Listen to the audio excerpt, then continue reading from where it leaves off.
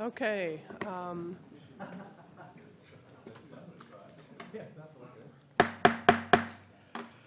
Good morning. Good morning. Yes, that's just to wake you up. Good morning. It is September 22nd. This is a meeting of the Board of Supervisors. Welcome to your boardroom. We'll have our call. That's our call to order, and our roll call, please. Supervisor Foy.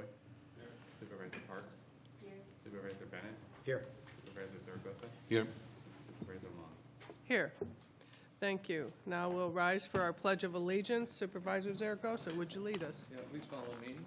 I pledge allegiance to the flag of the United States of America and to the republic for which it stands, one nation, under God, indivisible, with liberty and justice for all. Thank you. And now we'll have before us our minutes from our meeting of September 15th for approval or changes. We have a motion and a second. Please vote. And those were unanimously approved.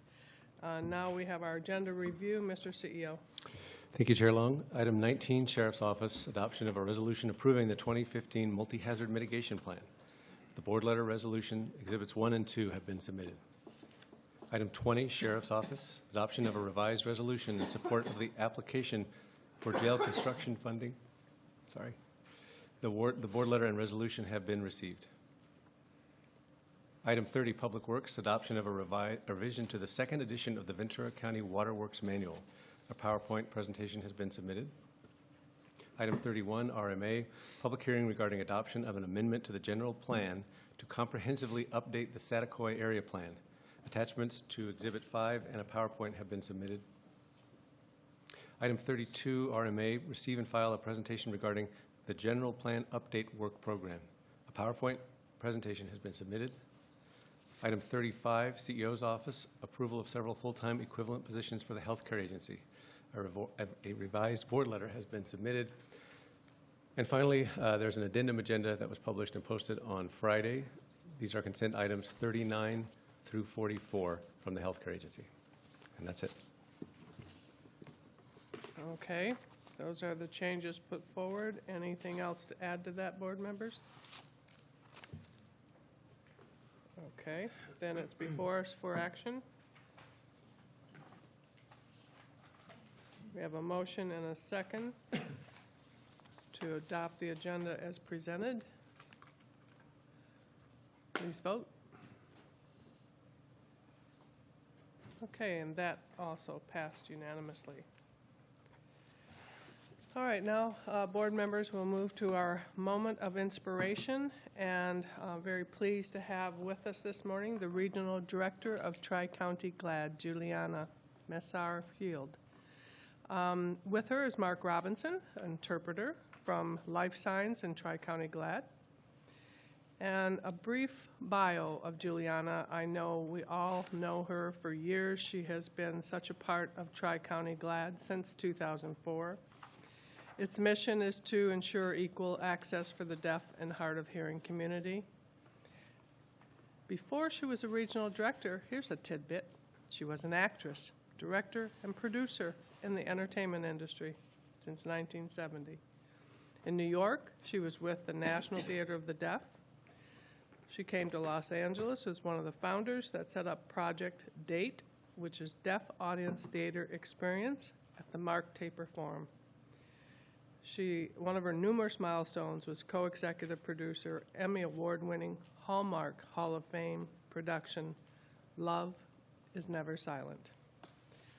Such a pleasure to have you here, Juliana. Thank you, Chair Long. And I want you to copy me on what I'm signing to say good morning. So follow me. Good. Good. Good. Good. Morning. Morning. Sign slowly, not too fast. Otherwise, you may think of something else. Oh. So, good morning. The palm represents the sun. So you go slow, and this is noon, afternoon, and evening. So again, good morning. Good. Chair Long, and the Board of Supervisors, and the friends and the people here. I feel so honored to be invited to give a moment of inspiration that comes from Kathy Long. I've known her for 11 years, and she is such a wonderful person to work with. When I needed some support for grants purposes, she's happy to write a letter, various grants for us. So I want to thank you for that, and also let you know this week, as you may be aware of, it is International Week of the Deaf, not for the deaf, but of the deaf. The World Federation Association in Europe and Turkey has come up with this idea.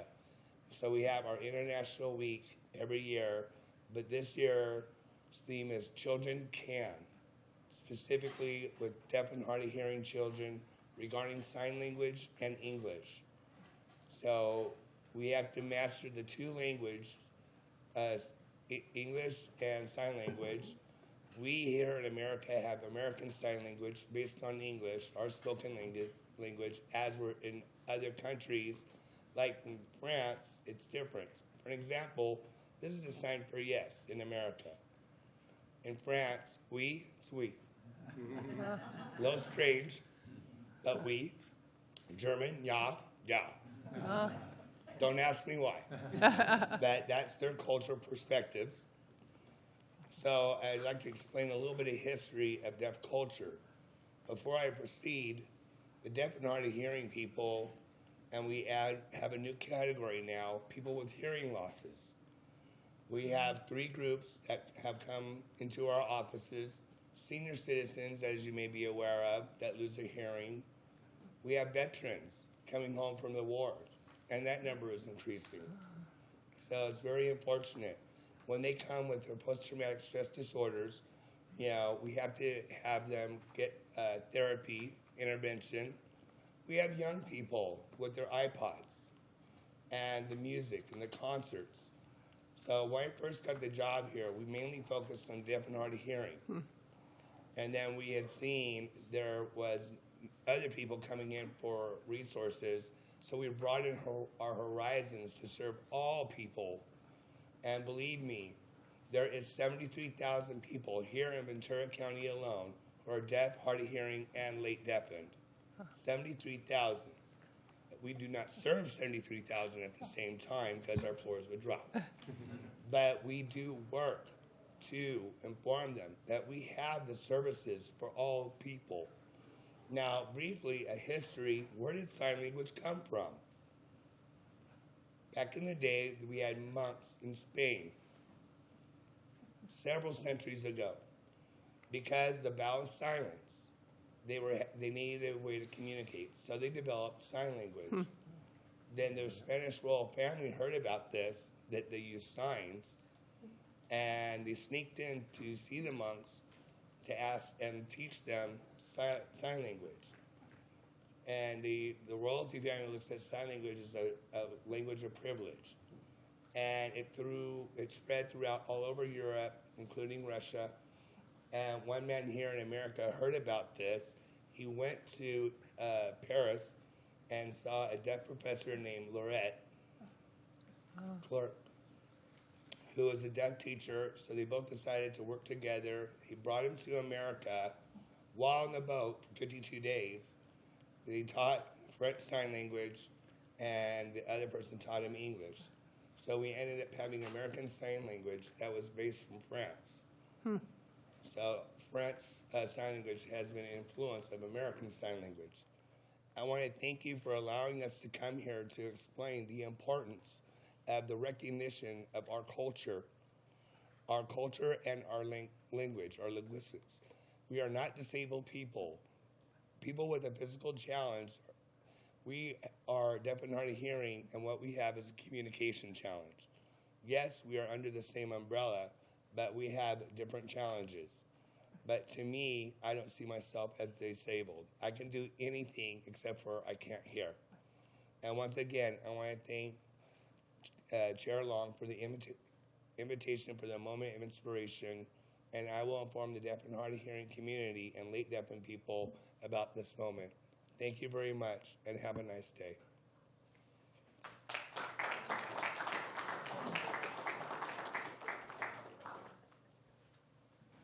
Yes, thank you. And Mark, this is recorded, so it's archived.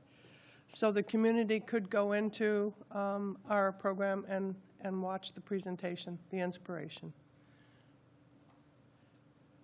Thank you. That was very nice. Okay. Learn something, huh? Learn something new.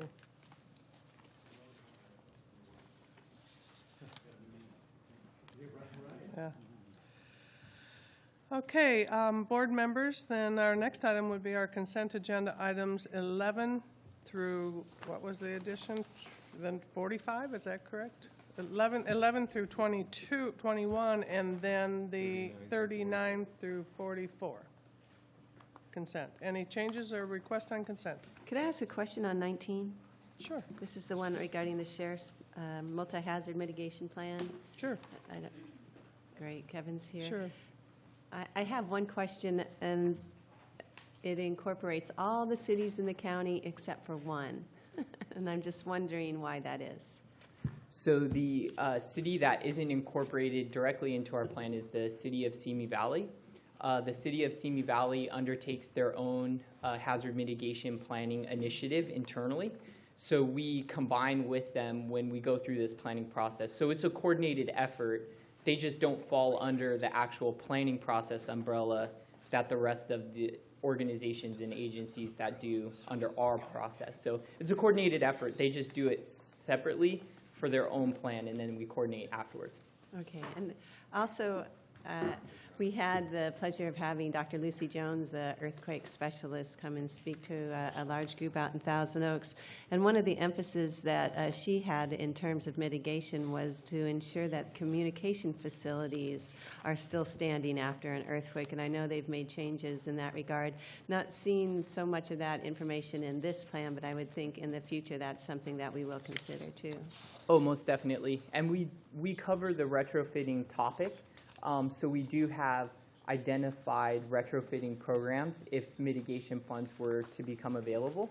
And then we would definitely prioritize critical infrastructure, of which communications would be a part of that. Right, and I know Los Angeles has just taken that big step on, and it is huge, but it is something that really wasn't considered so much back in the old days of planning, because we're all now so reliant on cell phones. We have to have those antennas. So. But thank you for a good-looking plan. You're welcome. Any Okay, additional questions? Thank you. Any other questions? Okay. I'm sorry? Yes, absolutely. Okay, then, again, our consent items, 11 through 21, 39 through 44. Any other questions, changes, requests? Seeing none, please vote. Supervisor Bennett stepped away for a minute. So we'll move ahead. The votes are solid for zip. Thank you. And now we have an opportunity for public comment. Anyone in the public, from the public? We have one speaker, Colleen Kelly.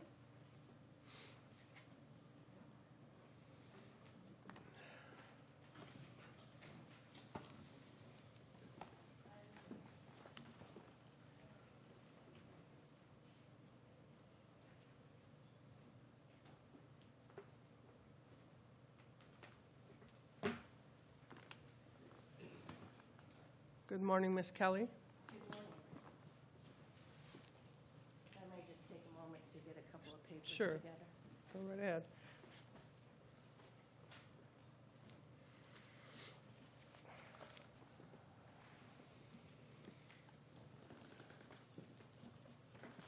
Is everyone ready? Sure. My name is Colleen Kelly. I'm a resident of Simi Valley. My father, excuse me, I have a slight cold, is Douglas Fairbanks Kelly. He is under guardianship with Ventura County. He's now on his third guardian, Christy Green. I'm complaining again, and I have to Mr. Peter Foy's office, Matt Carroll's office in January, and I've been on the phone frequently with Brian Miller in regards to my father now is over at Santa Paula Hospital, pretty much on his deathbed. with pneumonia. I've been lied to by all the public guardians. Just this last week, I was told that my father, Monday on the 14th, was having a cold and had a x-ray done, and he was given antibiotics. Not more than 12 hours later, I was told again at 8:39 in the morning on Tuesday the 15th by Christy Green that he was admitted to Santa Paula Hospital because of shortness of breath. I later found out that he was admitted actually Monday night with low pulse ox, which means low oxygen level in the 80s.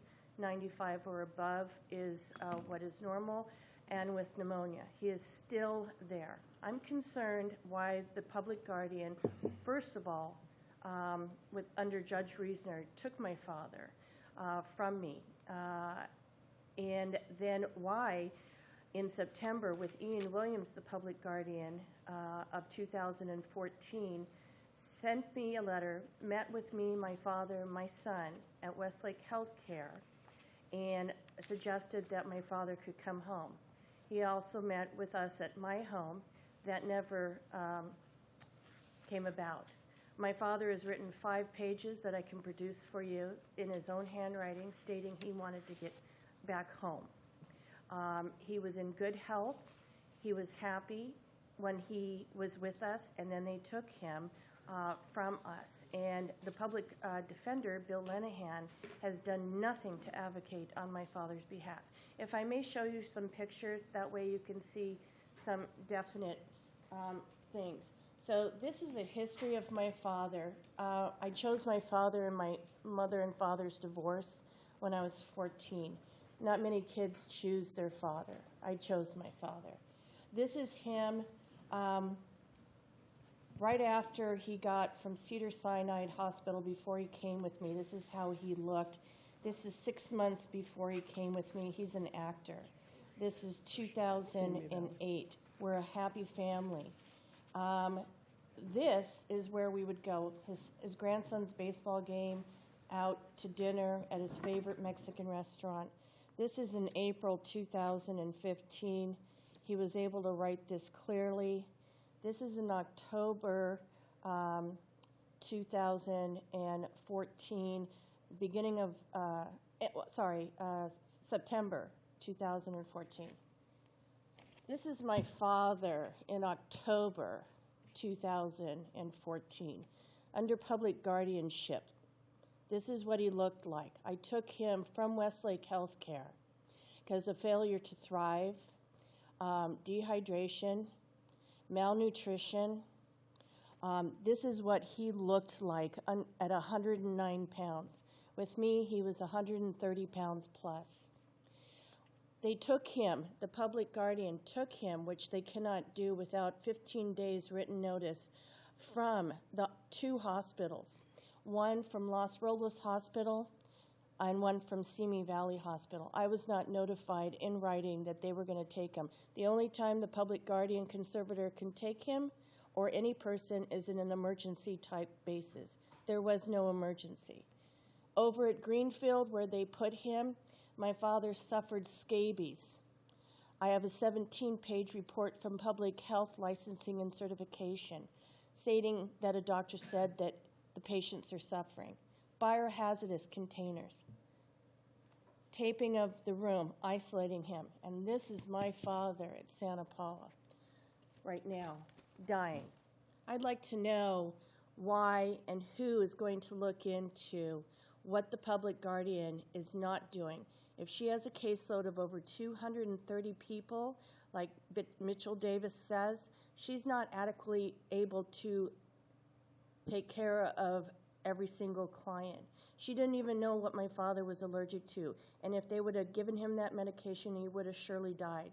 I have all of that information. I would like to know why and who and when, as soon as possible, who is going to look into a complaint with the Public Guardianship's office and the Public Defender's office. Okay, Ms. Kelly. I know she's been to our office, and Brian's worked with her on some things. As we know, this is done by the courts themselves, and I know Mr. Zimmerman's out there, if you can deal with that. I know we can't deal with this.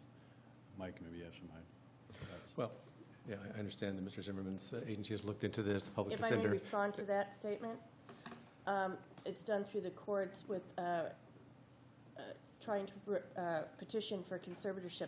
That has nothing to do with the complaint against what to look into with what the public guardian is doing. It is under S-B 1716, you can make a complaint on a public guardian, State Adult Guardianship Legalization Directions of Reform 2006, Commission on Law and Aging, American Bar Association.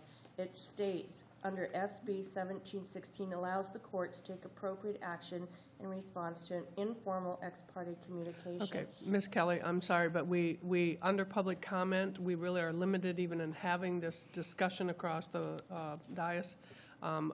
Your comments have been received and certainly heard by both the supervisor. The CEO wishes to make a comment, but we really cannot have a Q&A Well, I just discourse wanted here. to respond. Thank you. Thank you, Chairman. I would just say I understand HSA Director Barry Zimmerman has looked into this, public defender has, but we'll follow up and get your report back on this as well. So, Okay, Sorry for the condition of your father. Yeah. absolutely.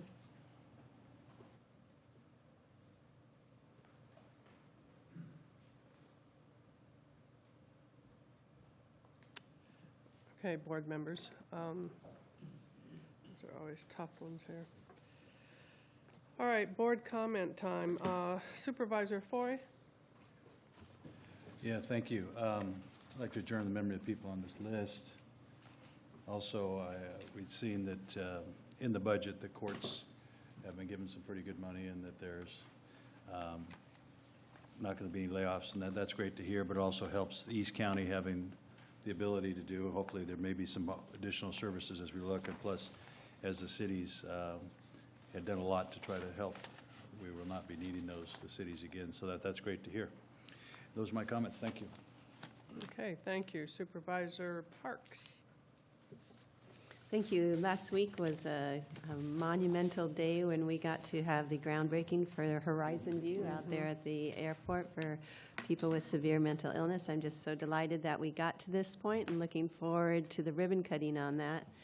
It was a busy day, week. There were some incredibly busy days. I was looking at my calendar, and one day we did the United Way Luncheon Cause Raising Justice event. I know Supervisor Bennett did both those, and then the American Water Association annual membership up at the Reagan Library, and topping it off with a Santa Rosa Valley Max. So learned you got to say no sometimes.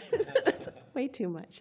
But it was a great week, a lot of stuff, and enjoyed going to the American Association of University Women's annual breakfast also.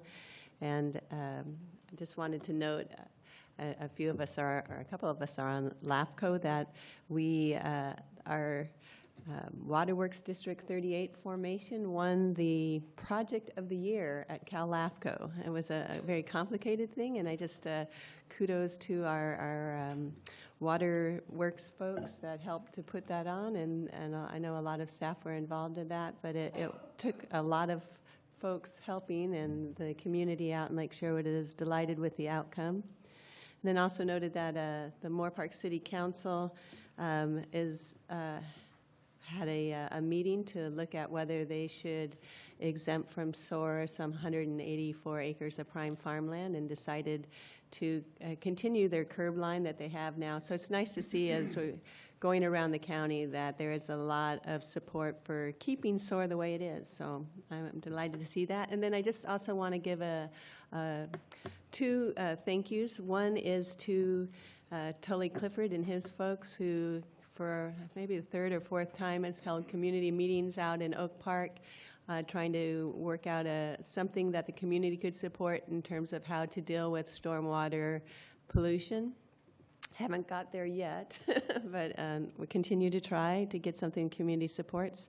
And then also just wanted to call out the Sheriff's Department, because I'm always so impressed. We get press releases routinely about how they're always catching their guy. And I won just recently in Thousand Oaks, we've had a kind of serial attacks at our different gas stations, robberies, and that they, I think you think about in the San Fernando Valley or Los Angeles, they would never be able to catch these guys, but they do their job, they get it done, and we are such a safer community for that. So our thanks to the Sheriff's Department.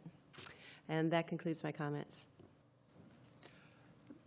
No adjournment memories from either, okay. Supervisor Bennett? Thank you very much. I'm going to forego the list of things, places that I've been, et cetera, because last Thursday was the busiest day in the 15 years I've been a supervisor in terms of going to events. So, but the event I started with that day was the drug and alcohol effort about weed and sort of the dangers of sort of this stronger marijuana that is out there and synthetic marijuana. So I have a few comments and then a PowerPoint slide. I'd like to just use my time for that. And for the audience, the last Wednesday, NPR had a story about in New York State, federal authorities cracked down on the distribution of synthetic marijuana, also known as spice, and it's all over Ventura County. And it's an illegal drug. It's been blamed for thousands of emergency room visits that are out there. The story last week was about 10 men that were arrested, $30 million worth of this drug out there. But Ventura County residents need to alert, particularly the young teenagers in their house. I have 3 of them.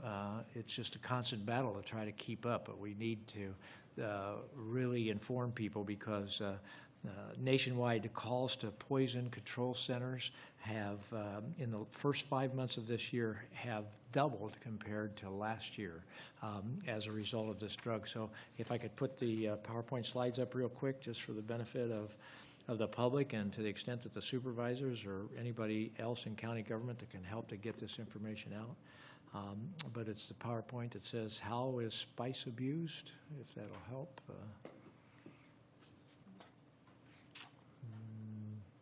And maybe they don't have a PowerPoint for that.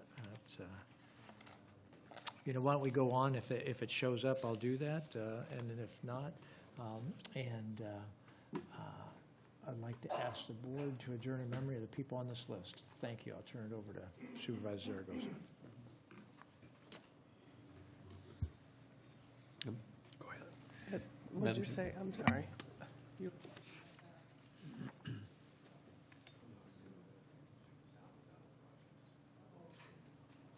I'm sorry. Sound is out on the broadcast, but the video's fine. So I don't know what to tell you. Go ahead, John. Okay.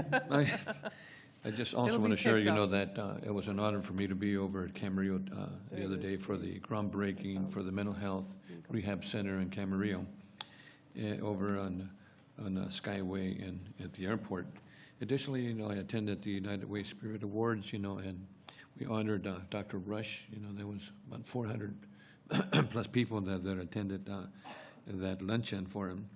Also attended the AWA annual membership policymaker reception over in the Reagan Library, and the speaker spoke about the critical need to protect the Delta and the water.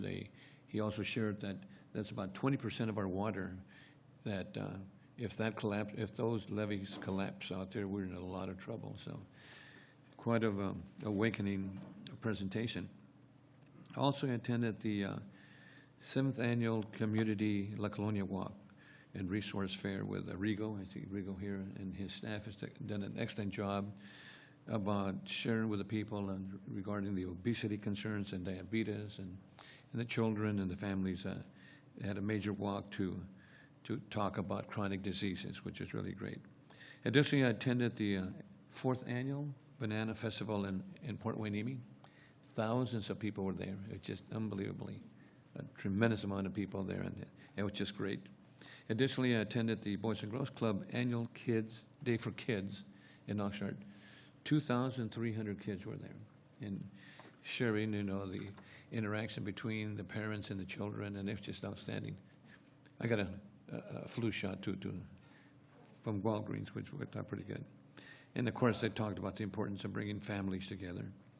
And also, of course, yesterday I attended the behavioral health, alcohol, and drug program that's put together by Patrick Sarate and also Elaine Crandall. And Danny Trejo Machete was there talking to the kids, and interacting with them. And it was just an outstanding program, and kind of interacting with them about the juvenile hall and about not going to prison. And he did a really, really good job with the kids there. And I also like to adjourn in memory of the folks on this list. And Jane Tomac was one of them that I'd like to share a couple. She was the Oxnard mayor, I think the first female mayor of the city of Oxnard. She fought, for the community, volunteered, and remember we had that LNG was coming into Oxnard, and she fought that. Always helping, always a great community volunteer, and she left a great legacy, outstanding legacy for the city of Oxnard, not only for our residents, but also for an example for our women and our young ladies to follow. That's it. Thank you. Wonderful woman. Yes, absolutely. Supervisor, they found your, Great. Lisa popped up there a Great, minute thank you. ago. Thank you very much. I'll try to move through that quickly. There it is. There we go. Some spice products are sold as incense, but they most closely resemble potpourri. Like marijuana, spice is abused mainly by smoking. Sometimes spices mixed with marijuana. I don't have to read this. You guys can read this, or it's prepared as a herbal infusion for drinking. So you also are getting people to vaporize it in these vaping places, and so there's just lots of different ways that kids are getting this. The unevenness of the application is one of the things that's causing real problems. So, young person might use this amount once, and the next time use the same amount, and get 5 times as much in terms of the active ingredient in them, just depending on how much somebody sprayed onto the substance. And they basically put it on anything that then you can smoke or burn, but they spray this on. Next slide, please. And it comes in packages oftentimes like this package here. Makes it look, for parents and stuff, makes it look like, oh, everything's fine. It's it's just it's just some incense. Thank you very much, Brian. All right, okay, there we go. Saying that's sold in stores and stuff?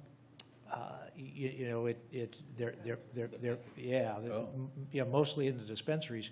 Wow. And all kinds of places. It is, but I'll bet you'll find it in some stores also, even as store owners may not be educated about it. It's sort of so new out there. But this is the slide that I want to spend the most time on, and that is particularly younger people who still trying to figure out who they are and understand their brain, and they've got a developing brain, right? A child that is on the edge of losing it, right? This is the kind of product that can tip somebody over. So then you get people going to the emergency room having all kinds of problems. So people need to get this information out, but also watch. If you see any of these kind of symptoms, you need to do a careful review to find out if those products have been used as you're going to the emergency room. It's a vexing problem. It's package says not for human consumption, so people, that's how people try to get around it, selling it legally. It's just incense that we're going to burn, right? But it ends up being used. 1 in 9 10th to 12th graders in America used spice last year. Second most frequently used drug among high school seniors after marijuana. Poison control doubled.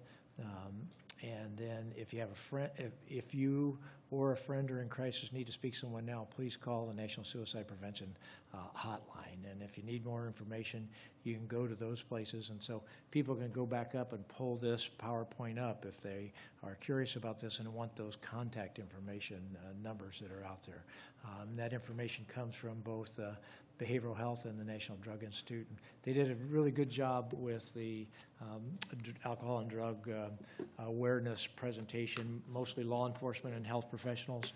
Dr. Romero from the hospital was there talking about what's walking in the door in the emergency rooms and the problems that they have, talking about the traumas that they've had, where kids driving under the influence have gotten in really serious accidents, and had a horrific picture of a tree limb about that big embedded into a body, and they were literally pulling it out of the young person. And so, you know, with young people, they make that one mistake and they pay the price for life as well as their families do. And so there needs to be a sense of urgency in Ventura County about spice and the added complication it is giving to sort of the drug control effort that we have out there. Thank you. Supervisor, did you have something you wanted to add on? I did want to just point out last night, Channel 4 at 11 p.m. News had a special on the Santa Susana Field Lab, and that last night's version showed that tremendous amounts of radioactive gases were released and that the employees were told to keep it secret. And tonight on Channel 4, they're going to be talking about efforts to stop the cleanup. So if people are interested in the Santa Susana Field issue, you may want to check on Channel 4 News tonight, too. Thank you. Okay, thank you. I'd like to add onto the discussion about the DUI, the WEED DUI Summit. One, it was very informative, and appreciate that there was a strong presence of law enforcement speaking to the challenges we have both with marijuana, but with this spice and with other prescription drugs, with things that they're seeing coming into the market that we haven't seen before. I'd mentioned a while back that at CSAC I attended this workshop, and it was on the experience that Colorado and the state of Washington are having with the legalization of marijuana, which also includes these other byproducts or side products that are flooding the market in those states. There's a report out from the legalization of marijuana in Colorado and it's the impact. It's there'll be 3 or 4 consecutive reports, but already the impact that they're seeing on impaired driving from 2014, in just 1 year, 32% increase in marijuana-related traffic deaths. From 2010 to 14, marijuana-related traffic deaths increased 92%. From the same time period, all traffic deaths only increased 8%. And on and on. This report really is the first report out on a state that the voters moved to legalize marijuana and what they're already seeing in the impacts. I've met with our Patrick and Dan, and certainly will work with all of you if to see what other areas we should be looking at. I think one is that we should be looking at as sidebars, it might sound, is the land use issues related to cultivation. As you know, we still are looking at an initiative getting on the ballot in 2016. We'll see which one it is, and then we'll know more what we should be grappling with. But our agencies all need to be thinking about what is their role in legalization of marijuana. And how do we in the county look at both the human service side of it, the behavioral health side of it, but there's the land use side of it, the environmental side of it, and the issues that will come if legalization does occur. So, yeah, that was a good summit. As Mr. McGowan, Kevin spoke this morning, we have an El Nino Employee Preparedness Fair that's going on today from 10 to 2 out in the Hall of Administration Government Center, and there'll be free items raffled and information on are you prepared for El Nino. And I know we'll have a report coming to us in the next week or two from that group on how are we prepared. I had an opportunity to attend the 9th Annual Scholarship Dinner for the Women Lawyers of Ventura County, and our very own county counsel's, I won't even make that connection. She stands very well on her own 2 feet, and that's Kathy Smith. And she is the Chair of the, Kathleen J. Smith, President of the Women Lawyers of Ventura County. It was a delightful dinner, and the CEO was there too, and it was nice to be there. They had recognized some of their own. And Judge Rebecca Riley, who, as we know, is retiring, was a keynote speaker. She just did a marvelous job challenging women to step up and to advance and find their place in the professional and leadership roles in our county. I know we'll be talking later about homeless. There was a Housing Trust Fund conference on Welcome Home, focus on housing for veterans. 2 of my staff members attended that. I wasn't able to. The week was packed last week for whatever reason. That Thursday was just crazy.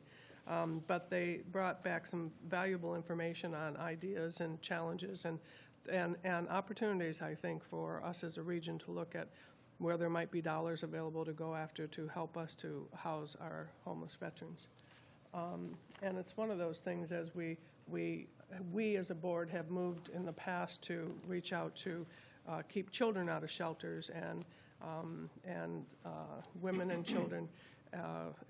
We can look at housing veterans, and we're slowly bringing out pieces of that population and getting them housed, finding them places where they can have shelter and have a place to get back on their feet. So I have a list to adjourn in memory of, and I'm not going to certainly call all of them out, except for our heartfelt thoughts and condolences and prayers going to the family of Steve Arthur and his wife, Linda Arthur, who were lost tragically in an incident and doing something that they love doing, which is hiking and challenging themselves. Steve was a 21-year veteran of the Ventura County Sheriff's Office, assigned as a traffic supervisor, selected in 2005 as Camarillo Chamber of Commerce Public Servant of the Year, as well as being named Officer of the Year by the Kiwanis Club. He was awarded a Medal of Valor for trying to save an accident victim from a burning vehicle. And both he and Linda are survived by 3 adult children, including his son Robert, who is a senior deputy for Ventura County, and 7 grandchildren. Linda, a longtime Camarillo resident, described along with her husband as caring, compassionate, and giving of her time. The family and the outdoors were very important to this couple. And we also in Camarillo lost in that same tragedy Robin Brum, a woman known to many of us in the city of Camarillo. She was described by her family as a beloved daughter, sister, wife, mom, auntie, friend, and mentor. Kind, selfless, cared for everyone, and the families, the community of Camarillo grieves with all of them. I know that we will probably receive information on services for our law enforcement, Steve, and for the family. There's no words to express the feeling, I think, that the entire community feels for the loss of these individuals. So just wanted to note that. And I think that concludes public comments. Anything else? Or board comments? Anything else? Okay. CEO comments. Thank you, Chair Long, board members, and yes, as to Sergeant Arthur, we've heard many comments from our county family about the wonderful impact he had on them with his just warm and genuine nature. So very much be missed by our county family. A couple of items at that United Way luncheon. County was pretty well represented, and our very own Evie Criswell won the Outstanding Community Impact Award.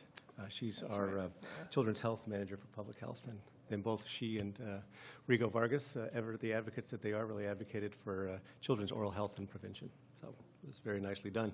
CSAC Awards competition. County is continuing its winning ways. The Treasurer Tax Collector won a Challenge Award for Services to All People for bringing services to the East County. So congratulations to Judge Hintz and Linda Catherine Lee. Also, Ventura County's Financial Transparency website won a challenge award. So that was great news, and just want to recognize a few. There's a cast of dozens, but Mike Pettit, Paul Dursey, Kay Mann, Matt Carroll, Catherine Rodriguez, Supervisor Foy, Brian Miller from the Supervisor's Office, as well as our own Auditor Controller Jeff Berg. So it was a great team win there for the county. And then just lastly, things that are going on regularly, want to make sure your board is aware of with our Lean Six program. We had our Wave 20 graduation for Greenbelt graduates in our Lean Six program with Paul Stamper presiding. And I just think these are really positive events, and just want to give you a sense of how broad this is being embedded in our culture here at the county. So there were 8 departments that were represented: Animal Services, Assessor, District Attorney, General Services Agency, Healthcare Agency, Human Services Agency, Probation, and Sheriff. So that's great representation. We now have 267 green belts in the county. Just to give you a sample of the projects they're working on, relevant projects: will serve letters, water will serve letters, animal services workload distribution, public works road work job scheduling. So very tangible, important projects. And interestingly, that public works project was done by a green belt from GSA, Sean Smith. So it was really, really well done. They're very quick, punchy, and lean presentations, as you can imagine. So with this milestone, there's 4,000 employees who've been trained in lean in your county, 800 improvements totaling $25 million in ongoing annual savings. And that's it. Thank you. Good report. If I could just say, when you first start these efforts, they start slow, but it is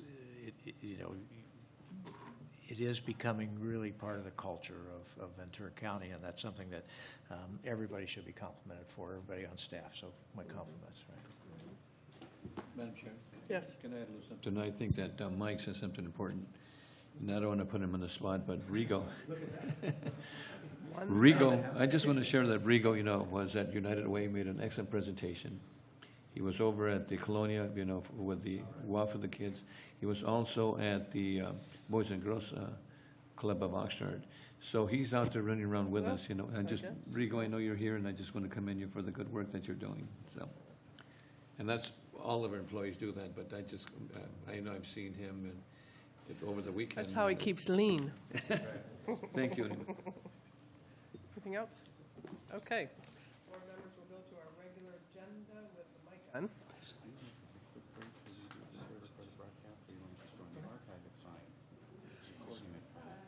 We're going to take like a 4-minute break to reboot the server to see if we can get everything coordinated here before we move ahead on our items, and we'll come back to our regular agenda, 33 and the rest of it, but let's do that.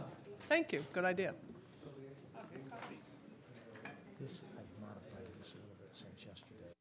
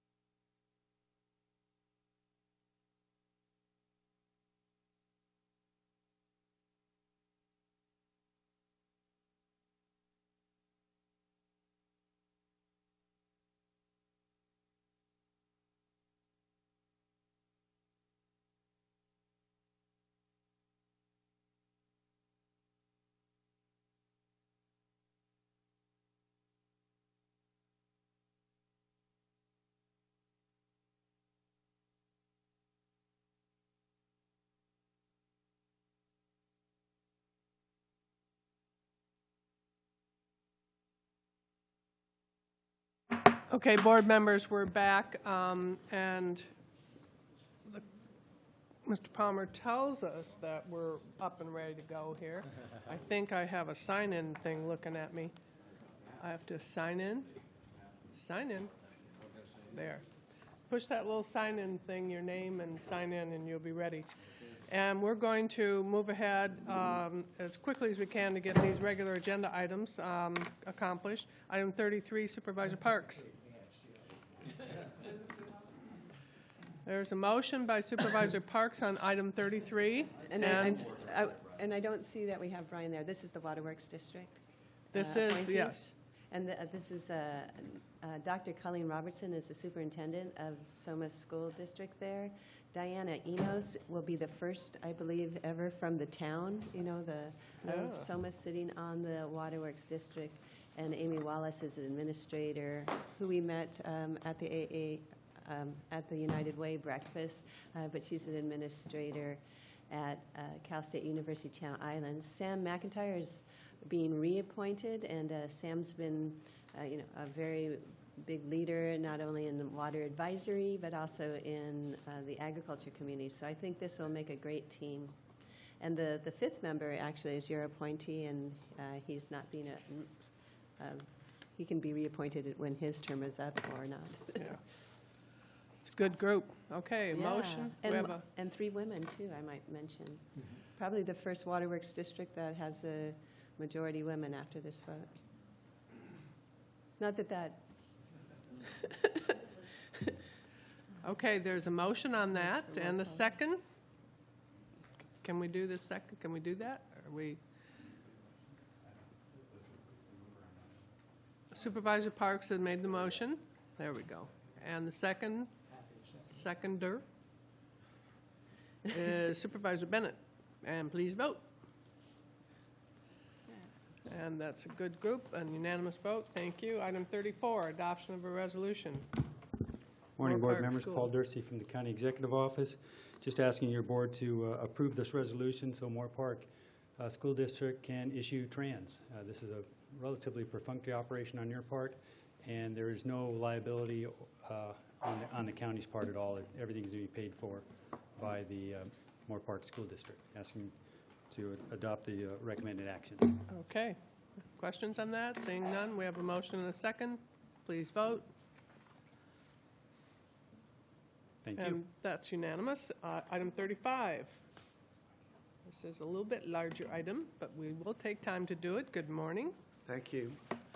Good morning, Chair Long, members of the board, CEO Powers. I'm your Human Resources Director, Sean Otten. He's very versatile. Today I'm here to recommend that your board approve the addition of 26 positions for the healthcare agency and to authorize the auditor controller to process the appropriate accounting transactions necessary to establish the appropriations and revenue adjustments. And also to approve and also for the approval of the amendment to the Management Confidential Clerical and Other Unrepresented Employees Resolution to add Section 410, Healthcare Agency Hospital Fiscal Premium Pay. This section establishes a 7.5% premium pay for fiscal management classifications assigned to the hospital in the Fiscal Management Series 1 through 4 and the Assistant CFO. The 26 positions that we're recommending for addition are 10 position allocations for animal services, 2 position allocations for medical examiner, 9 position allocations for the healthcare agency fiscal department, 5 position allocations for the CEO Human Resources Division at the healthcare agency. So why are we asking for these positions? In recent years, the healthcare agency has experienced tremendous growth and change in response to regulatory development and constituent needs. By way of example, the healthcare agency growth has resulted in a doubling of the budget in 10 years, a 65% increase in outpatient visits in the same period, and an increase in the number of affiliated clinics from 19 to 33 in that same period. So additionally, the Affordable Care Act, the implementation of Cerner, and the update of VCFMS, the county's finance system, have added layers of complexity, in particular in the hospital accounting section.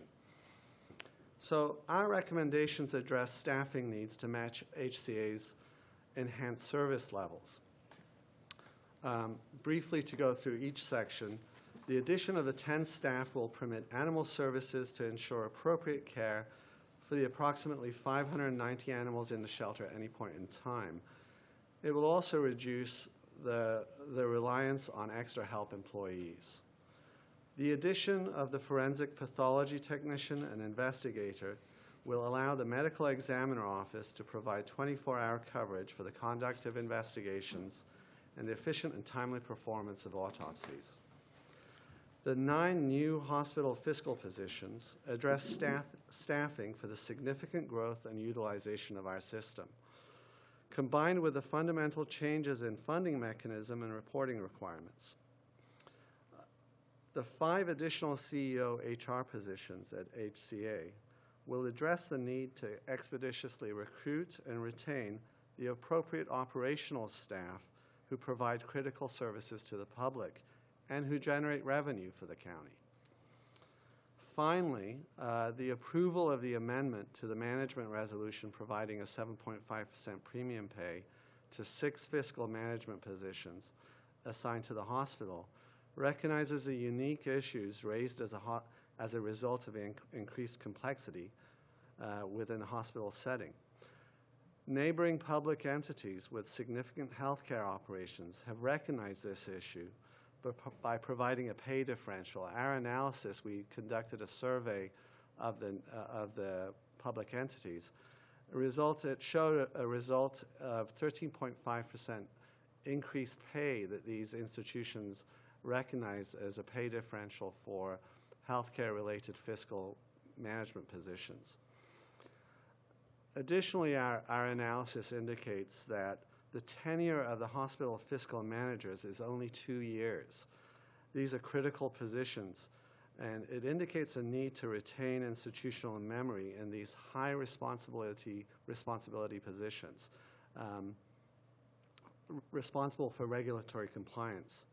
So in the near future, we will conduct a further review to determine if in the long term the healthcare agency specific job classifications are warranted at the county. So the 7.5% we believe is a conservative action at this point to recognize an immediate need.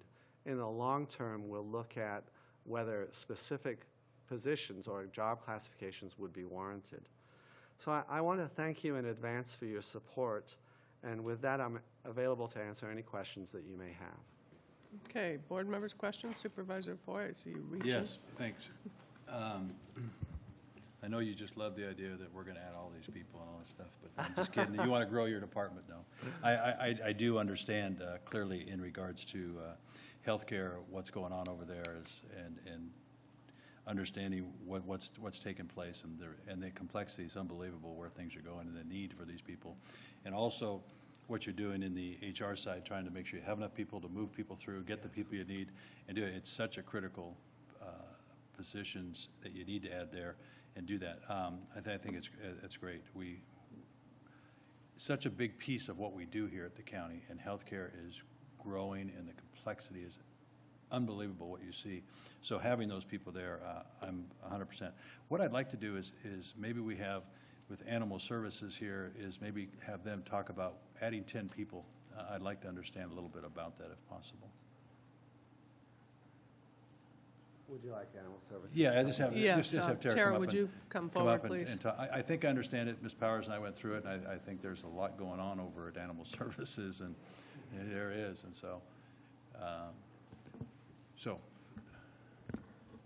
Good morning, Madam Chair, CEO Mr. Powers, and board members. I'm happy to answer any specific questions. I will say in general, these 10 positions will replace existing extra help positions that we're currently utilizing. So we're not requesting additional funding for these positions. They're currently already assisting us in the facility. So the extra help positions will be filled with full-time positions. Since the inception of the no-kill philosophy, we have seen an increase of the amount of care that it takes to provide for the animals. It's no longer having the animals in our kennels for a few days and then moving them out. When animals come in, they're not always adoptable, and sometimes they're fractious, and they need work, and it's not work that we can rely on the volunteers to help us with. So it takes a lot of enrichment and working with those animals. Additionally, the medical side of the facility has drastically increased. As you know, we took over all in-house spay neuters, so that's about 9,000 surgeries a year. The doctors and the vet techs see about 300 animals a day and are expected to medicate those animals a day, and that takes a significant amount of time. So again, in the vet's office, we're utilizing extra help staff in the vet's office, and we can only work them a certain amount of time, as you know, due to the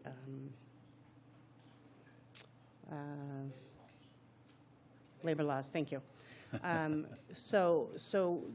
So this will not only assist with the culture of the organization, but it will bring more stability and care for the animals in the facility. Right. No, there's no question. I know and I understand most of that, and I just wanted that to be out to the public when you do that. I think it's good that you understand what you're doing. A lot of people say, wow, big, because I don't know, what's your total employee count now? 53 for 2 shelters. 53, and you add 10 people, it looks like a huge increase. But really what you're doing is switching people to full-time from part-time and doing the right thing, and there's no question with the no-kill and all those things you're doing. I'm surprised you weren't here a long time ago with this situation, but I appreciate everything you're all doing here. I just want to make sure the public understood where you were coming from on this. So. And thank you, Mr. Foy. And if I may clarify, the Camarillo shelter is open for, well, we have staff for 18 hours a day at that facility. And at the Simi Valley facility, we only have 2 staff there, and they're open for 10 hours a day. And we've been doing that with 22 staff members, 7 days a week, 365 days a year. So it's been extremely challenging, and I'm extremely proud of the staff for the accomplishments that we've made, given the staff that we have. And you do a great job with your volunteers, so yes. Thank you. Appreciate the info. You do. Great job. Mr. Powers, you had a comment? And then, I'm sorry. Well, I was just going to say, I visited the shelter a couple of weeks ago, and you can feel it.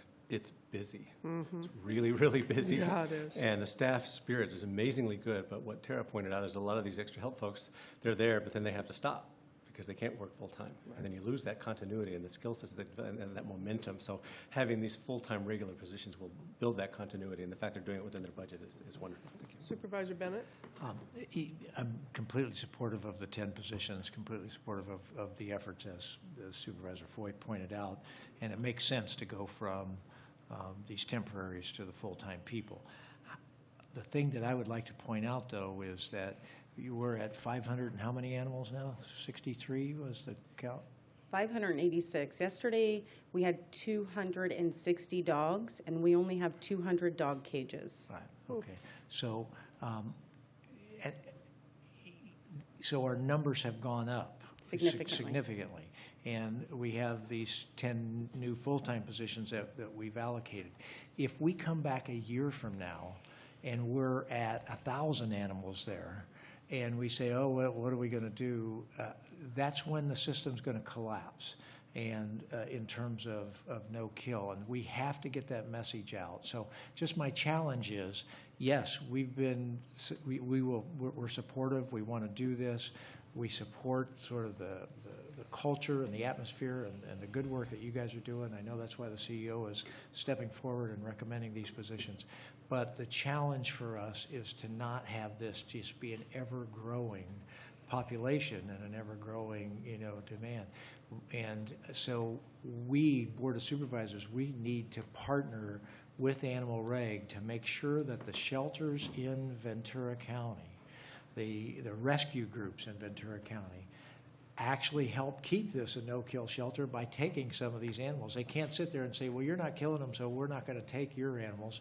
We're going to go other places where they are killing them and save those animals. They're actually going to kill more animals in the long run if we collapse and we can't support no-kill. If we can't make it work here, you won't expand no-kill throughout the rest of the other municipal shelters, and that should be the goal, is to expand no-kill. So it needs a balancing act on the part of those rescues to try to keep us viable. And I just want to throw that challenge out there, and I'm willing to help you in any way, try to do what we can and should do to get that message to the rescues and anybody else. I mean, it may not just be rescues, but it's people too cavalier in terms of turning their animals over, everything that we have to do from spay and neuter at the beginning of the process all the way to the end. So just use them well, all right? They won't keep coming, all right, in terms of that. So thank Supervisor you. Zaragoza? Yeah, Madam Chair, I support the 10 positions because Tara, you're doing an excellent job. And I get nothing but compliments. We had the fundraiser the other day over at Camarillo, and I just want to thank you and your staff for doing an excellent job on the no-kill process, program that you have, and I do support the 10 positions, and keep doing the good work. Thank you Supervisor so much. Parks? And I want to compliment the incredible use of your volunteers, too. And I know that takes some coordination, and so I do support this, too. But I look at a lot of friends I have that are babysitting like the brand-new kittens until they're old enough. But to be able to get people involved in coming and doing what they can to support the animal shelter so we don't overfill you. And hopefully we'll be able to continue this no-kill. That's the goal. Thank you, Tara. Thank you. Thank you. On the item itself? I have a little bit of heart palpitations from Mr. Bennett's comment of 1,000 animals in the kennel, so Yeah, pardon I me. expect, yeah. Yes. Well, it's a good challenge out to the rest of the community to help us, so. Yes. Okay, board members, let's take some action on this. I'd also like to say that the great work that HCA is doing, and there's clearly a need to have a strong fiscal house. It's an enterprise fund. We've got to keep it strong, so. To that point, Chair Long, these healthcare agency fiscal positions are especially important. Mr. Otten mentioned that the budget has doubled in 10 years, Right. But that's not general fund money. The general fund contribution has stayed flat, and it's Right. now about 4% of the budget, so it's really generating its own revenues in order to achieve that and continue to provide that access. So positions are appreciated.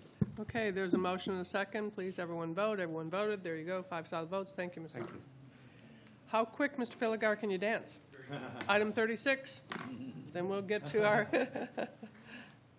then we'll get back to on schedule there. Chair Long, Yes. members of the board, Mr. Powers, the item before you is amendment for the Satakoy Library lease. This budget item was approved in the March revisions for the library.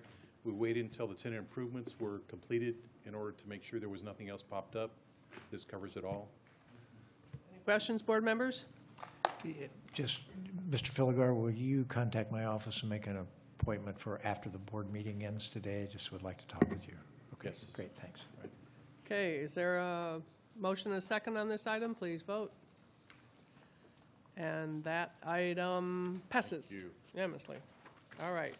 So we'll get back to correspondence later. We're going to go to our 9:45. I apologize to those who are here for our 10, but we'll move through this one and be right at you. Supervisor Bennett, do you want to kick this one off and I'll join in? Sure, thank you very much. I know we've got a lot to do, so to both speed things up and to try to be complete, I created a short PowerPoint, and I think I can make the salient points with this. One, there are many faces of homelessness, and we need many solutions. You know, some people, the only face they see is the aggressive panhandler, the vagrant, so if you, but it is a complex, difficult issue, and everybody can play a role in terms of trying to make that happen. So we need everybody at the table, and we need great partnerships to be able to make that happen. Second, partnerships between the cities and county are important. There is no one directly funded for homelessness. The cities are not directly funded for homelessness, and neither is a county. There's not some line item that comes from the federal government or state government that does that. So in general, I think we need to recognize that that the cities and the counties both need to provide funding, which is why when we set up this program that we did a number of years ago, we talked about it being a match. Both cities and counties provide funding, and quite frankly, that's how some of the things have worked in the past, the cities, the counties, and, for example, St. Vincent de Paul. All three came together to try to provide funding, and that's generally the funding side of it.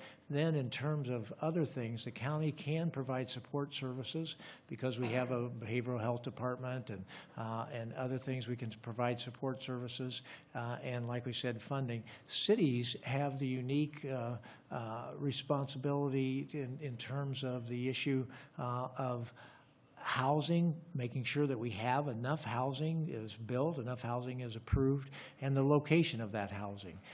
And so when everybody is doing their role, that's when the partnership works best in terms of moving forward. So we have the potential for severe winter storms coming up. No guarantee, but certainly looks like it's going to be a very severe El Nino. And the weather the ocean temperatures, saw the chart last night, the ocean temperatures are higher than the most severe thing that they have temperatures for up to this point in time.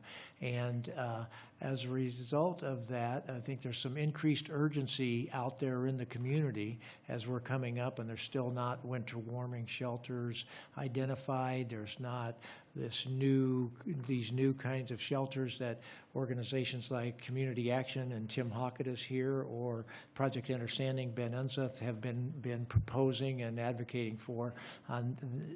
Those things, everything is still left uncertain, and so there's tension out there. Ventura City managers have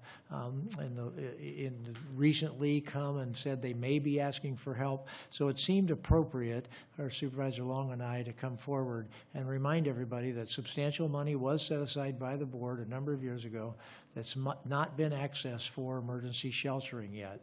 We set $3 million aside. Nobody seemed to be accessing it, and so we have used some of it for some other things, but there still is substantial funding left there. It's time, we think, and what we're proposing, Supervisor Long and I, by this letter, is to make 2 changes to that funding, but those 2 changes are for this year only. Remember that this funding was set aside for building emergency shelters. That's what it was set aside for. But the 2 changes, one of them is that we open the funding up to help complement, and I want to emphasize complement efforts for a foul weather winter warming shelter. But ideally, we'd like the use of those funds should be both to provide winter weather assistance shelter and also advance the efforts to meet Goal 7 of the 10-year plan that was revised in 2013 and supported by the representatives of everybody, the stakeholders that were there, and certainly there were stakeholders from most of the cities at that meeting. And what does that goal say? Goal says shelters is to create small, local, year-round emergency shelters, which are intended to be short-term harbors, while permanent housing solutions are sought. Everybody recognizes the best solution is to have enough permanent housing that when you find somebody that's homeless, you get them rapidly rehoused into the permanent housing, and you start to provide services there. But everybody also recognizes that's very difficult to do in Ventura County for a variety of reasons. And until enough of that really low-income housing is approved and set aside for this population, there is a need for these smaller shelters also, which is what Community Action and Project Understanding have been talking about. That's a conversation for the cities to have about what they want to do, how they want to engage, et cetera. But it's a conversation that at least should be had and not just left out there uncertain for everybody as we move forward. But this is what the money is for. And that's why ideally it would be good to have the money support both efforts, the winter warming shelter and move this down the road. The money was originally set aside for those permanent shelters, and 2, for this year, because we recognize, for example, the city of Oxnard is having substantial financial retrenchment issues, right? And so for this year, while there still should be some matches from the city, we could also have the CEO consider accepting in-kind funding for part of the match. So those are the 2 changes that we have identified in the board letter to our policy, which is why we needed to bring it to the board. and then we would leave it to if applications come in. So it's a public reminder and a request for the CEO to outreach back to our city partners just to remind them about this and the fact that we've made 2 modifications for this year only. And then if applications come in for the CEO to process them consistent with the directions that the board has given. So thank you very much for your time, and pass that down to Supervisor Zaragoza. Yes, thank you, Supervisor, for the PowerPoint. There are some additional things I'd like to say. One is that we did receive an email from Mayor Cheryl Heitman of the City of Ventura capturing some of the progress that they've made, and there certainly has been progress. But they also have a significant meeting this Thursday with their social services and faith-based partners, and to continue to work on this. So this, I believe, we're not at odds. We really all have the same common goal in mind, and that is really to keep people as safe as we can, particularly during this upcoming projected to be foul weather winter. So I think that's one I'd like to note. Also received, and it was sent to all the board members, a note from the Ventura County Rescue Mission talking about all of the good work they do since 1972 and the people that they serve, and again, the work that they do. So we know we have partners out there, and we know that that the goal really is to keep people safe. It's sometimes the devil in the detail is the difficult part. I want to say Christy Madden has done an excellent job in leading the reinvigorating the continuum of care process, and set up a strong board, of which our CEO is on that board, and others. And that is to move forward the funding we do receive in this region from our federal partners, and to really make sure we're using those dollars as effectively and efficiently as we can. And it really does take the private sector, the faith community, the public sector, everyone in the community to make a difference here, and to really look at, we have successfully, as the supervisor mentioned, last year we were able to help to keep children out of shelters. This morning I talked about the trust fund, housing trust fund conference last week that looked at how can we help housing homeless veterans. And so there are pieces of this that we can advance, but we can't advance any of it if we aren't all talking and working together and being proactive in the solution part of it. So I'd also like to say that with this item, it certainly is to communities who want to step forward. I heard from the community of Santa Paula. They're doing excellent work with their roundtable of, again, faith community, city council members, private sector, business people, all around the same table and talking to one another and saying, how can we help keep these folks out of Santa Paula Creek, which is treacherous in El Nino, Santa Clara River, out of the river bottom. So they too, if they have something they want to bring forward, they certainly should do so. So we have speakers on this, and I'm going to ask if we can do 3 minutes because we are running a little bit behind. But we really thank you for being here and welcome your comments. Arturo Casillas.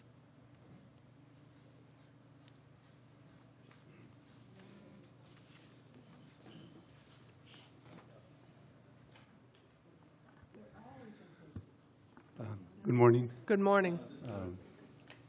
County Supervisors, Mr. Yes. Powers. My name is Arturo Casillas. I'm the new housing director for the city of Oxnard. I've been there approximately 2 months. And since I started, this has been probably the issue more at the forefront that has not had a solution. And I want to commend the supervisors for being proactive, as Supervisor Long stated. And the reason I'm here is I know the philosophy and the model of small shelters, and I subscribe to it as being the most effective manner to wrap around services around the homeless and draw them into transitional housing and long-term solutions. Given the short time period between now and winter, though, I've been working with staff, and the most viable model for this year that we've been coming up with is probably National Guard Armory. And again, like in the last 13 years, either in Ventura or Oxnard. And so I know that the recommendation says a shelter in each city, and it refers to your recommendation number 7 from the homeless plan. And so I would ask the county supervisors to expand that to include the possibility of using one of the armories if the county CEO deems that to be the most feasible approach for addressing the winter needs of the homeless for this year. And that's my statement. Thank you and welcome. Thank you for your comments. Thank We you. welcome you at the Thank you, Arturo, and welcome. discussion. It's good for Oxnard. If I could, just for the benefit of clarity, we're not identifying sites here. That's what cities do. You know, so this funding isn't either directed towards or restricted from any particular site. Mm-hmm. Thank you, Arturo. So certainly if the cities work together and choose to go that direction. All right, Tim Hockett. Good morning. Good morning, Supervisors. Appreciate your work, and I appreciate very much your initiative here. Supervisor Bennett, thank you for sharing these things. I'm Executive Director of Community Action of Ventura County, Tim Hockett.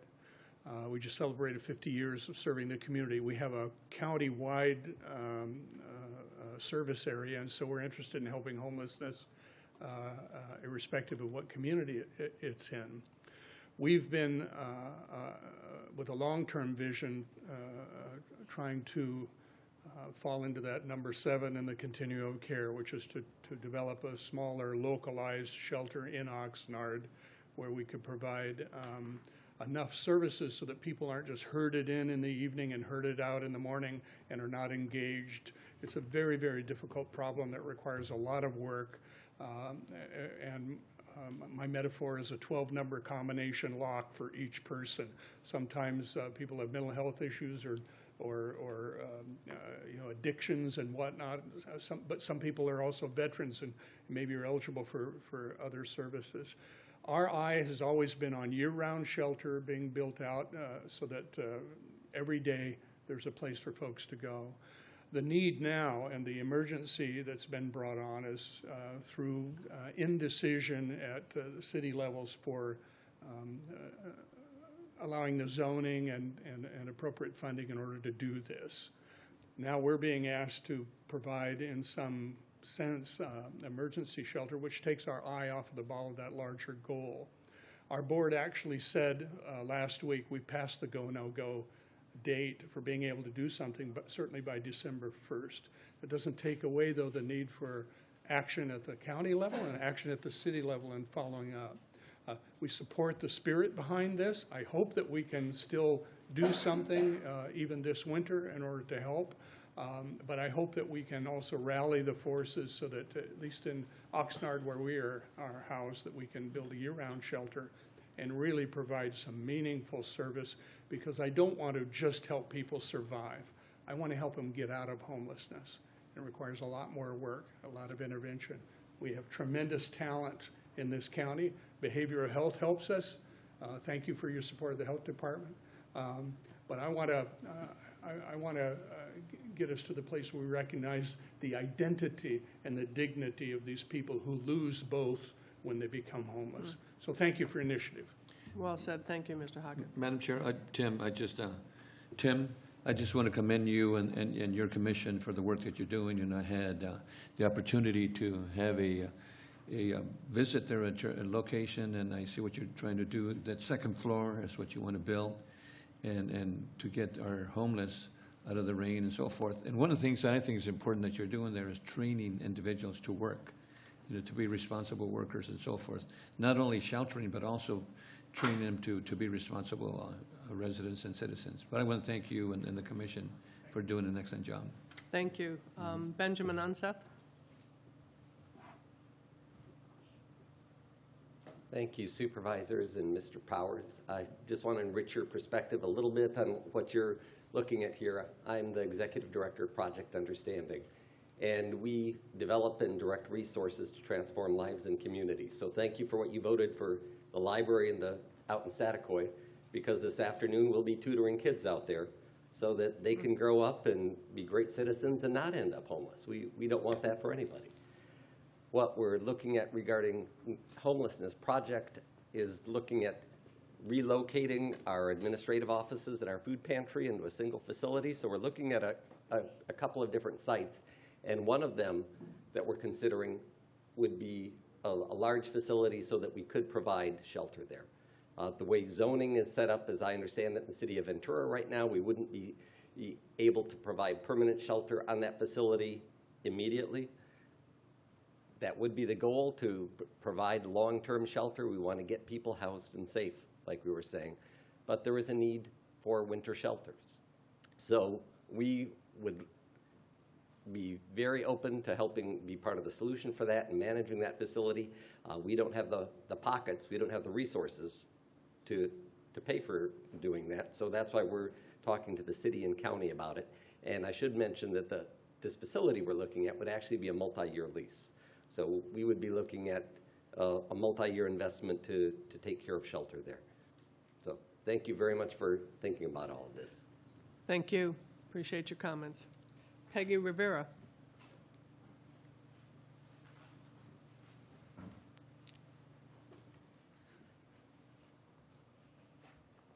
Good morning.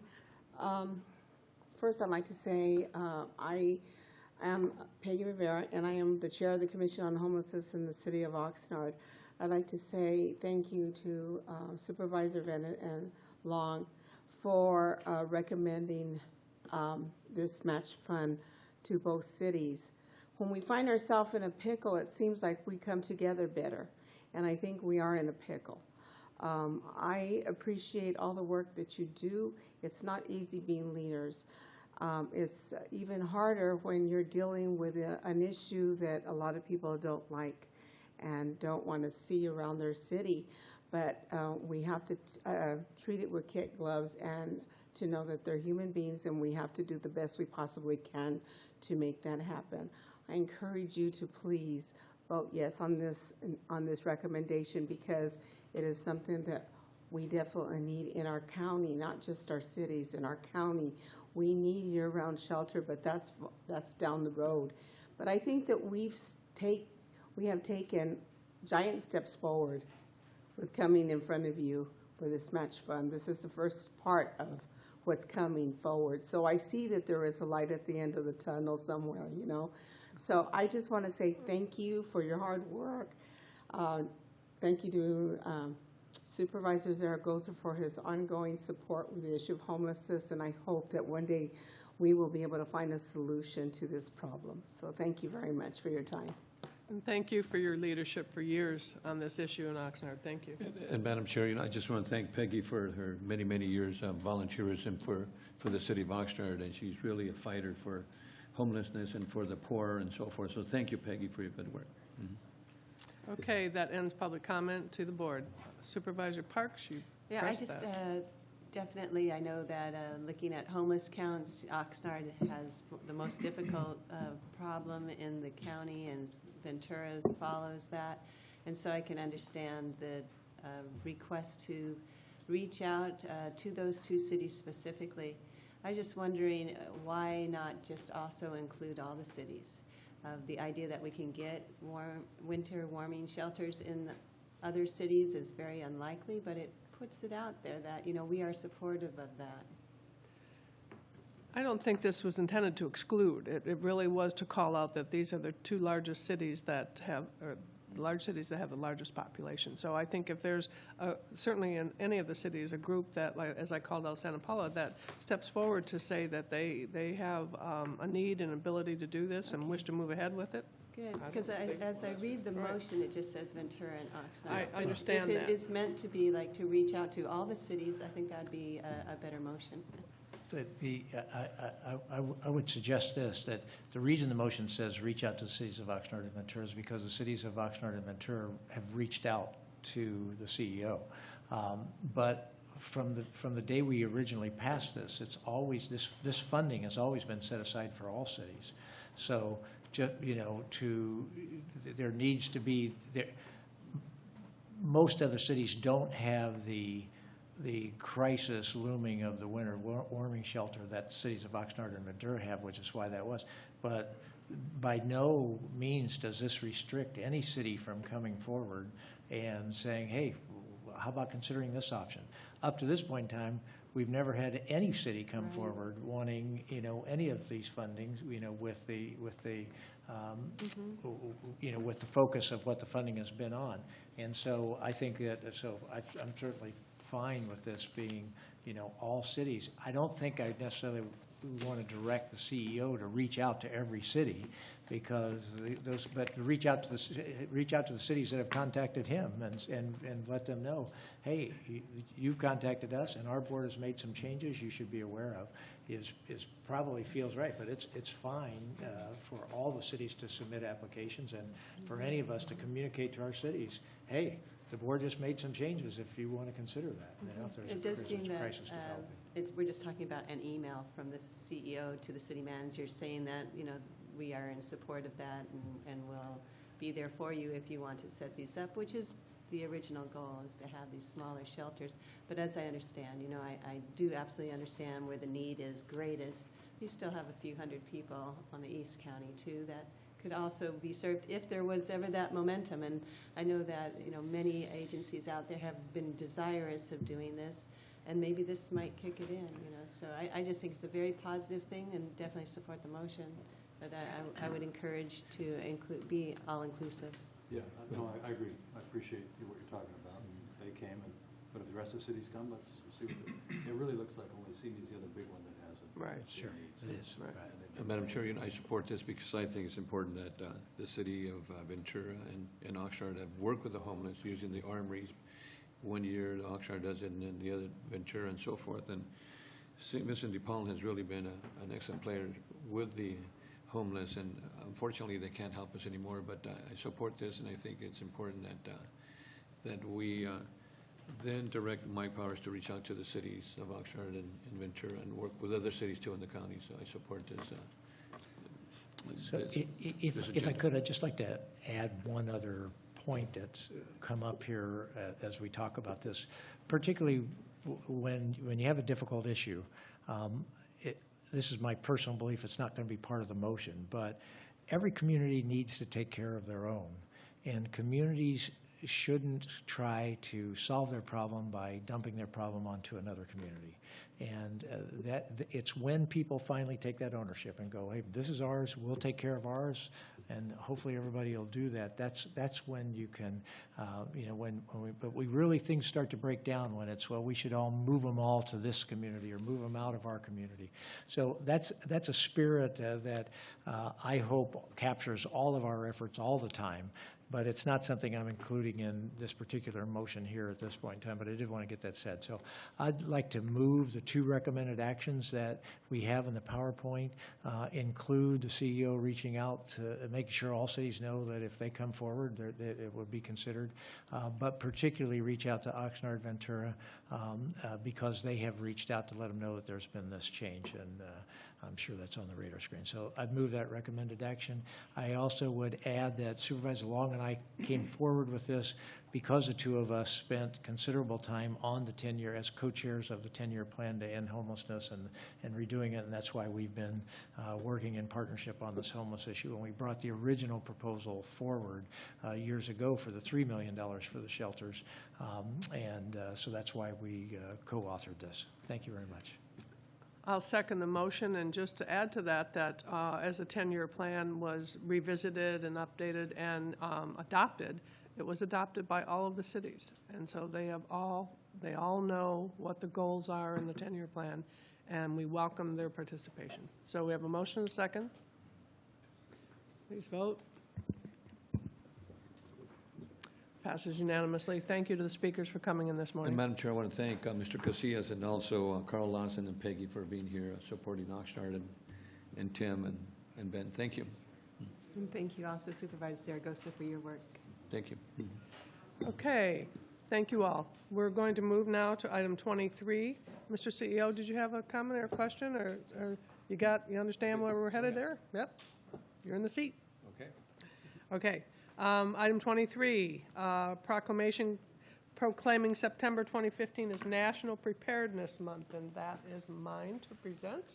And how timely is that as we have talked all morning, I think off and on, about systems that are moving to be prepared, but also our role in trying to help our residents to be prepared. And very pleased to see Jim McGee's here from our CEO of Red Cross. Jim, always good to see you. And Sheriff Dean is here, who's the president of the Ventura County Red Cross President's Council.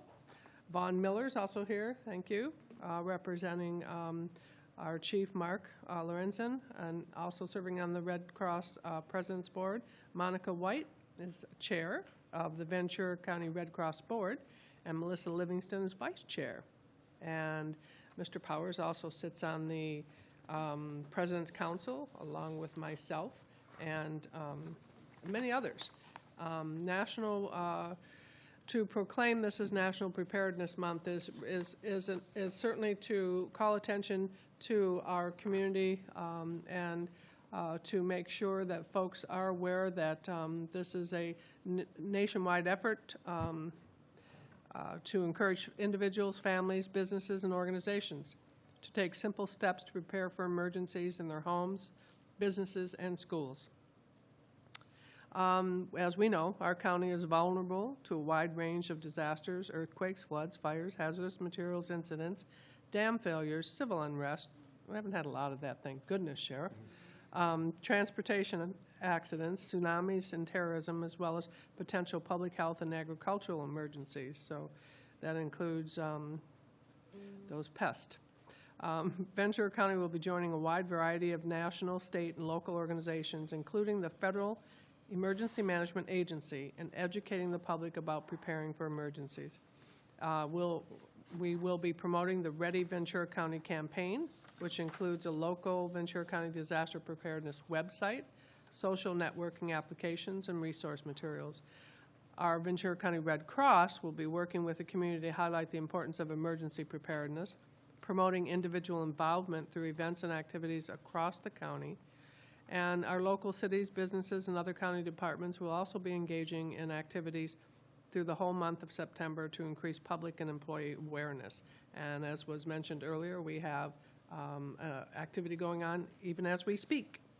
So it is my pleasure to step down to present this as National Preparedness Month, encouraging all residents to take the opportunity to prepare for emergencies in their homes, businesses, and schools. And thank you all for stepping forward. I'll step down, and please welcome your comments.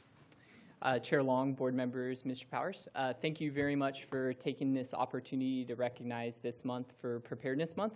It's a big initiative that OES, along with many partner agencies, take very serious. And today our showcase is the Disaster Preparedness Fair that's taking place outside in the grass between HOA and HOJ.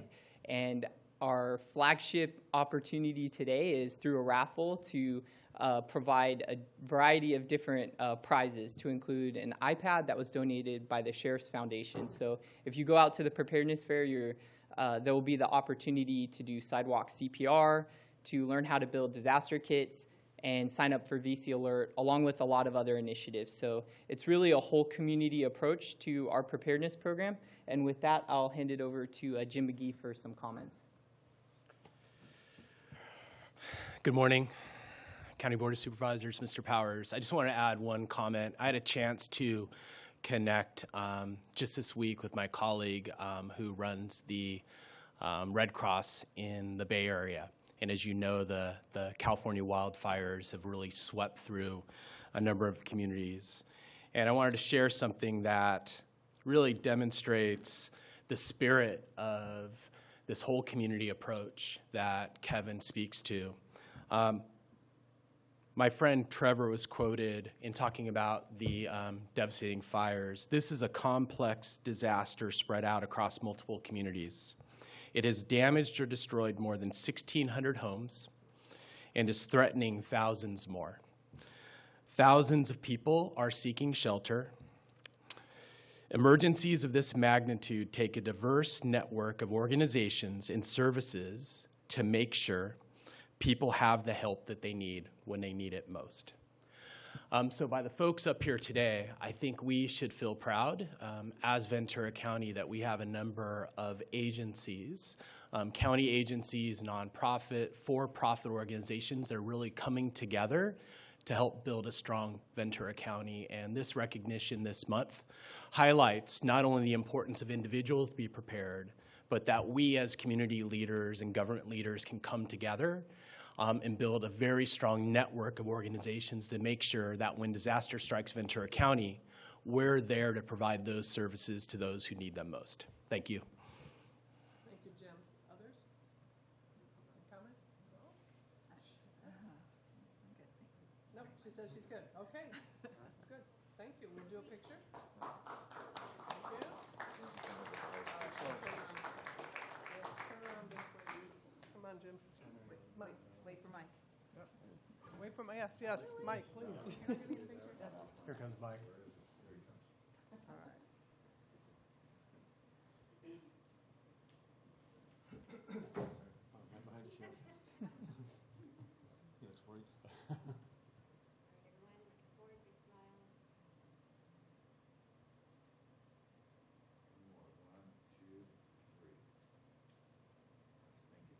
Thank you all for coming in this morning. Evans, thank you. Everybody. A little disappointed.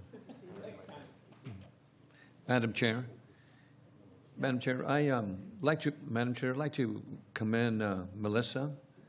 And I know the whole team has done an excellent job, but I had the opportunity to go to Oxnard, and Melissa had a program that was, they were actually going out and putting smoke detectors in different homes. And I want to thank her for doing an excellent job for Oxnard and also the firefighters that were there to help you, put smoke detectors. How many smoke detectors did you put out that one weekend? Only 120. Under 200. So can you imagine? That's part of the program for. Our team did 30. 30. Okay. But I want to thank you for an excellent job too for doing that. Thank you so much, and thank the whole team. Yes, thank you for coming in. And again, to folks listening and to others, it is important to be prepared. There's no stronger thing you can do for your home, for your family, for your neighbors, is each and every one of us be prepared. Thank you for coming in this morning. All right, next up we have proclaiming September as Food Share Hunger Action Month, and I will be presenting that one. And I'll invite in, I know, look, there's a whole strong group of folks who care about food share and hunger and what we need to, again, be prepared. This is connected to preparedness, and that is to make sure that there's food stability and there's folks supporting folks who who are hungry in our community. And Bonnie Atmore. Yes, ma'am. CEO and President and of Food Share, please. Thank you, Chair. You have provided, I think, Supervisor Long, the perfect entree for us to talk about Hunger Action Month. We're very grateful to be with all of you. You can see our Food Share family is here, and I think it's a nice natural segue. When we had those Camarillo spring fires, before Jim McGee, our wonderful CEO at Red Cross, and I even spoke, our team was there, they were doing their work, and they were moving forward. And so I want to start there by acknowledging some of our partners in our room as you talk about whether it's national disaster preparedness or our national work that we do hand in hand in alleviating hunger and poverty together, and how our county works with all of your not-for-profits around humanitarian basic needs support, whether that's during an emergency or it's just become their new normal. And it's very appropriate that we're gathered here today with our partners. Henkel Kayo is in the room, who always has been our senior hunger advocate. And I don't know if you realize, but seniors are our fastest growing demographic of hungry Americans, which just should not be the case after serving their communities and their families for a lifetime.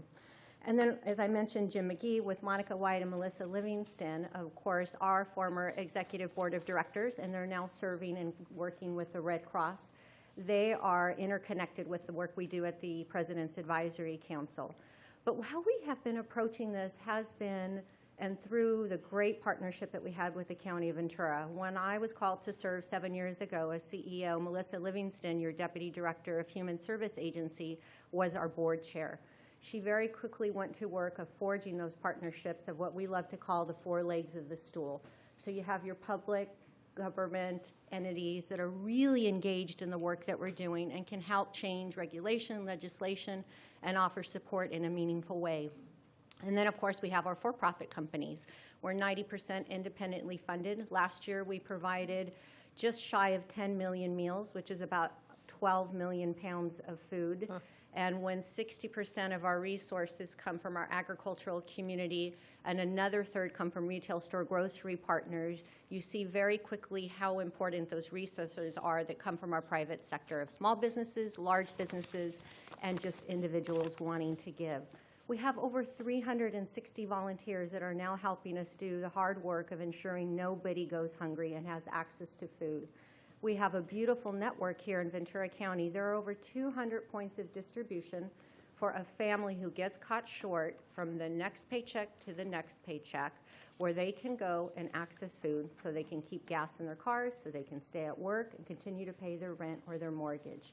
And that's how we work very closely together. Eric Harrison, our new CEO at United Way, completely understands this idea of feed, lead, and strengthen. And the United Way has been a partner specifically through SNAP, which is our Supplemental Nutrition Assistance Program, which brings us back to the county. And I think you all know today that our county is one of the highest performing and has developed best practices in ensuring that our best supplemental source of food is available to everybody that needs it. And we're very proud of that partnership with the county. And thanks to Mike Powers, who was our Chief Executive Officer and Grand Marshal last year, and Melissa Livingston, and all of you Board of Supervisors, there was not a department head who did not rally their team to build a tree made of food. And the friendly competition, it was pretty competitive. But we had hundreds and hundreds of meals donated by our county employees who really believe and advocate that nobody should go hungry here. And so what we have for you every single year, what do? We put your shiny picture on your poster. It directly lists all of your private partners, your public partners, who all come together to ensure that nobody go hungry in this county. And so I'd love for our team to come up. And we've got Jennifer, Jerusha, and Christy from our team. We've got Jillian and Alicia and Susie, who are all going to present your posters, and Karen. All of this group today that you see have managed to gather almost $5 million in resources and over 12 million pounds of food. And so we'd love for you to come down and receive your poster and help us recognize that this county has developed best practices to ensure that we continue to feed our hungry. Thank you, Bonnie Atmore. I know, I'm still getting used to it.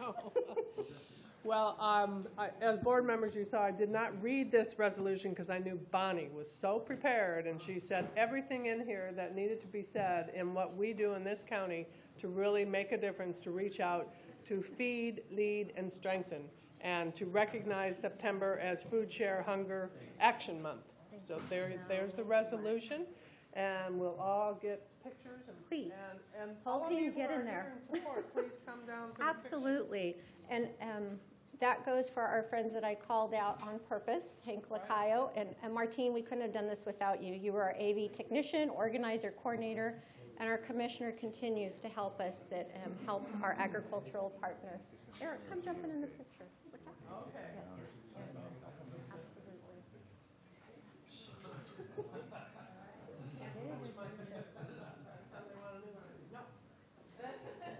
As everybody's gathering so that we can get the right shot for the picture, Supervisor Long, while everybody's gathering that map over there, we wanted to make sure we all took a moment to look at it. So if you take and just stop, you can see the little wheat represent all the places where we are able to capture fresh food from our growers, over 4.6 million pounds. We have our retail grocery partners who last year donated 3.7 million pounds of food, and that's represented by the strawberries. And those cans are the food that gets distributed through all of our partner pantry organizations. And if we could just give them a round of applause for making that possible.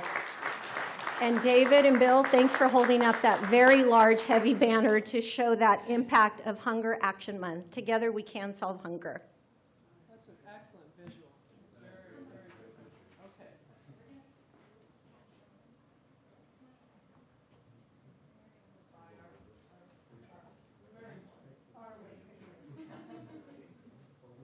Everybody smile big. 1, 2, 3. One more, please. 1, 2, 3.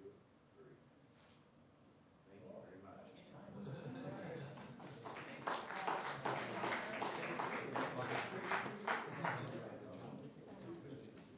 I hope we're going to see you for the kickoff. When's the kickoff? You have invitations that are on your desk. It's going to be at We'll be there. We'll be there. Thank you. Thank you very much. Food share folks, leaders, volunteers.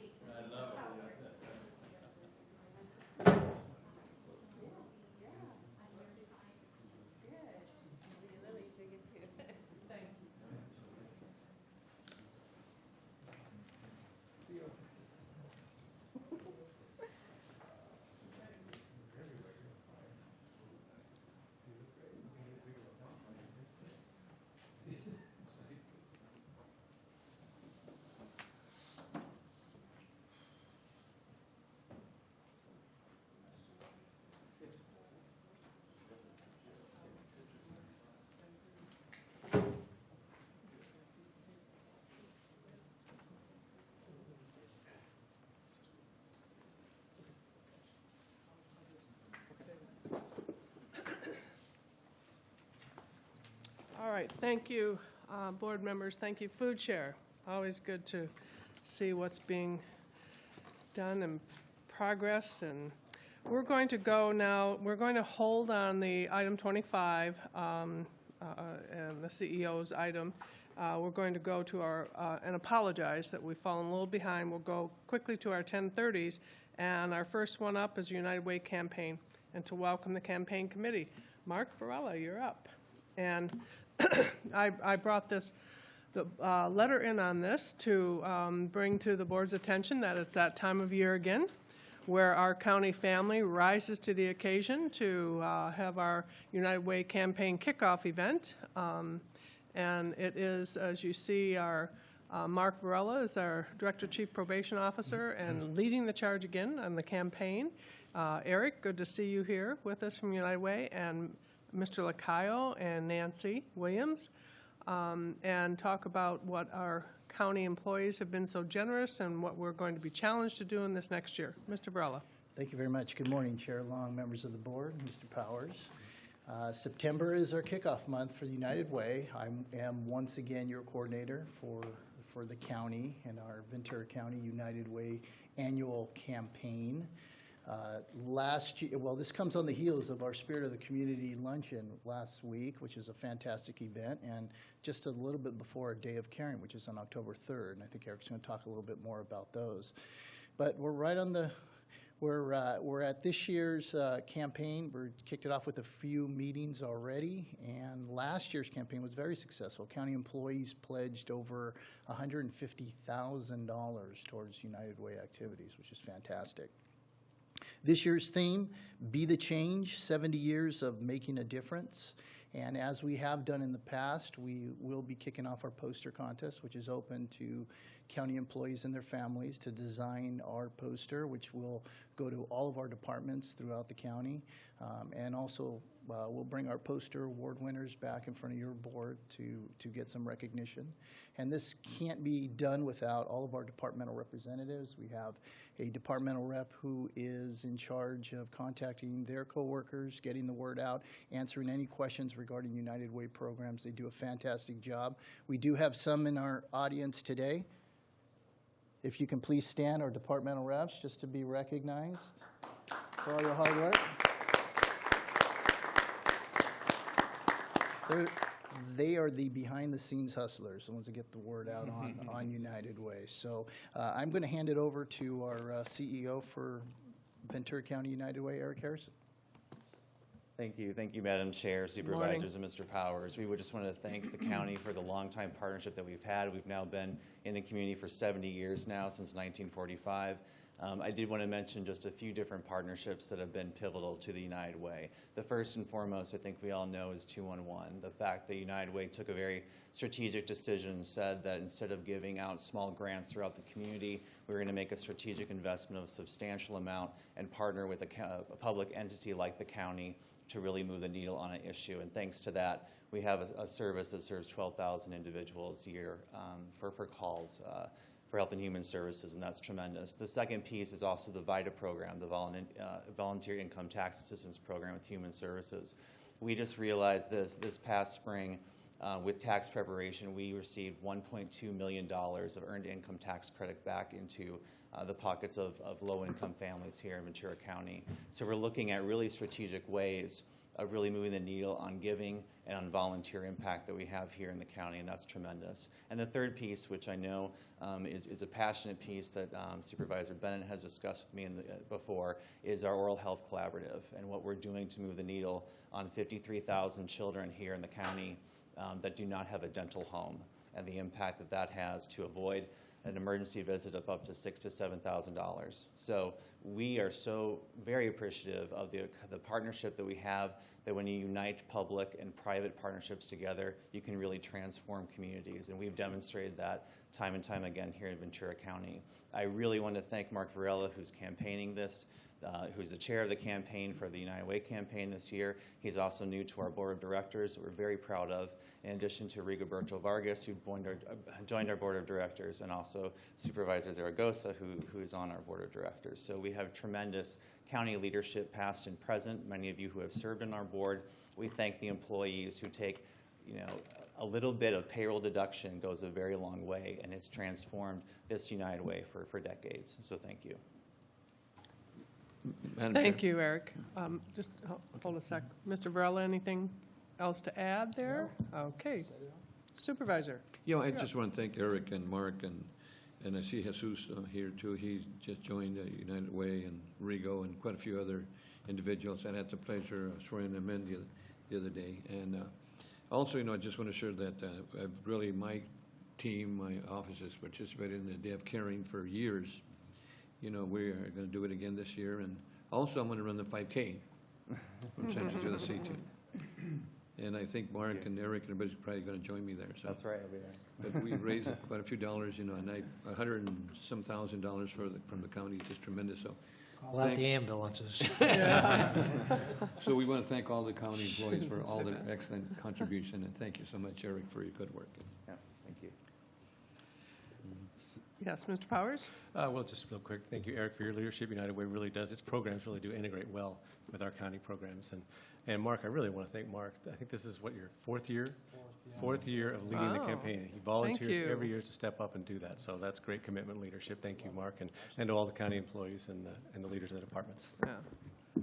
Thank you all, and it really does take all of the leaders in the department to be the change and to help step up. And 70 years of service in our community is very much appreciated, and we need to move the needle upward this year and really give.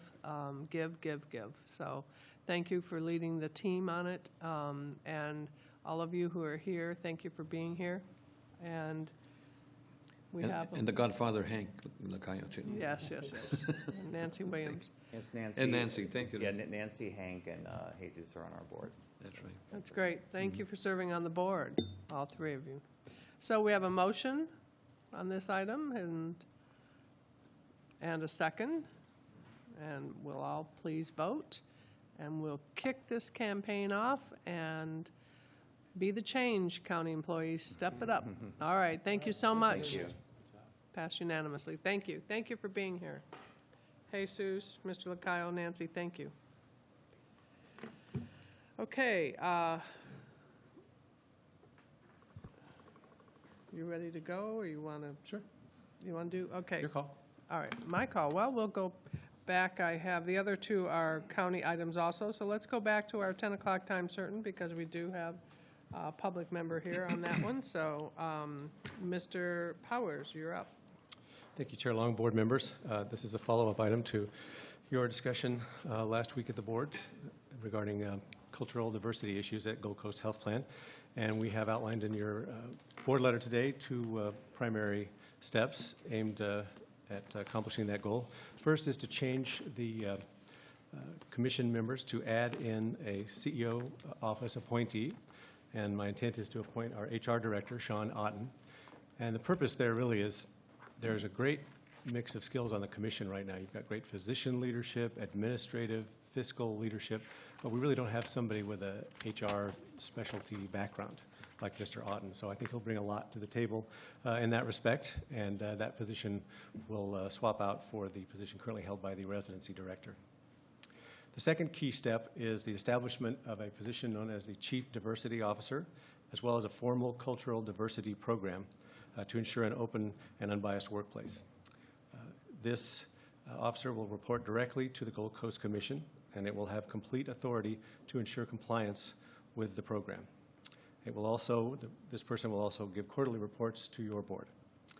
Coupled with some additional steps, in addition to these steps that we've talked about here today, working through our Gold Coast commissioners, they are planning to establish a cultural diversity subcommittee. It will initiate a diversity intervention project. This project will include a baseline cultural survey, additional training and ongoing assessment, monitoring, and measurement. It will include the implementation of a cultural diversity hotline that is monitored by an independent third party. And it will also, this will take time to hire a chief diversity officer. So in recognition of that fact, they will be considering a contract with the county for our human resources division to facilitate the initiation of the diversity intervention project and the implementation of the new hotline until a chief diversity officer and team can be put in place. So we think these proposed changes will put the plan on a rapid path to ensuring an open and unbiased work culture. I want to recognize Gold Coast CEO Dale Villani, who is here this morning. We've had very productive and good discussions with Mr. Villani over these issues, and he's fully supportive and on board with these steps, and we very much appreciate his approach. And I also want to recognize Dr. David Araujo, who's currently serving on the commission as the residency director position, and as well as chair, and he has done just an outstanding job of leading the commission during some challenging times, and so we very much appreciate his leadership. So with that, I would be happy to answer any questions. Questions from the board members? We have one speaker, but You want to do speaker first? Or it's the CEO, Mr. Villani. Okay. You have a question? Well, first of all, I do have a question.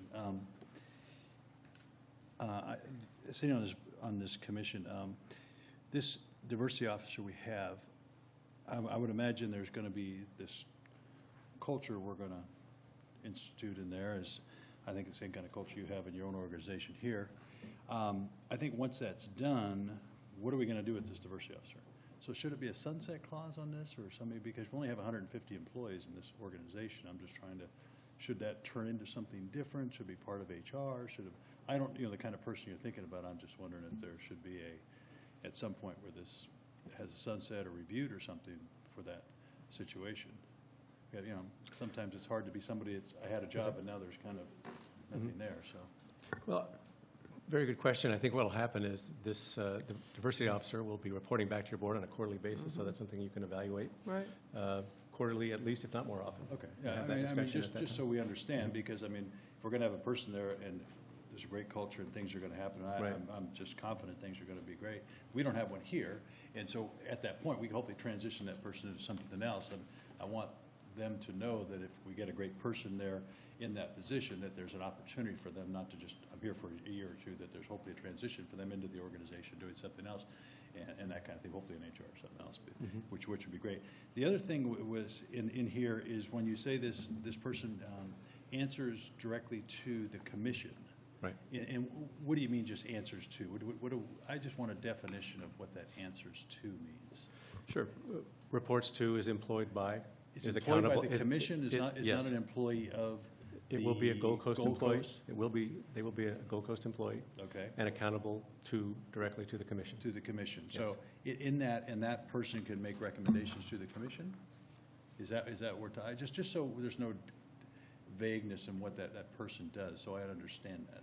And so you're in that situation, that person can say, okay, here's a program that we're going to do, here's a new initiative we're going to take, or something like that. Is that, and that's what they go to the commission to get authority to do that? Or, because we're dealing with an organization that has leadership, and I want to make sure that, there's coordination in that leadership, because, if we're going to go down a path doing this, that's great.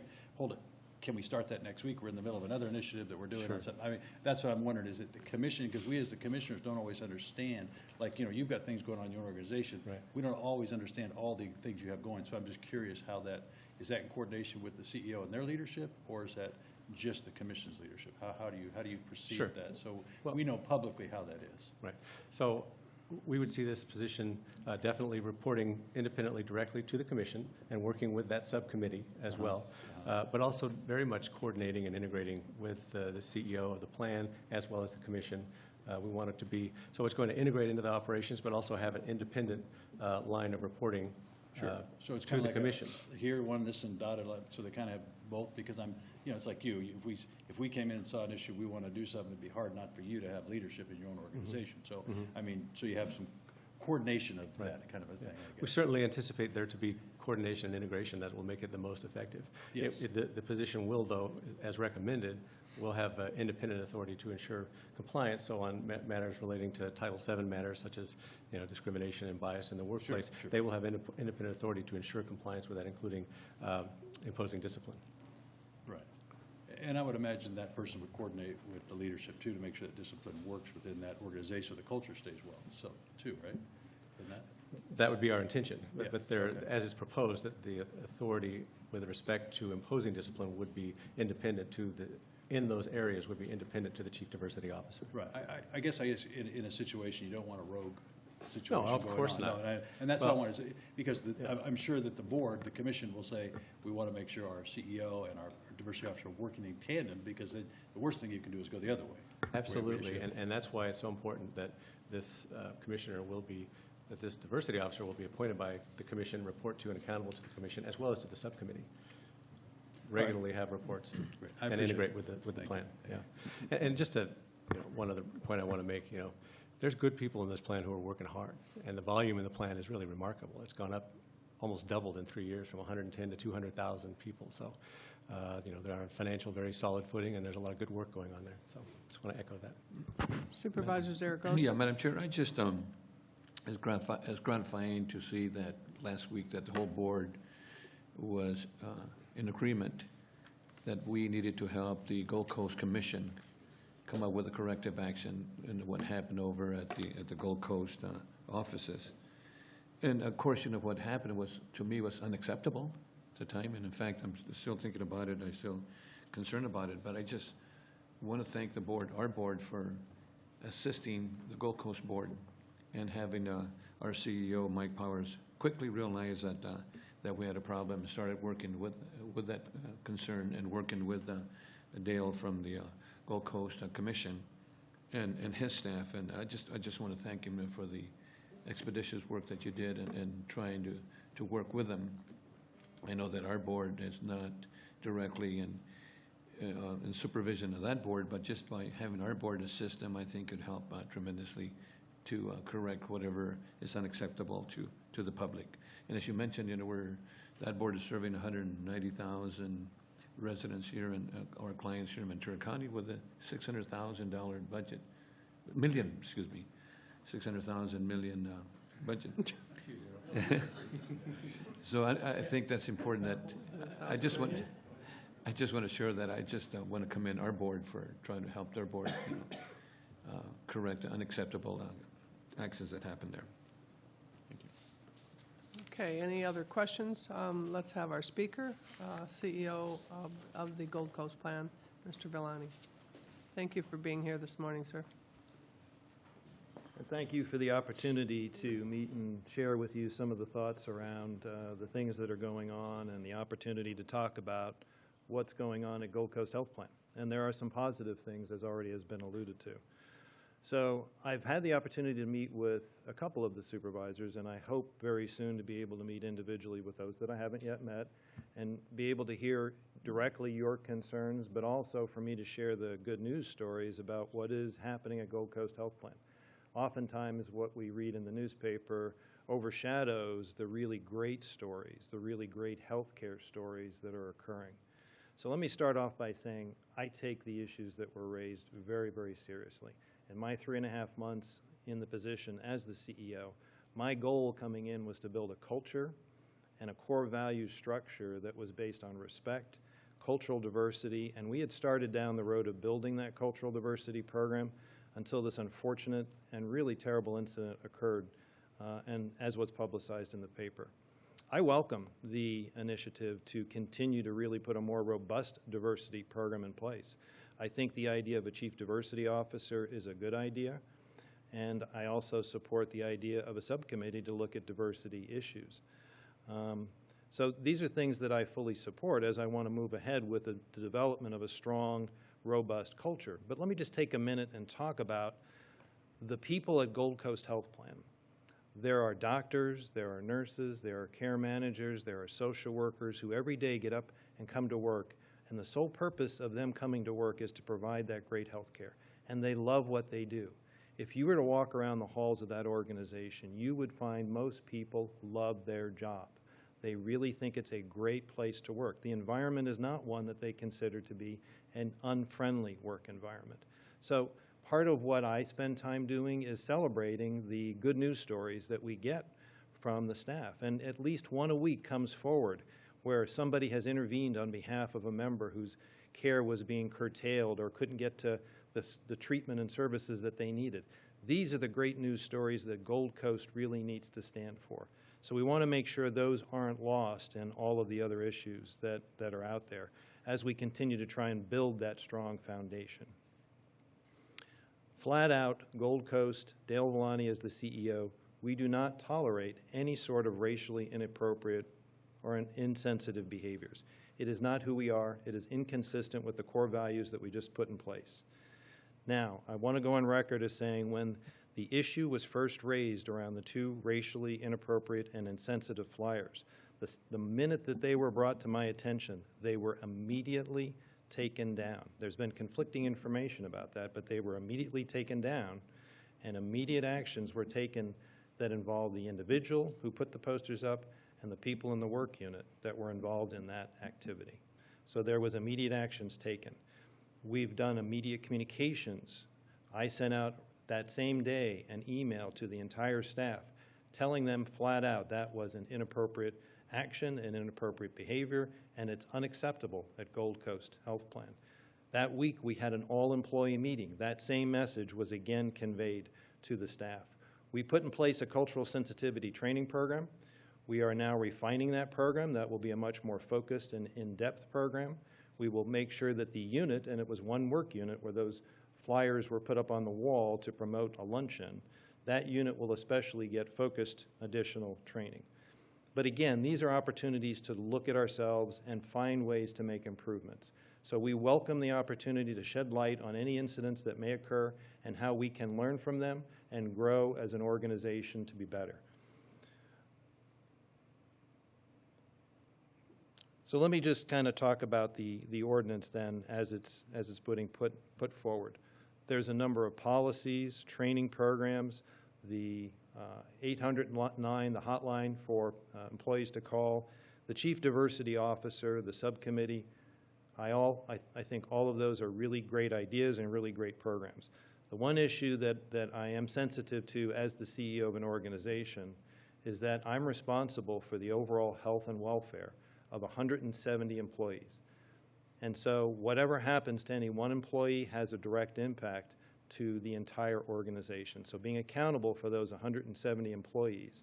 And now we're growing to over 200,000 members next year. It's critically important that I be part of the discussions of the dialogue around issues that may be coming up impacting the diversity and the level of compliance of our staff. I see my time's up. With that, let me just close to say... Fine, you can continue. Oh, okay. So I think all of these things are hugely important. My goal at the end of the day is to say, Gold Coast Health Plan is a great place to work. People have a safe, culturally respective environment with which they can come and enjoy the work that they do. We are reflective of the community that we serve. The over 200,000 members are across Ventura County. The diversity of our workforce is significant and reflects the communities in which we serve. So all of those things are hugely important.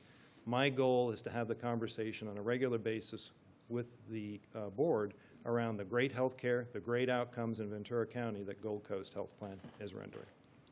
And that's it. Thank you, sir. Appreciate your comments and your certainly fully engaged communications with our CEO and with your commissioners and the work. Thank you. Yeah, let me just say, Dale, I do appreciate your comments here, because as being the person who was involved in hiring you, you knew what you were coming into, and you knew the requirements and your expertise and background. I was just glad to hear that a lot of these things you were already doing before this was even there, and I appreciate that. And with where you're going, and you're 100% right. The jobs and the people out there, it's not pushing paper.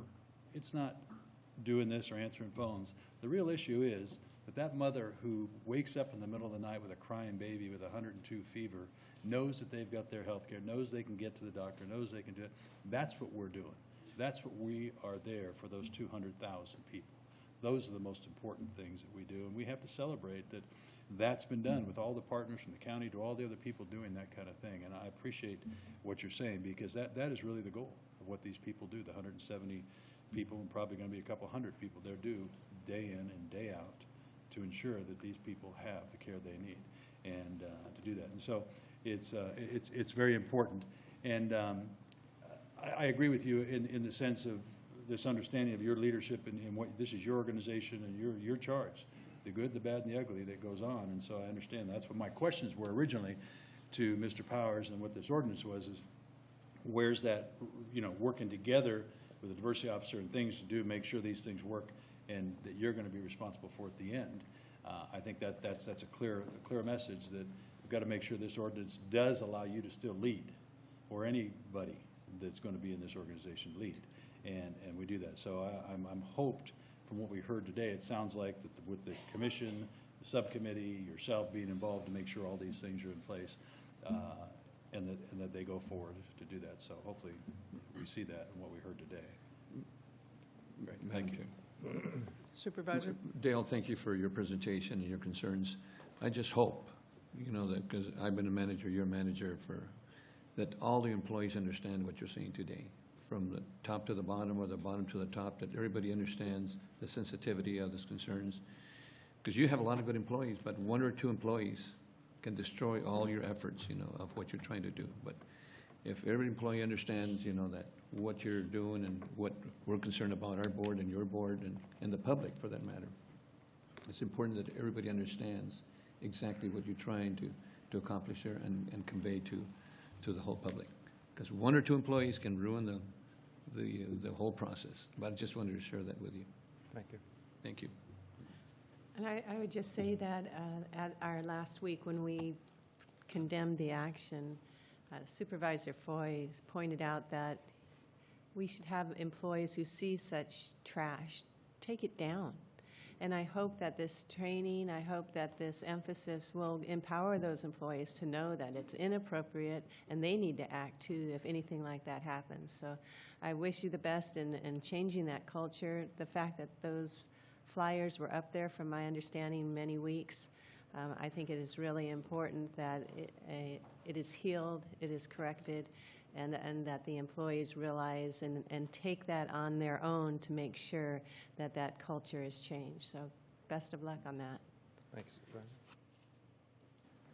Other comments? Just, Mr. Milani? I would just add this. I know this is a difficult time for you in terms of leadership, and addressing this kind of issue is always difficult.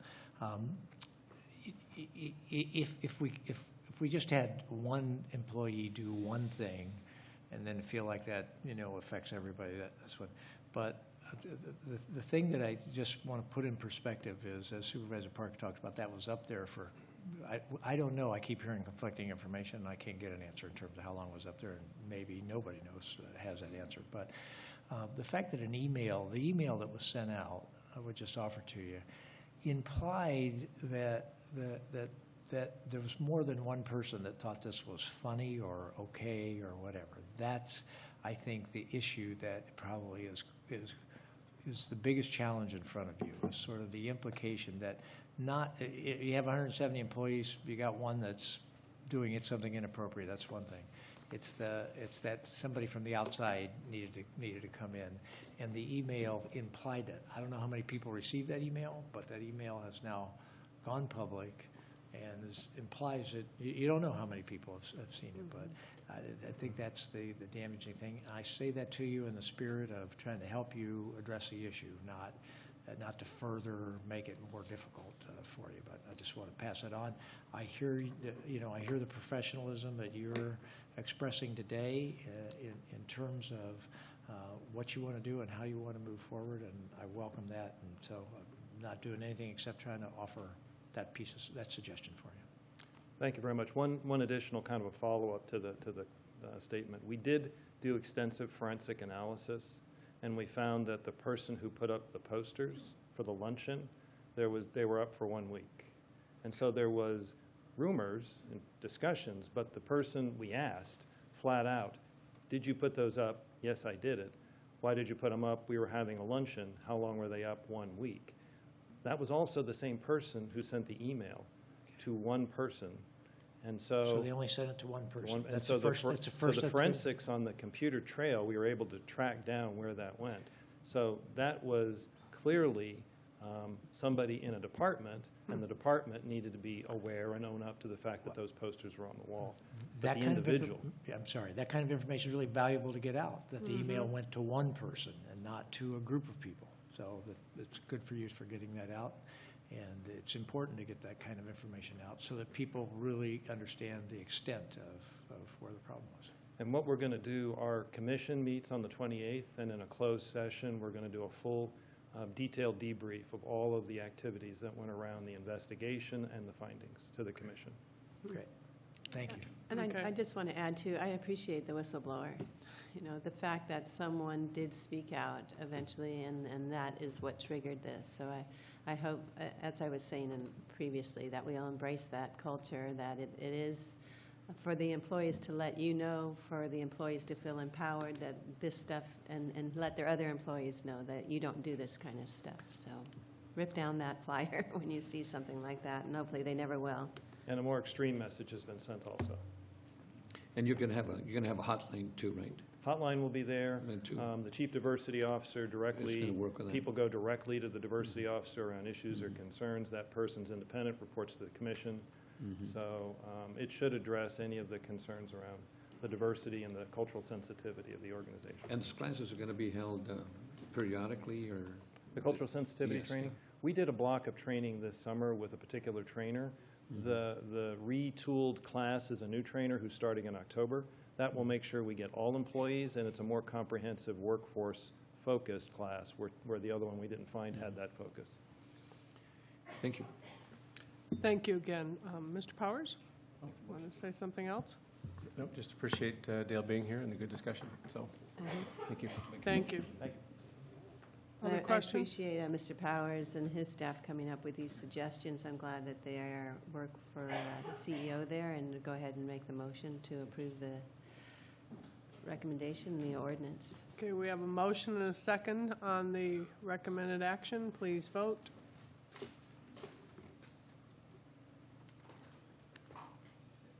And that passes unanimously, and that was the first hearing, so the second one will be held October 6th at 10 a.m. And ma'am, I have to read this into the record. Yes, you do. An ordinance of the Ventura County Board of Supervisors repealing and reenacting as amended Article 6, Chapter 3, Division 1 of the Ventura County Ordinance Code, County Organized Health System. Thank you. Okay, board members, thank you. That has been approved. Move forward. Item 27.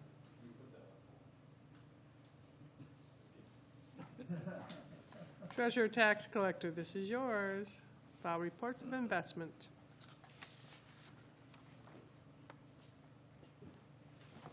Madam Chair, honorable members of the board, Mr. Powers, I am Stephen Hintz, Ventura County's Treasurer Tax Collector. Today I bring you a report that covers 2 months, July and August. The report continues the trend lines of previous reports, higher returns, lower administrative costs. Our pool beat the state's local agency investment fund for the 94th straight month. And we are exceeding the return reported by CalTrust, which is one of our significant benchmarks. The pool is larger than in any previous year by about $25 million, although as I have told you, it will shrink and continues to shrink during the summer months and will not grow again until possibly the report describing November's activities. I put in a paragraph on the second page of the report about a sale that appears in this report. It was a voluntary sale. We didn't have to sell, but every so often we review the portfolio to see if there's a laggard in there and that we can afford to sell at a profit, and there was one, and it boosted nearly every category that we keep track of, including the reinvestment returns. So that the fact that there is one and that it's worth commenting on is a description is emblematic of why we describe our pool as buy and hold. The percentage yield continues to rise. The actual dollar yield flattened out, though, because the pool is smaller. So although the percentage yield goes up, the actual dollar amount remains flat. I expect that in the report for December, we'll show monthly earnings of $1 million or more, which I remember, I think I may have mentioned this before, Mr. Hansen's angst when his earnings dropped below $1 million a month, and I'm certainly looking forward to being able to get above that line. We anticipate the possibility of additional pool participants.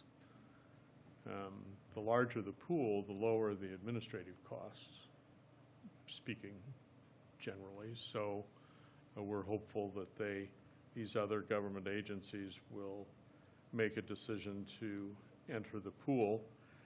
And the next time I send out apportionment letters, which I think will be in December, I'm going to write a letter to each of the agencies suggesting that they should take the opportunity to evaluate how much cash they're holding in their bank accounts, earning nothing, and whether they could afford to put 1 or 2% more of that cash into the pool where it can earn something for you and for government agencies. Our administrative costs are 6.5 basis points. To put that in perspective, it's 6.5 hundredths of a percent. It's an extremely small amount, and it reflects and those costs support all of the Treasury operations. In other words, all of the salaries of the between 8 and 10 employees in Treasury are covered by that cost, and half of Mrs. Lee's salary and half of my salary. So the earnings, and we are committed to keeping the basis point cost below 7. That's one of the factors that we watch all the time, is to reduce that. I spent some time yesterday at another government agency where the top 5 salaries add up to close to $900,000 a year, just the salary parts. And partly that's my own fault for agreeing to those things, but by example, the top 5 salaries in my agency, which has more people and handles half again as much money, is $600,000. Half of which is covered by the Treasury expenses paid for out of the earnings of the fund. I'm not lobbying for my agency to get paid more money, nor for that other agency to get paid less, but it does reflect the treasurer, tax collector's office's commitment to delivering all of its services at the least acceptable cost to the County of Ventura. I'm here, of course, to answer questions. This is a discuss and file report. Thank you. Other questions? Just a comment and to congratulate you on your award for opening an office in the East County for taking in taxes. Good leadership there on your part. We share that award, of course, with other agencies that participated in GSA, developing that program. We are already full-blown into the planning process to reopen it again. And we're examining more in detail how we're going to advise people of the existence of that, whether we're going to have it in a more prominent place on the mailing envelope or whether we're going to do an insert in the envelope to. And I imagine as you do it more often too, it will become easier to do and probably a little less expensive too. You'll just be able to move in and out and do it in a easier fashion. We project that the level of use will increase annually. Any other questions or comments? This is a receive and file report. We thank you, sir, for your very thorough report and the good work of your entire team. Thank you. Yeah. One more vote? Okay, that passes. Thank you. All right, board members, we're now on to item 28, second public hearing regarding adoption of ordinance pertaining expedited permit process on small rooftop solar energy systems. Good morning. Good morning, Chair Long, Mr. Powers, who just stepped out, right. members of the board. I'm Dave Hansen. I'm a district manager with County of Ventura Building and Safety. I run the East County office. The agenda item before you today is a second reading and hopefully the adoption of an ordinance pertaining to an expedited permitting process for small rooftop solar energy systems. Essentially, this ordinance will put the regular business process that we have in place today in an ordinance form in accordance with Assembly Bill 2188. There is one clarification to the board letter that you have in front of you, and that is that in the notice and comments section, it does state that this matter was published in the Ventura County Star for 10 days, and that is not actually a fact. It was 5 days, and I apologize for that. It was an error on our part. With that, I'm here to answer any questions. Questions, board members? Was the 5 days sufficient time? Yes, it was. So we're okay then. Thank you. Okay, this was a public hearing. We didn't have any requests to speak on this item, and we have a motion and a second on the item. Please vote.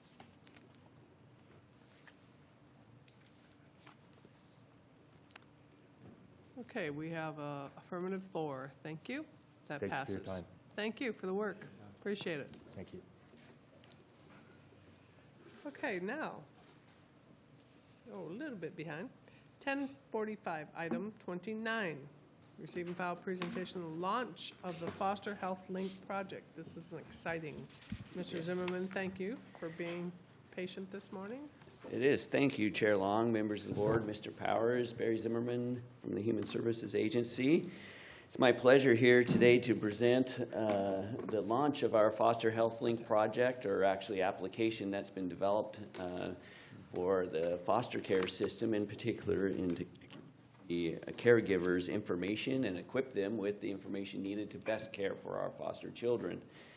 To give you a little history behind this project, and you've heard over the years we've gotten grants and have been before your board in planning grants and development and so forth, and we started this initiative with an idea brought up, and it was really a culmination of several people, but one of them's here today. Linda Bowman's here. That was, she can raise her hand. Everyone knows her. She kind of put this idea out there that, hey, what can we do to help the foster care system? And so from that, this idea came up of developing an electronic system that can feed information to the caregivers to benefit the foster children, as well as ultimately this is the first phase to grow it to be an ultimate tool for foster kids to have a historical perspective of information that they gathered through their time in the foster care system. So that was a few years back in there. Matter of fact, it was a meeting with myself and Mike was the healthcare director at that time. And so the concept was to merge together health information that the healthcare system had along with our child welfare system and to unite that in order to give information out to caregivers. Now, you'd think that would be a rather simple proposition or a project to do, but it was actually a very complex activity, and thus it took some time not only to secure funding, but to work through the issues associated with something that you would think would be so seamless and integrated, in which we feel that a system like this is about the only one that we know of in the nation that combines information in such a fashion, so, and has the potential to do a lot more there. So I did want to start out the presentation by recognizing a few people that, because this isn't an act by myself, that made this come to this day and to this launching. So I'd like to first recognize the core project team, really the workhorses behind it, and Letty Morales. We're going to have them stand or wave their hands there. Letty Morales was our project manager there, really coordinating the whole effort and the coordination amongst all the entities there. We had people from Children's, Pam Grothy and Elizabeth Thazia, and Pam's here to represent that. And our IT team, who is excellent in coming up with solutions and working through a lot of the technical issues, Mike Medina and Tisha Maeda. There's Mike and Tisha there. So that was kind of the core team, and I give them kudos because they're really the workhorses behind a lot of this to get this product to where it is today. However, you know, a lot of this came from a unique activity of a partnership with entities outside ourselves. And so the Children's Partnership, and you've heard me talk about them over the years, there was a great partner for us, one that had a lot of information on how the needs of foster children. They were a great advocate throughout the state to get the state Department of Social Services endorsing a project such as this and to promote it actually throughout the nation there. We have Corey here from the Children's Partnership, and Capoza, did I say that right? Okay, because I don't pronounce her name correctly all the time, but Corey has been a great advocate for us to really to give us a perspective from an advocate's point of view in children's health and well-being that has really helped us shape this product to where it is today in this first phase.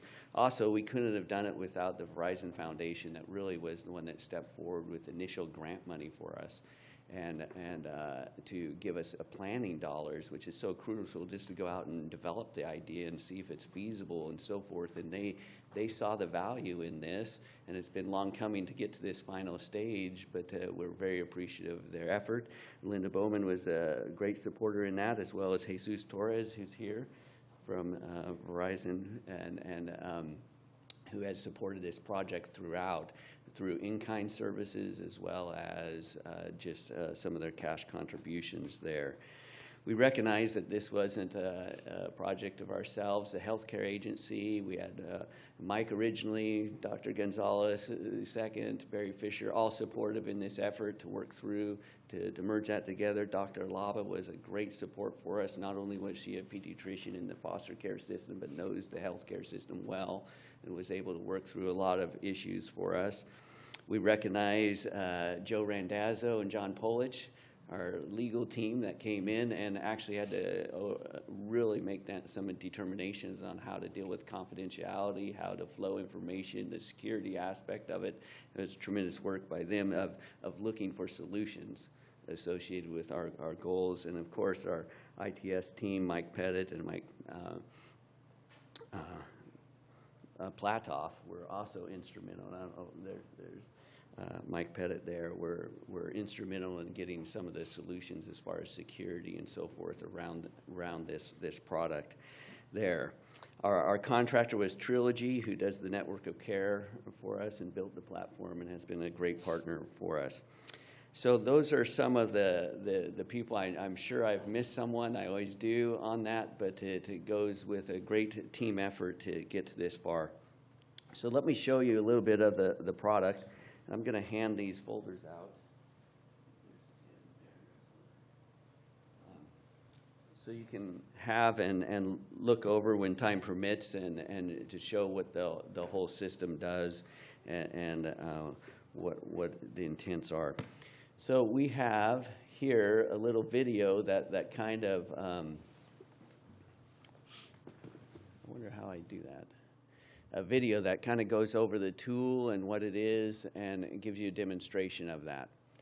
You know how I use the Up in the mouse on booth, that? they could start the video. Can someone push that button? Barry, is this unique to our county? This is unique, yeah, unique to the state as well as, yeah, right. in most areas. Okay, here we So go. hopefully our The Ventura County Foster Health Link website and mobile application, released in July 2015, are designed to engage foster parents and relatives more fully in supporting the health needs of foster children by giving these caregivers easy, secure, electronic access to health information about the children in their care. With Foster Health Link, it is anticipated that caregivers will save time in collecting foster children's health information, better understand the needs of the children in their care, schedule medical and dental exams more timely, and participate more fully on the children's care teams as important health decisions are made. Prior to Foster Health Link, Ventura County Child Welfare social workers delivered binders to caregivers containing paper copies of health information. It took time for updated health information to reach the binders, and more time for the binders to reach caregivers' homes. Information was regularly out of date, leaving caregivers with questions about important issues such as immunization schedules and allergies. Now, with Foster Health Link, caregivers can securely access updated health information about foster children 24/7 from a computer or mobile device. The Foster Health Link website and mobile application are hosted on a secure, encrypted server, the same type of security used in online banking. Caregivers and child welfare social workers who access Foster Health Link receive training regarding Ventura County's high standards for protecting foster children's confidential information. Foster Health Link turns on access to health information for caregivers when they begin to care for foster children and then turns off access when the children leave the foster home. The foster children's electronic health records follow them during their stay in foster care, ensuring that each new caregiver gets access to the most updated information. Foster Health Link displays health and education information from the state-administered Child Welfare Services case management system for all foster children regarding immunizations, medications, well child exams, schools, special education plans, and more.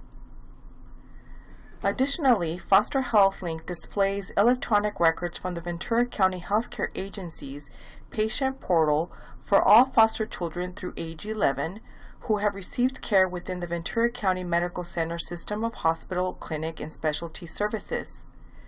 This information includes real-time summaries of doctor visits, immunizations, and lab results. Further, Foster Health Link offers caregivers quick links to the online Network of Care resource library, which contains thousands of user-friendly articles, medical definitions, and other information designed to help caregivers better understand the health needs of foster children. The Network of Care also makes it simple for caregivers to search for and contact local resource providers such as therapists and counselors. The architecture of Foster Health Link allows for additional information such as school records to be included in future phases. Further, Foster HealthLink can accommodate a future portal that gives transitional age foster youth access to their own information, empowering them to play a larger role in managing their health and well-being.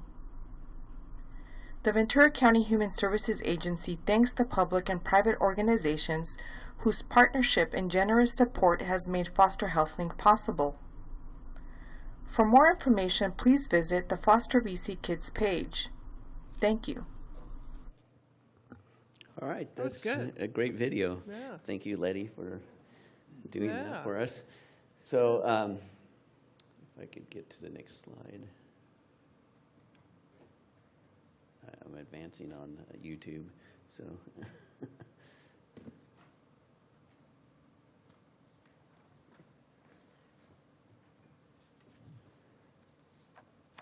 All right, thank you.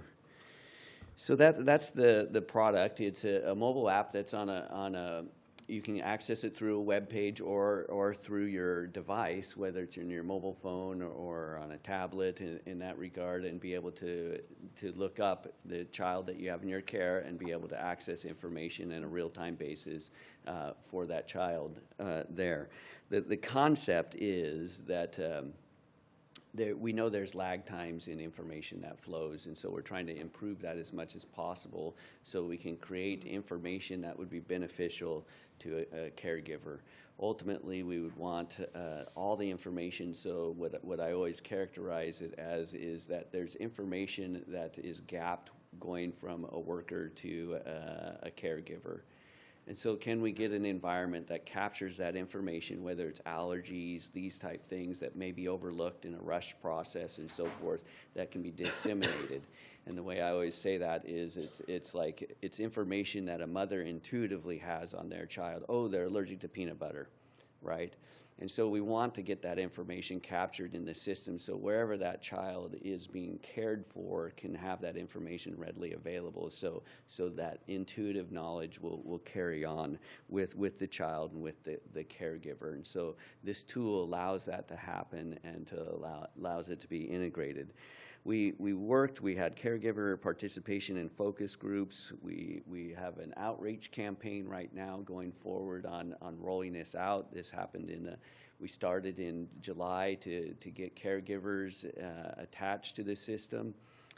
We have our social workers and supervisors that they're also attached to the system to know what's going on. So we have about 180 plus internal workers attached to the system and just under 50 caregivers right now enrolled. And so that's a big effort that's going on. You have to have an email, and we're finding out that not everyone has an email. And so we're working with them to get caregivers equipped with email and other things in order for them to access this tool and to get access to all the information that is here. The other aspect, and you'll see with the slides in your folder there, is that the application is designed to be very simple and discernible on the information, that it's clearly presented and that you can find things in a clear fashion. The attachment to this system of care is important because that's a knowledge bank that allows, if someone doesn't know what this medication does or is, they can go to that system, a network of care, and look up that information. It will give you what it is, what the reactions, what the medical terms, what the other names associated with generic medicine that may be related to it, so they have more knowledge associated with what's going on with the medications and activities with the children. So we're excited about the potential of not only just being at the starting point of health information, but where we can go from here. We do have a caregiver here with us that has experienced the system, and so we thought we would introduce him and have him say a few comments on his experience and what he has gleaned from it. Mr. Brennan is here. We'll invite him down, and he's been a foster caregiver for a number of years. I think he's fostered over 65 children to date, and so he has great experience there. So. Yeah. And first, thank you for that. Good morning. Good morning. I guess one of the things I wanted to say is, as a foster parent, you get these children placed in your home. You don't know anything about them, trying to get the information, trying to get their medical records, trying to find out stuff about them.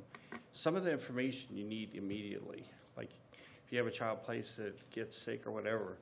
I was first asked to check out or to help test the program.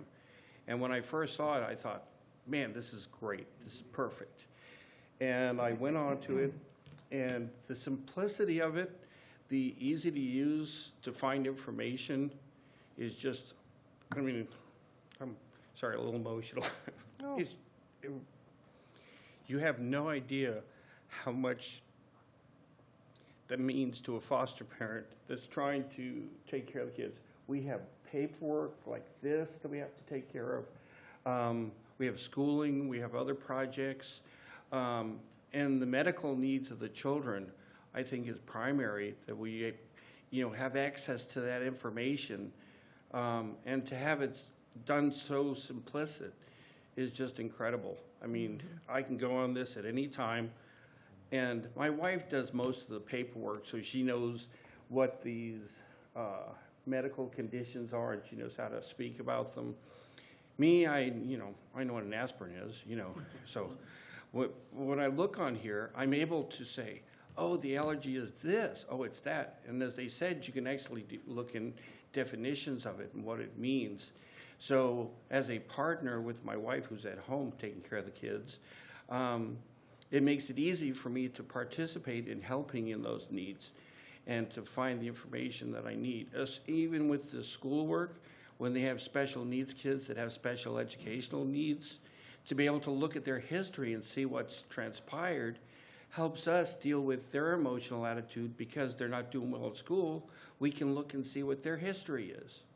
So I would say it's an invaluable tool for us, and it's been, I'm very excited, and I just wish that everybody had one of these right now. I have it on my tablet and my phone. Thank you. Thank you. Thank you. Appreciate and you. Any questions?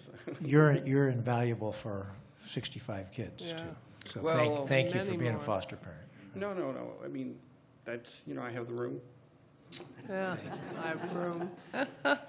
Thank you.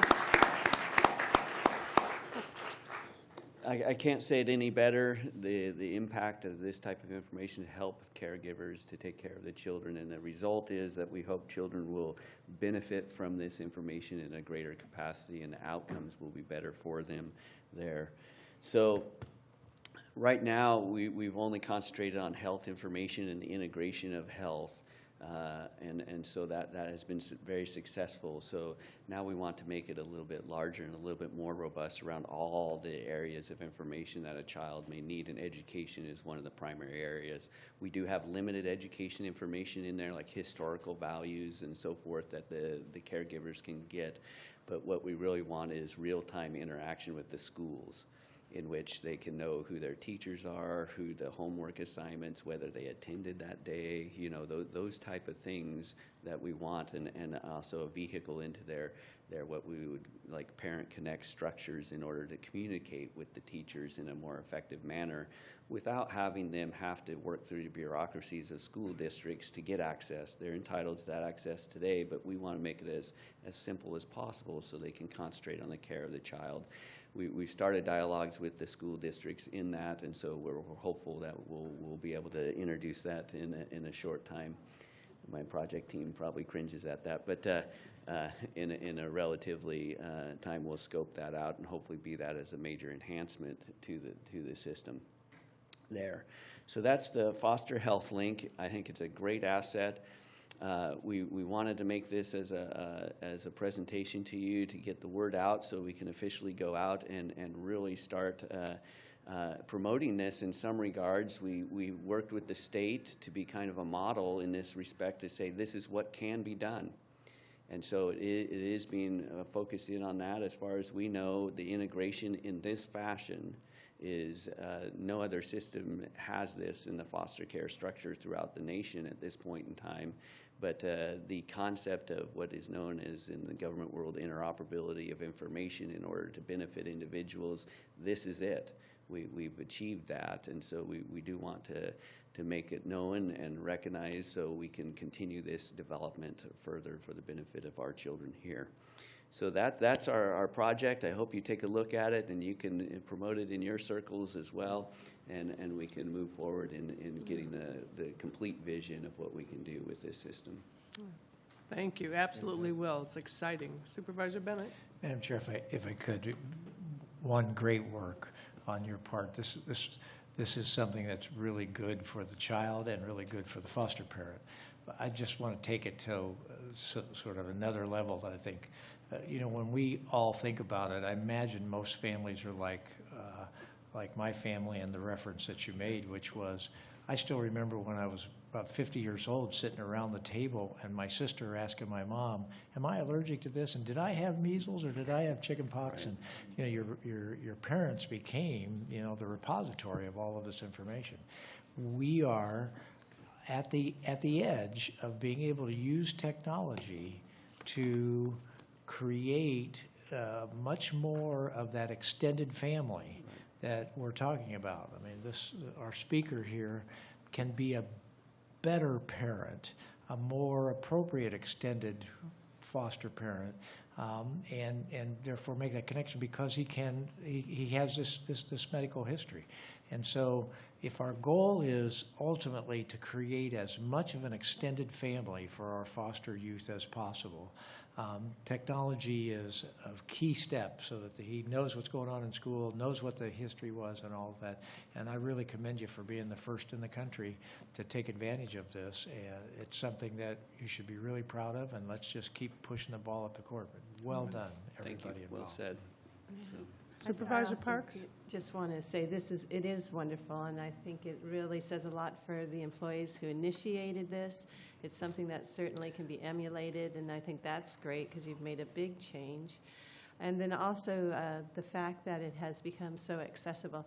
And I know that as a mother of 4 kids, every time they need to go to Boy Scouts or do a team sport at school, you got to, when did they have their booster shots? And, you know, it's just hard just with those kids. I can't imagine what you have going through, but to have that all in one place has to be wonderful. And then it's the fact that you're gathering all that data too is really, you know, a lot of work, no doubt, but what a great thing. And it tells the foster child another indication, you know, that they matter.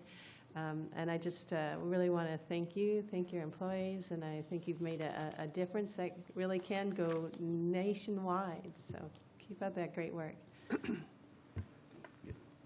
Mr. Powers? Oh, thank you. I would just say congratulations, echo the comments, and just appreciate the determination and the persistence. You know, there's a lot of, as Barry outlined, there's a lot of hurdles, a lot of reasons why this couldn't work if you were ever to give up along the way, and you never did. So to Barry, Linda, the whole group, foster parents, thank you. Wonderful. Thank you. Supervisor Madam Chair, Zaragoza? I want to thank you too and your staff, you know, for excellent presentation, and the young man for taking care of so many young foster kids. It's just outstanding that you can really take care of so many children. So, and your staff for putting an excellent presentation together here for it. Okay. Thank you so much. All right. Supervisor Bennett? Yeah, if I just to pull back to this, Linda and Jesus, thank you also for your leadership in terms of making that happen. And if you run into roadblocks at the schools, let us know, and we will try to help with the roadblocks. I know they've got a lot of confidentiality issues also, but just like if you can get through the confidentiality issues of healthcare, we ought to find a way to get through the confidentiality issues of school. I'm hopeful there. Well, Linda Bowman, your passion and love for our foster kids has just resonated for years with our county, and thank you so much for that. And to the great team that worked on this, our IT folks are so exceptional. They're just cutting edge on everything they do, and to be able to bring this forward, it's such a gift both to the foster parents who care for our children and for the kids. So thank you. Right. Great. Thank you, Chair Long. Receive and file action. Motion and second. Please vote.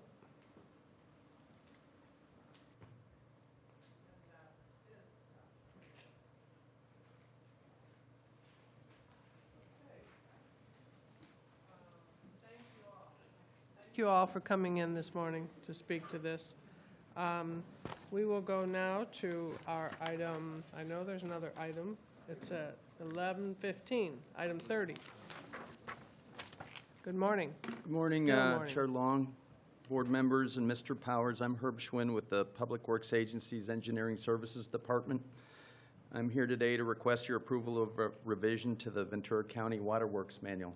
I think we may also have some citizens and other water purveyor representatives that are stakeholders to the process here that may want to express their thoughts or share their thoughts with you today. Just as background, the Ventura County Waterworks Manual was originally developed in 1965. There have been 7 revisions to it, with the last revision being in September 2014. That revision introduced the requirement for a water availability letter.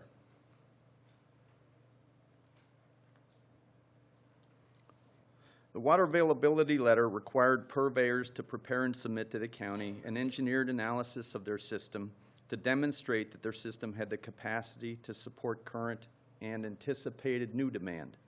The water availability letter is required to be signed by the general manager or the board chair of the water purveyor and must be stamped by a professional engineer. The water availability letter is, more importantly, it's a prerequisite to providing will-serve letters and for some discretionary permits managed by the Resource Management Agency.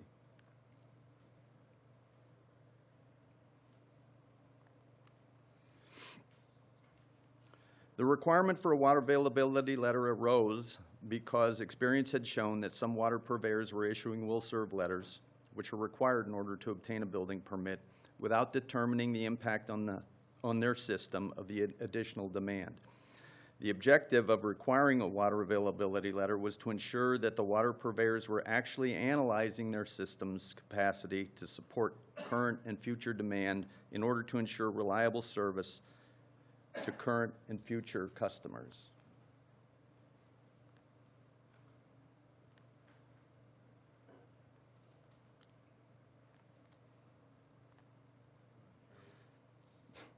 Maybe I'm pointing at the wrong place. The draft of the last revision of the Waterworks Manual was mailed to all water purveyors in the county prior to bringing it to your board last September. We received few comments and addressed those that we did receive. Nevertheless, after approval of the last change, several water purveyors came forth with concerns related to the time, effort, and cost to prepare the water availability letter. We've continued to dialogue with the water purveyors, and several have expressed concern that the water availability letter is yet another analysis they must prepare and cost they must pass on to their customers in addition to the state requirements.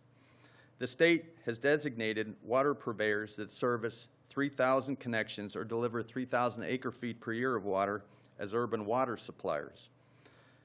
An urban water supplier is required to prepare, adopt, and submit to the state an urban water management plan that is an analysis of their system with a 20-year forecast. The urban water management plans must be updated every 5 years. And I've sprinkled in, this is for instance, the cover of the urban water management plan that was last submitted for Ventura County Waterworks District Number 1. The urban water management plan is a comprehensive analysis of a purveyor's water system, which evaluates their historical, current, and forecast water deliveries and uses, sources of supply, efficient water uses, and demand management measures, including implementation strategies and schedules. There are over 400, the state has classified over 400 water purveyors as urban water suppliers, and over 400 retailers and approximately 40 wholesalers.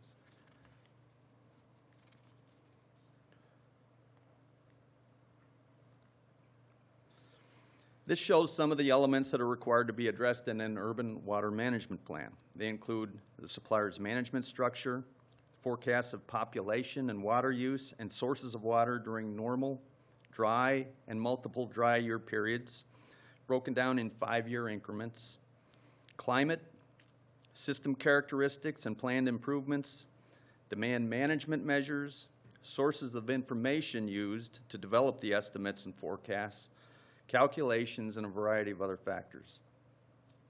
Failure to adopt and submit an urban water management plan acceptable to the Department of Water Resources makes a purveyor ineligible to receive certain funding or receive drought assistance from the state until the urban water management plan is submitted.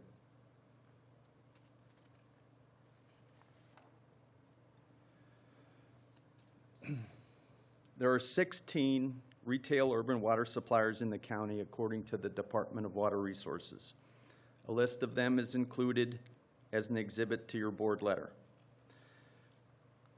And my friends in the Resource Management Agency prepared this overlay map that gives you a general overlay of the 16 retailers and the areas that they supported.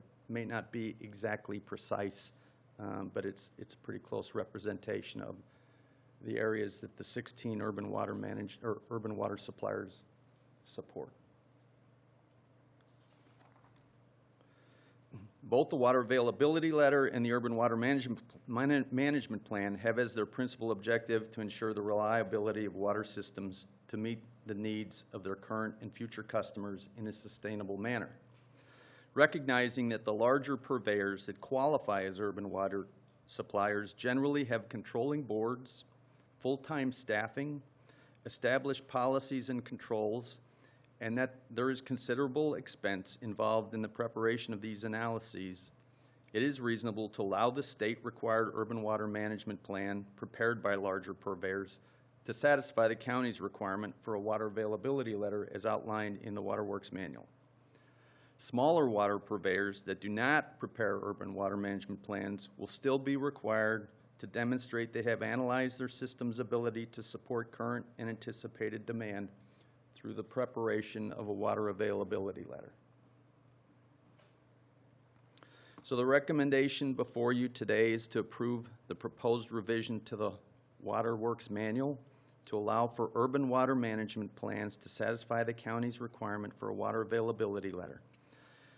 This revision has been coordinated with the Resource Management Agency and the Fire Department. And also in the recommendation is to find it exempt from CEQA.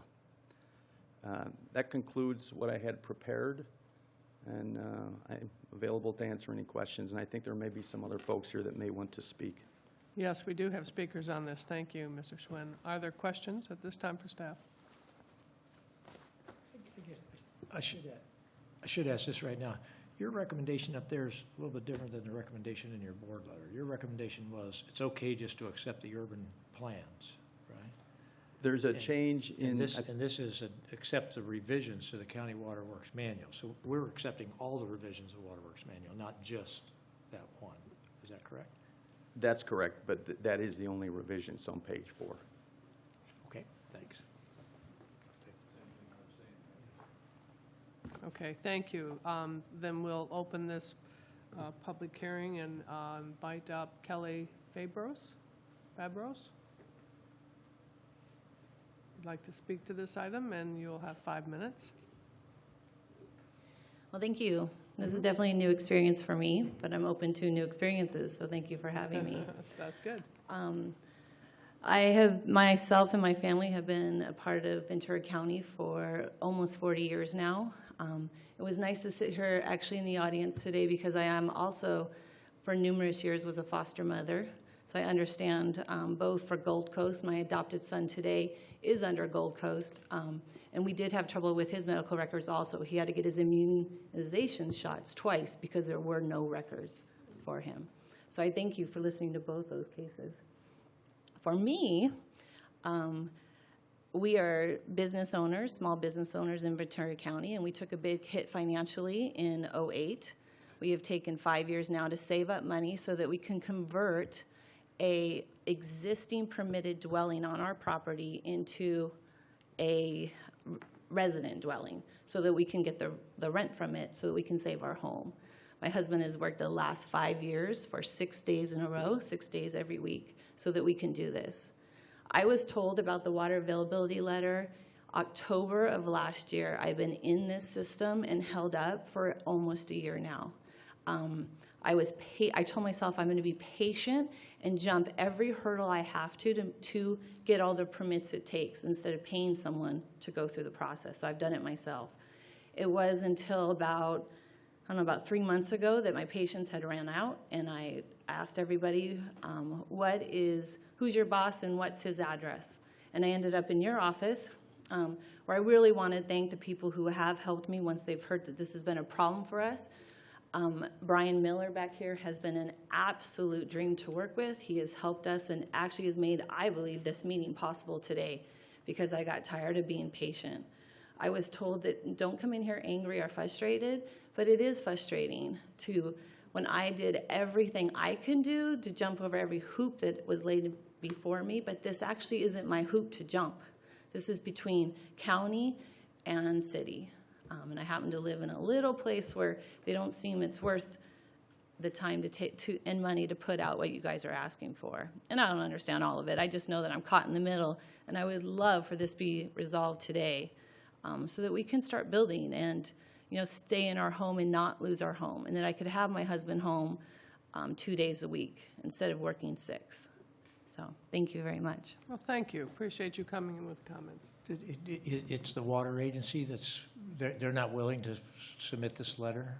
Is that what I heard you basically saying? Is that some small water agency that doesn't want to submit this letter? I don't believe they're a small agency. District 8 is Simi Valley Water. Simi Valley's water district. That's what we required these letters, and they weren't, because they did the 5-year deal, they weren't doing these. Oh, but if we do this plan, Yeah, if we yeah. do this, then. So once we do this, she's good. She's in great Yes, shape. thank you. Got it. Oh, good. Okay, Karen Montoya. Sorry. Good morning, welcome. Good morning, thank you. I'm Karen Montoya, and thank you also for having both of us here. Let me say this up front, too, that Mr. Miller has just been, I can't even tell you, it has been so frustrating. I've been doing this for almost 2 years now, trying to build on our property. So we thank him, all of us, for helping. I have a similar situation to Kelly. My husband and I purchased a home in the Knolls, actually a property with a mobile home on it. So we do have water service to that mobile home.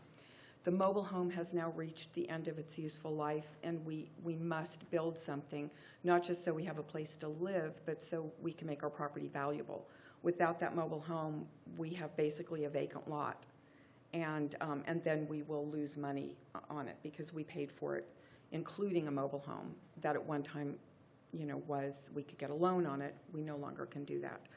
I started this process a couple of years ago with the beginnings of working with a contractor like Kelly. I'm also doing all the permits myself to save money. I wasn't aware until, I think it was November of 2014, that there might be a problem with the water, and but I had already gotten permits. I had already gotten a zoning clearance permit and paid for the first half of a permit with the county. So that's several $1,000s I've spent before anybody even told me that I may not be able to complete this timely. So now I'm stuck with, we need this letter. And what I was told is that District 8 needs to do this complicated survey or report, and they don't have the funds to do it. So they've been arguing back and forth, who's going to pay for this? How are we going to get it done? I was told that it could take 6 or 8 months before the report was even finished, because they had to hire an outside agency, which they don't have a lot of control over, I suppose. And that could be 6 or 8 months, could be a year, could be a year and a half. I mean, we're just left, and like Kelly, I'm sure she's in the same situation. We've spent money. We've gotten bids based on the cost of construction today, or for me it was over a year ago. And if we wait another year, it may become prohibitive to even do it. So I, too, hope that, I by the way, also understand that there really isn't a problem with the larger districts like ours, number 8, that this was really directed towards smaller water purveyors who were not, I guess, complying with some of the requirements for proper water storage in the case of a fire. So I hope that we can be exempted, and Kelly and I and others like us will be able to move forward. Thank you so much for having us here. We really appreciate it. And thank you for coming in to speak on it. Thank you. Mr. Chair? Okay, no further speakers at this time, Mr. Yeah, I'd like that. Brian, can you come down for a sec real quick? Comment? Because there's something else to this story that I thought was really good that I think only he can talk about, Brian. Because I know when this came to our office, you got involved, but it's just recently that this all came up for what you're doing. So explain what you found out the department did to make this happen quickly. Well, actually, it is true. We want to thank the Public Works Department because we brought this to the attention of Herb Schwinn and Jeff Pratt. They jumped right on it.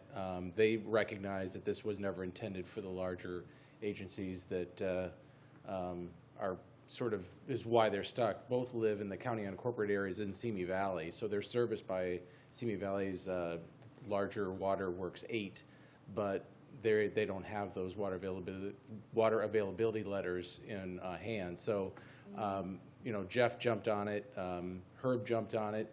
They decided to move this forward. We were actually going to carry the letter because it was going to take an extra couple of weeks. They actually got that done quicker, and just want to thank them for their swift service. Yeah, it was just part of it. When they saw an issue that was really causing, where they even planned, it was one of those, they just jumped and made it happen, and these ladies now are going to hopefully be in a different place. I just wanted to say thank you, and I know Brian was one who was involved in that, so. Thank you. Thanks. Okay, thank you. Any questions, board members? Yes. Yeah, Madam Chair, I heard, I know that we've had problems over in El Rio and Island Acres because of the letter availability. Is this going to help them with the guidelines and what to do? And the guidelines are still going to remain the same, The and same. it will still apply to water purveyors that don't exceed this threshold of number of customers. So they still will be required to develop the water availability letter. Many of them have submitted. We've received approximately 13 water availability letters. Some portion of those, about half of them have been approved. The other half are either have been returned with comments or are currently under review. So they are starting to come in. Oh, good. Because we have, what, about 8 water mutuals, I think, in El Rio, and 2 in Island Acres. Yes. And we always have concerns about individuals coming in, and they want to add to their homes and so forth. Many of those, this is going to help them. yeah, well, I don't know that this would help them, but Well, many at least the guidelines. Right. And they recognize that their systems are deficient in certain ways, either with storage or supply or something like that. So they are, it has precipitated, but they kind of wanted this milestone put there so they knew where they needed to go to get in order to qualify. So I think it's One of the things overall that the process is going to I wanted to commend you and RMA because many years ago when I first came in, you know, we had individuals apply for permits to build and so forth, and they had from 1 to 10, and 10 was, do you have enough water? By that time, they've already spent thousands of dollars getting permits. Now we reversed that and put the water on top. Number 1, do you have enough water? And this is how this is going to help them follow that protocol or guidelines, whatever you want to call that. So it's good. You look at this, and it's, what they put in place is not for people not to build. It's really to make sure that other people that have it will have enough water, enough pressure to fire. And the pressure to everything it, else. exactly. Yeah. So it's good. No, I'll make a. Supervisor Bennett has I comments just have one first. question thing. This makes common sense. I applaud Brian Miller and Supervisor Foy and you guys for working something out that makes common sense. So that's good. My question is just comes back to us. When these water availability letters come forward, I kind of see in the report it's PWA could say no or RMA could say no. Am I correct in that? When they come in, we route them to a number of different agencies. We route them to Planning, Environmental Health, Public Works, the Watershed Protection District, if they have groundwater involved, Fire Protection District. So all of those offices have a shot at it and have an opportunity to comment. Okay, so they could look at the water availability letter and say, this is not acceptable? Correct. Or it is acceptable, each one of them? Yes. So is it an affirmative process? Do they say yes and it goes to the next place? Or it's just if they don't say no? It's if they don't say no. They check it What you'll get, we'll get comments, so some of them will just have typographic errors or they'll have misreferences or something like that that's not substantive. In that case, we'll point out the deficiency and say, but it's acceptable nevertheless, but we want you to fix these things. Some of them say, you've made a bad assumption here. This is a bad number. And not trying to throw confusion, but is it I don't know the answer to this question, but is it better local government policy to have them go, yes, I reviewed it and it's okay? Or have them just, if they don't say no, it's okay? Well, they all comment. They all comment either in the affirmative or the negative. You either have to say yes, it's acceptable, or no, it's not. That was my question. I'm Great. sorry. All right, thank you very much. Can I ask one more quick question?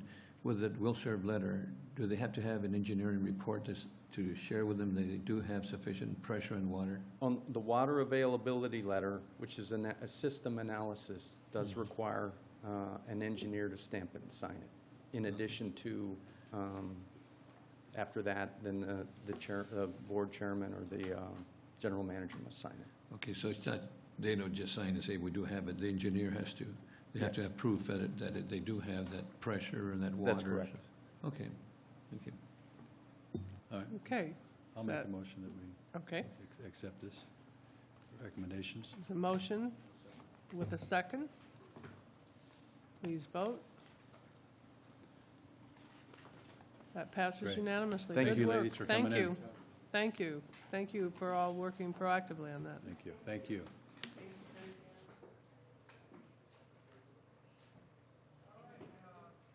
Board members, we now have an opportunity to have correspondence. Why don't we handle correspondence? We can be done with the regular agenda till our time certain and go into closed session. So motion to receive and file correspondence and a second, and please vote.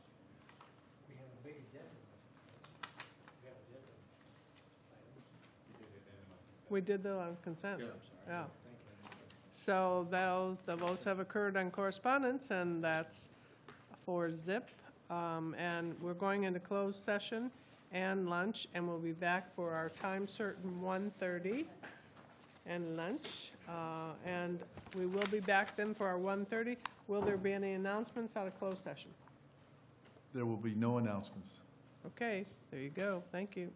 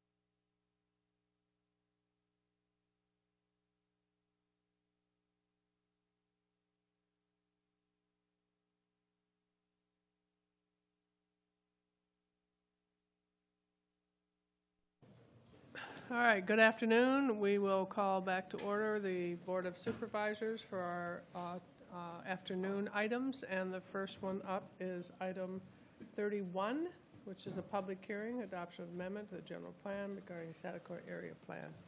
And yes, I introduced that well. Thank you. Good afternoon, Chair Long, members of the board, and absent Mr. Powers. My name is Shelley Sussman. and I'm the project manager for the Saticoy Area Plan update. Here with me are Ruchita Kadakia, who will also be presenting, and Kari Finley, who was the lead on the CEQA analysis. The purpose of today's hearing is to review recommended amendments to the documents that make up this project, including the Saticoy Area Plan, a new development code for Old Town Saticoy, and the Environmental Impact Report, and have the board vote on whether to approve these recommended amendments. We'll start with project context and background. The catalyst for the update was a privately initiated general plan amendment request to redesignate 5 contiguous parcels in Old Town from residential to industrial or commercial land uses. The board approved the screening and at the same time directed that we concurrently update the Saticoy Area Plan and search for grant money to help fund that update. The board also requested that the GPA applicants contribute to the cost of updating the plan. Saticoy is one of 10 area plans in the county. It covers about 240 acres of land. It's on the eastern edge of the city of Ventura and completely within the city's sphere of influence.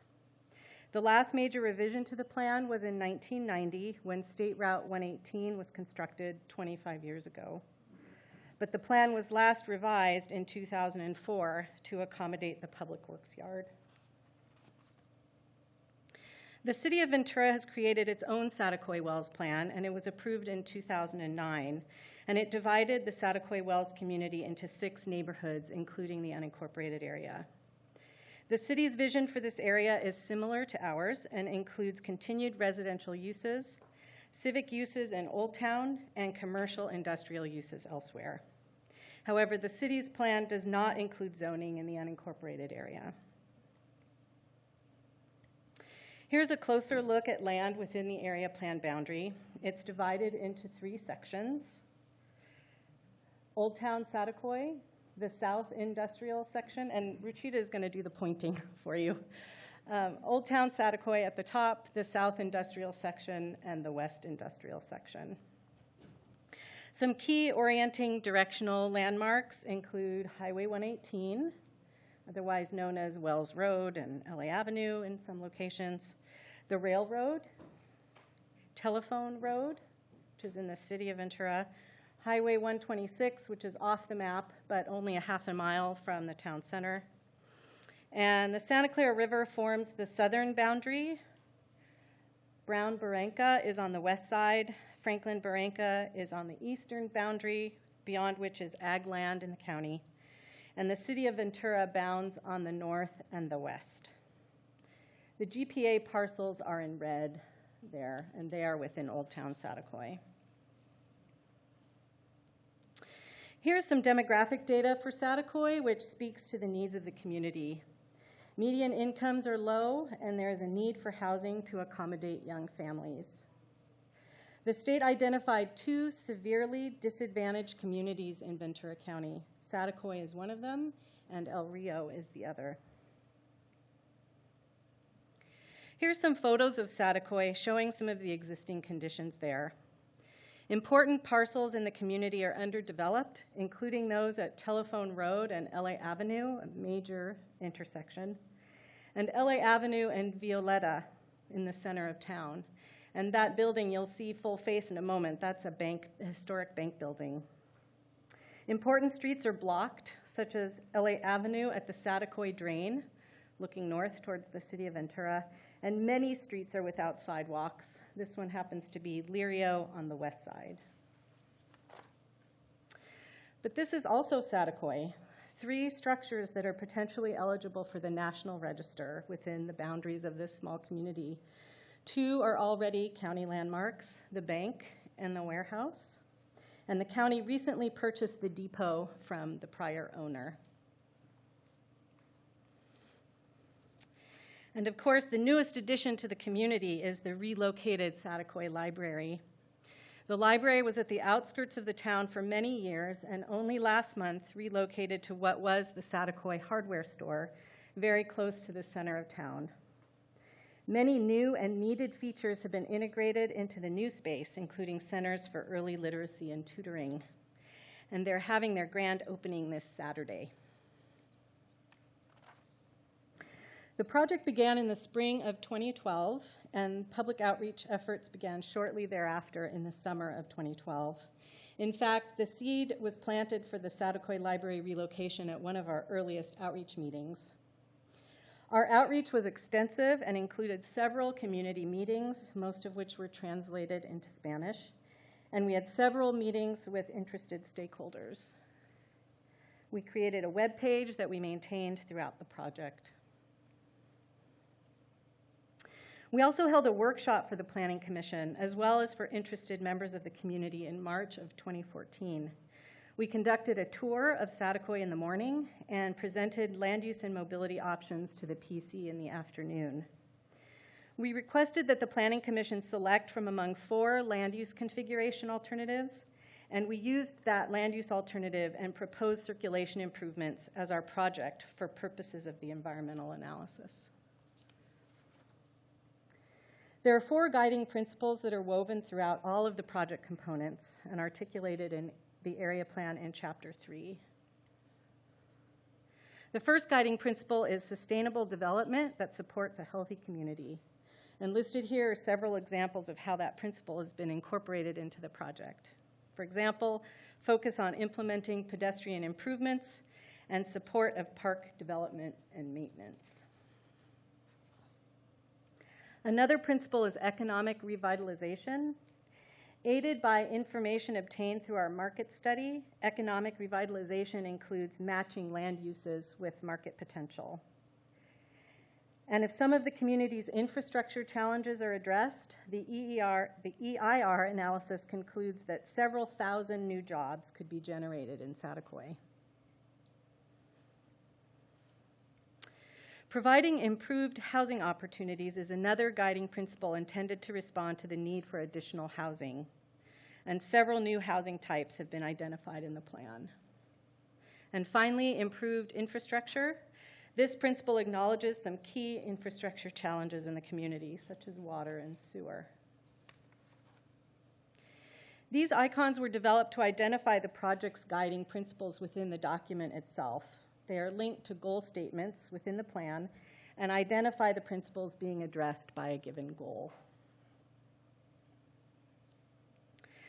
The guiding principles also closely align with your board's recent adoption of the Health in All Policies resolution. In fact, the proposed area plan directly addresses policy issues dealing with housing, transportation, air quality, and parks. In addition to the guiding principles, there are 2 important land use principles that influence the project.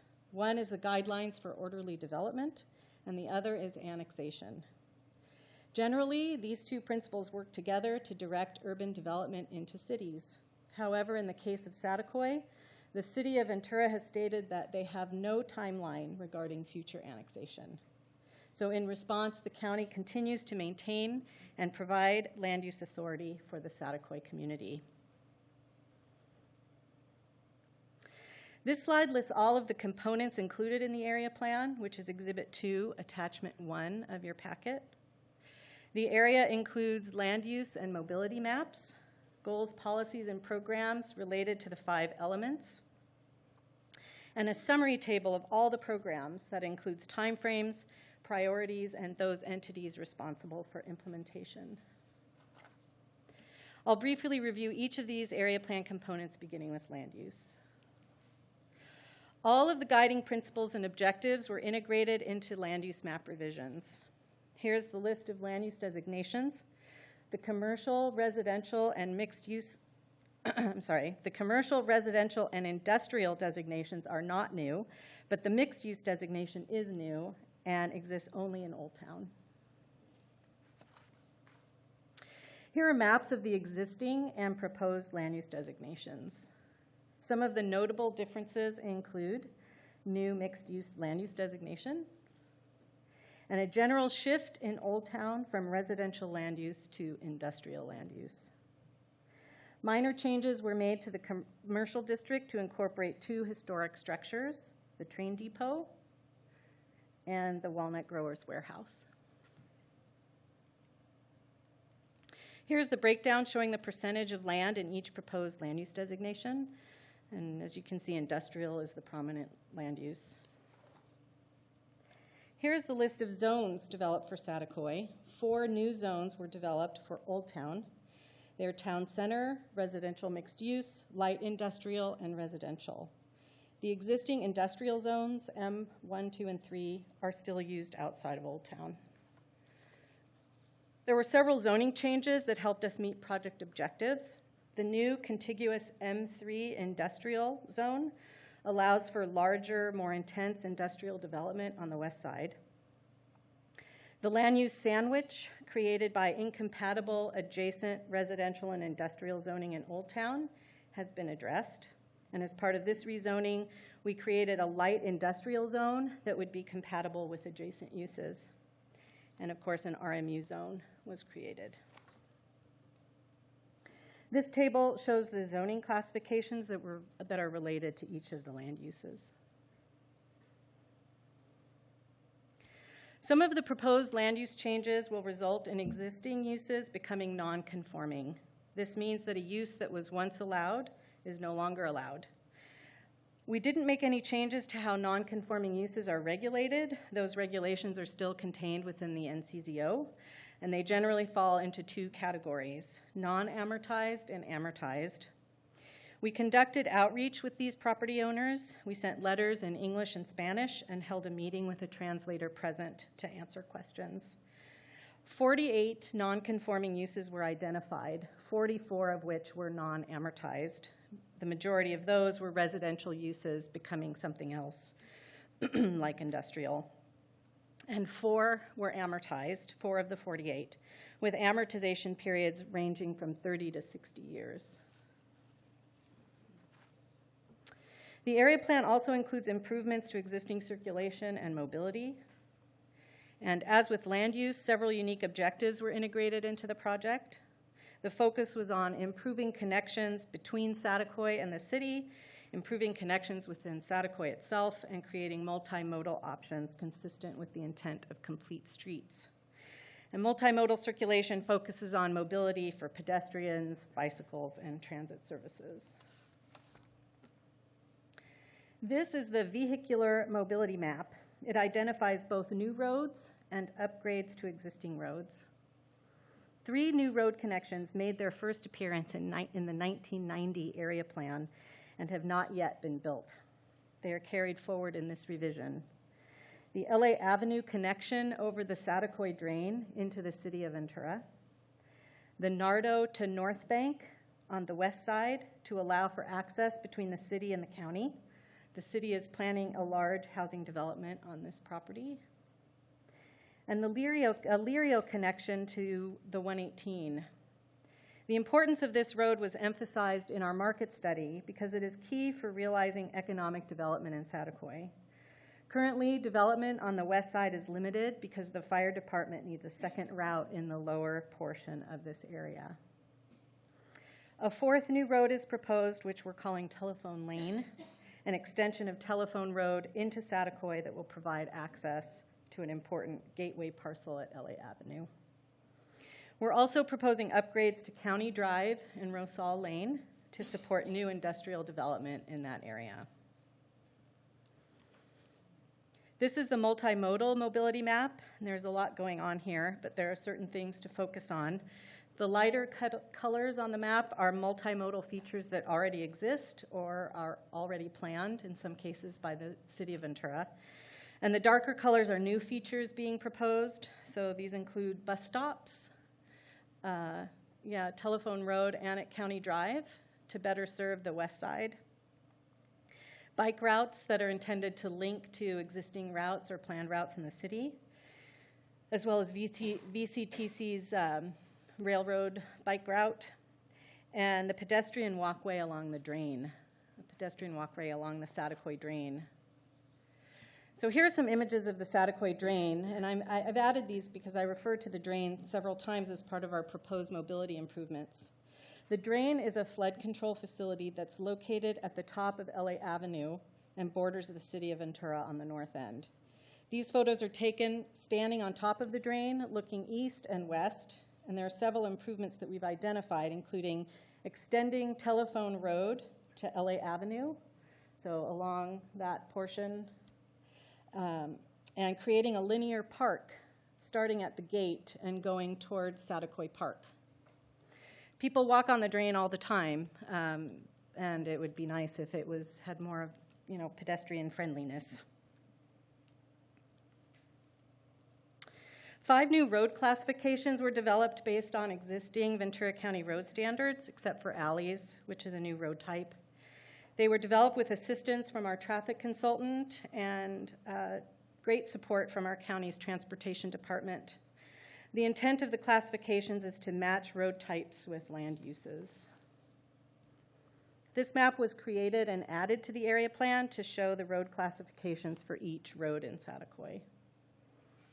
And the area plan now includes street sections that include standards for parking, travel lanes, crosswalks, and other features.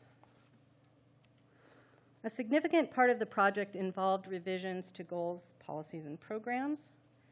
The area plan contains 5 elements, all of which were included in the original area plan, but they've been revised and reorganized. Here are the 4 land use goals, and you can see clearly they align with the project's guiding principles. We've adapted and revised several of the policies from the existing area plan, but this is a partial list of new policies. We've emphasized the use of environmental design to address crime, a reuse of historic structures, and continued access to the railroad for industrial use. We've also built upon some existing programs and added some new ones. For example, we've added a program to explore policies allowing GSA to acquire and maintain parks that are appropriate for a small existing community, such as a Plaza Green in Old Town and the linear park along the drain. Here are 5 mobility goals. Their focus is on, again, improving connections within the community and between the community and surrounding locations. Important new policies include prioritizing the road connection on the west side, addition of alleys to the local road network. We've already touched on many of the mobility programs. In addition, though, to respond to transportation impacts identified in the EIR, we have a program to reclassify a portion of the 118 from 4 to 6 lanes to alleviate traffic impacts that exist today and would persist with project development. The resources element deals with air quality, biological, and visual resources, and some of the new features include requiring facilities for electric car charging stations in certain discretionary developments, and returning some ecosystem functions to the barrancas. The public facilities element deals with water, wastewater, and coordinating government services. The focus is on developing and ensuring adequate public infrastructure and collaborating with those service providers. The focus of the hazards element is on fires and floods and ensuring that development incorporates the most current regulations. And for the first time, the area plan includes an implementation table for programs. It includes information about which agencies are responsible for implementation and the general priority and time frame for that implementation. And this is just an excerpt of some of the land use programs and how that table is put together. I'm going to turn things over to Ruchita, and she'll be discussing development in Old Town. I'll be back.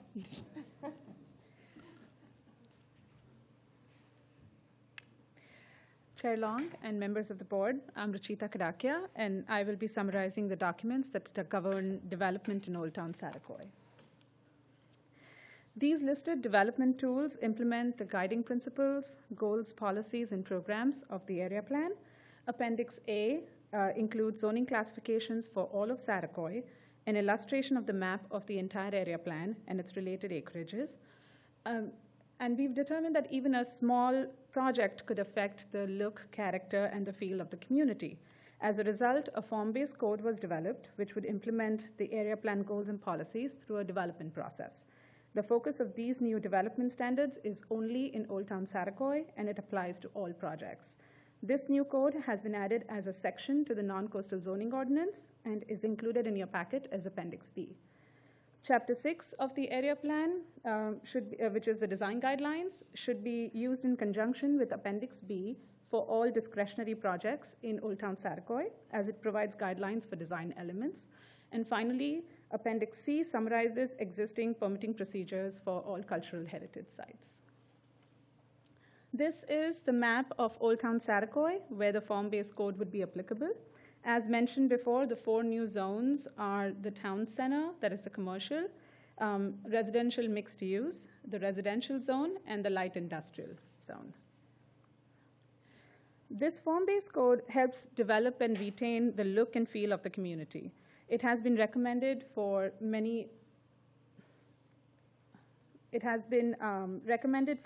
mixed-use zones where development that might occur site by site over time does so with a consistent look and feel. A use matrix was developed to allow for a mix of compatible uses within each of these zones.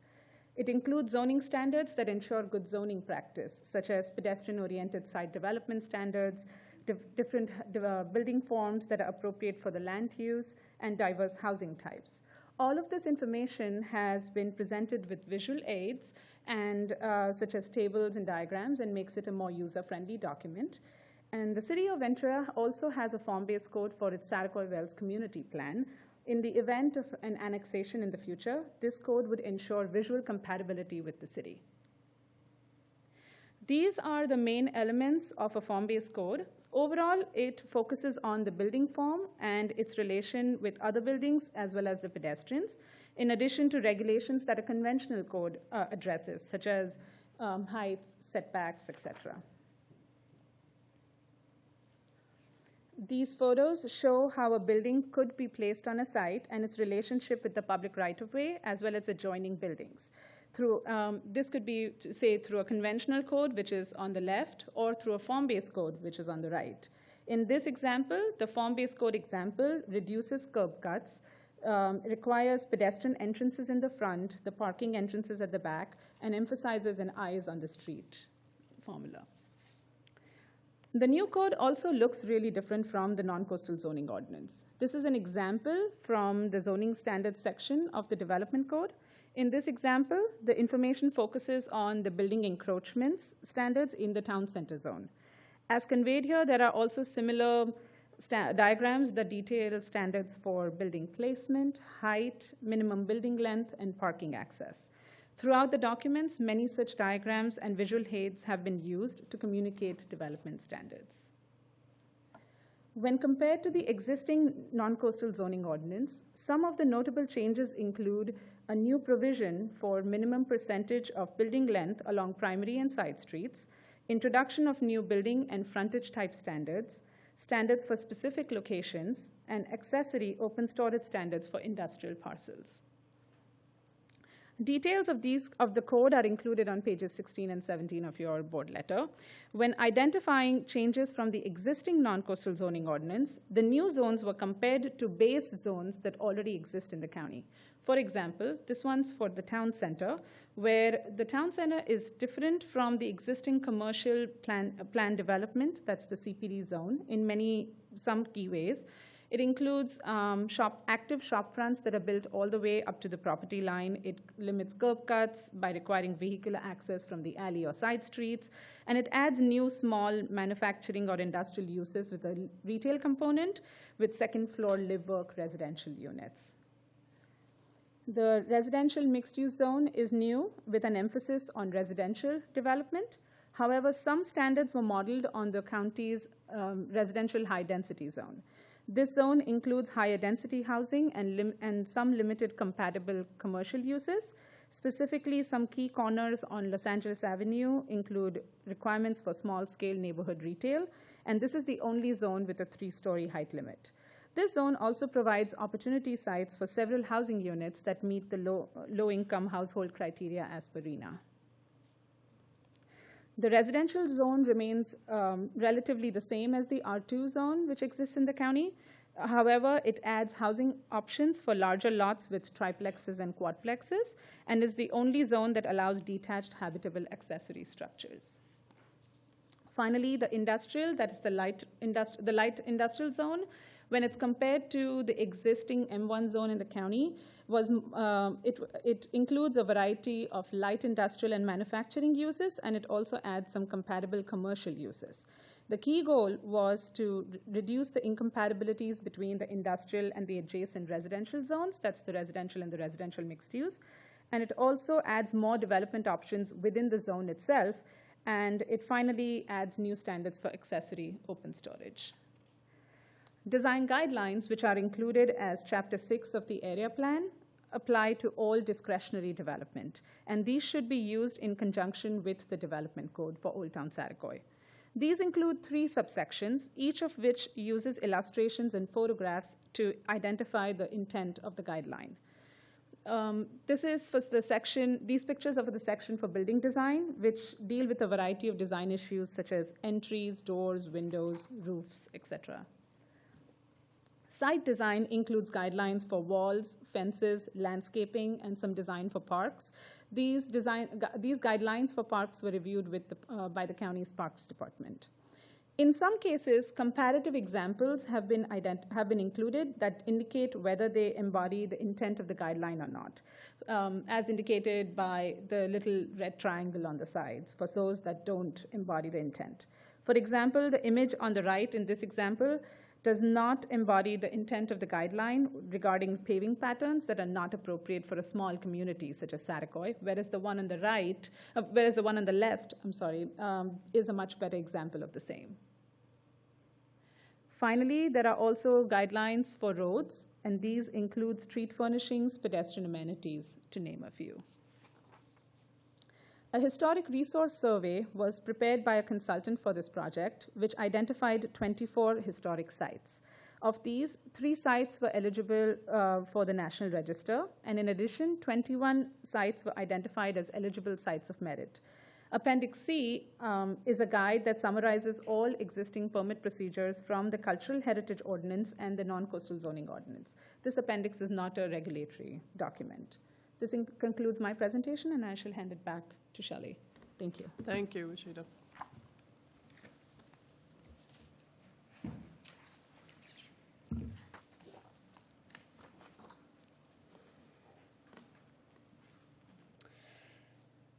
Implementation.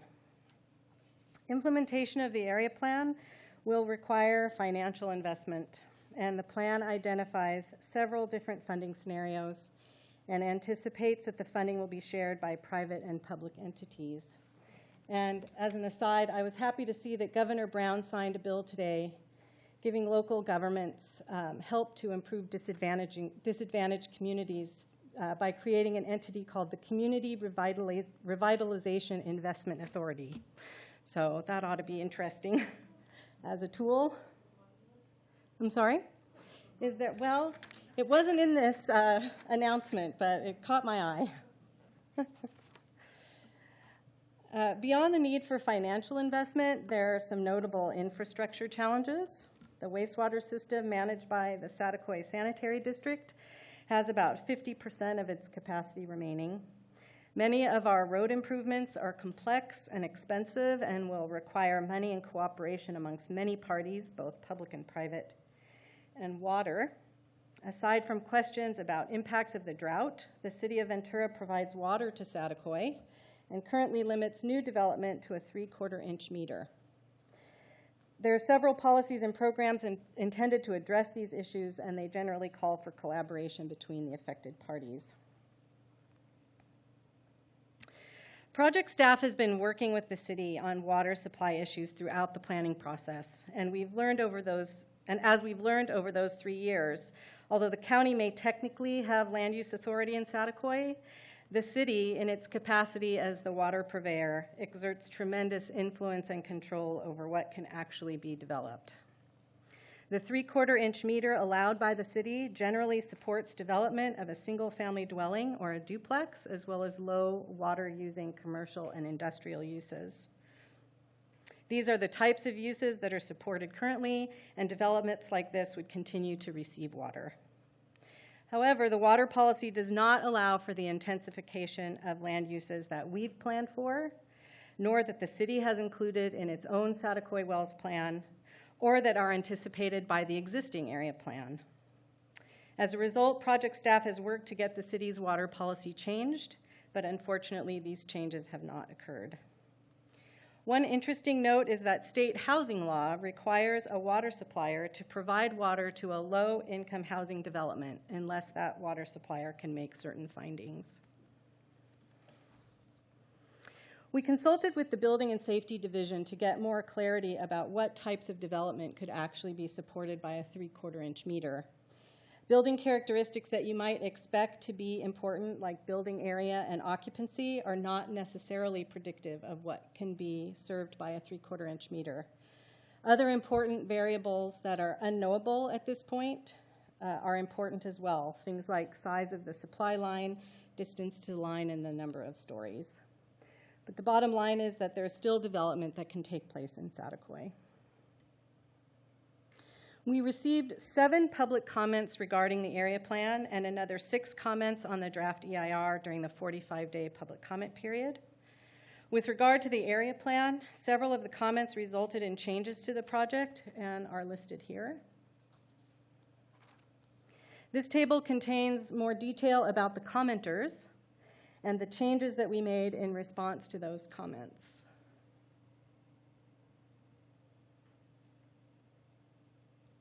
Other comments did not result in changes to the project, either because the revision was not necessary or because staff did not feel that it was appropriate.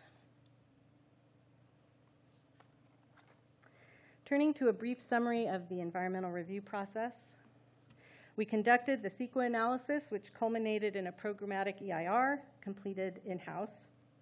The process included the initial study and completion of several technical studies, including air, water quantity and quality, noise, and traffic. 12 issue areas were evaluated in the EIR. This is an overview of the contents of the document. Many potential impacts were determined to be less than significant, largely due to existing regulations or proposed area plan policies and programs. In addition, there were specific beneficial environmental impacts that were identified. I'm going to focus my comments on the 8 unmitigated significant impacts. The first 2 identified impacts are related to water supply.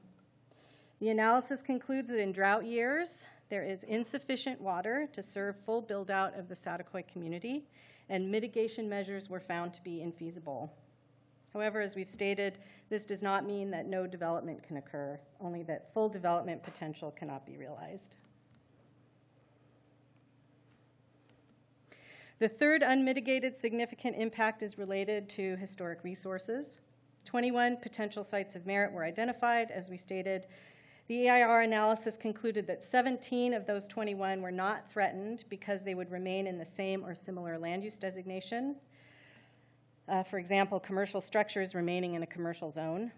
However, 4 of the potential sites of merit are proposed to be redesignated from residential to industrial.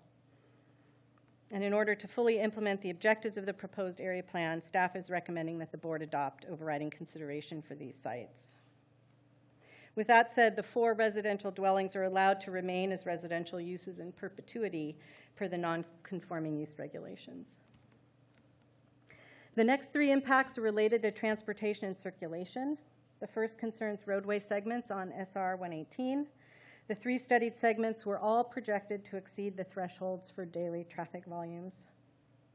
Although the impacts could potentially be mitigated by restriping the 118 to 6 lanes, the restriping project is not prioritized in the congestion management plan, nor is it identified by Caltrans as a priority.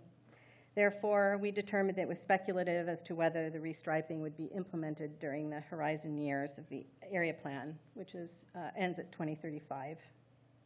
Notably, significant cumulative impacts would occur with or without build-out of the area plan. Could I ask you? Sure. If the water equation was addressed somehow, and we did get to full build-out, then it certainly seems possible that the plans would change, which would potentially call for restriping then in that situation. Would that be a fair, I think that's practical, a fair, common sense assumption? Yes. Yeah, great, thank you. Oh. Okay, in addition to road segment analysis impacts, there were also intersection impacts. 5 intersections along the 118 were studied, and all 5 exceed peak hour limits. 3 of the 5 would be impacted with or without build-out of the area plan. Both the wastewater treatment plant and the wastewater collection system would be significantly impacted by project build-out. Although there is some existing capacity remaining in the system, it's not sufficient to support full build-out, and there are currently no funds or plans for expansion or upgrades. In order to adopt the proposed project, the Board of Supervisors must make overriding considerations that outweigh the significant environmental impacts that I just summarized. This slide summarizes the beneficial impacts that were identified in the EIR and should be considered as part of an evaluation of overriding considerations. In addition, as I described earlier, the project implements guiding principles such as economic revitalization and improved housing opportunities. CEQA requires an analysis of potential project alternatives that might achieve the same objectives while reducing environmental impacts. 6 alternatives were evaluated in the EIR. The 3 alternatives numbered 2, 3, and 4 were those that were previously reviewed and not selected by the Planning Commission in March of 2014. Staff concluded, based on the analysis in the EIR, that the alternatives reduce some impacts but don't do any better at achieving project objectives, and several provided fewer beneficial impacts. As noted, we received 6 comments on the draft EIR. The first, from United Water, resulted in some minor changes to the area plan and project description. Comments 2 through 4 from county agencies resulted in minor revisions to the initial study. And the OPR letter acknowledged that the county had met its requirements and no comments were received from state agencies. The City of Ventura submitted extensive comments, which are summarized in this table. The first comment is the most notable. It is related to the baseline water supply used in the EIR analysis. The city stated that we should have used the amount of water that can be delivered through a 3/4-inch meter as the water supply, rather than the amount of water that is available to all customers within its service area, which includes Saticoy. We did not agree, and we did not change our analysis, but the conclusion still results in a finding of unmitigated significant impact during drought years.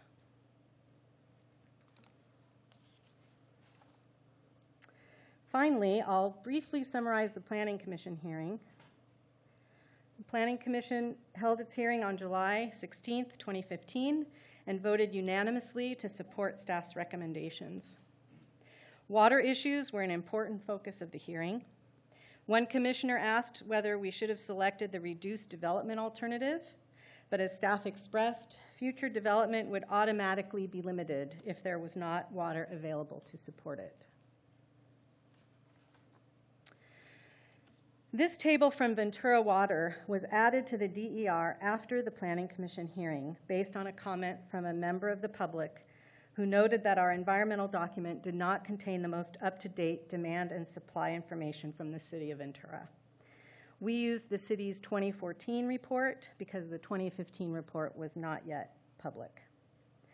The table shows water demand in acre-feet per year between 2014 and 2022. Water demand is shown by the blue bars, and water supply is shown by 2 lines. One indicates low water supply, and the other shows high water supply projections. As noted in your board letter, the 2015 supply projections are actually slightly higher than the 2014, supply projections that we used in the DEIR. Two key takeaways from this table. As we concluded in the EIR, impacts on water supply are significant in drought years, as shown by those red bars. But there is adequate supply in normal years. As noted in the EIR, full build-out over the course of the 20-year time horizon would require an additional demand of approximately 550 acre-feet per year. Based on the city's own projections, this increased demand could be accommodated by anticipated supply, even under low supply projections. So during drought, demand isn't available, capacity isn't there in drought conditions? Right, and that's what we concluded in our EIR, yes. So we have arrived at the recommended actions. The Planning Commission recommends that the board take the actions enumerated in actions 1 through 11, listed here and in the board letter. And Brian, I assume I don't need to read these into the record? All 11? Oh, no. That's not good.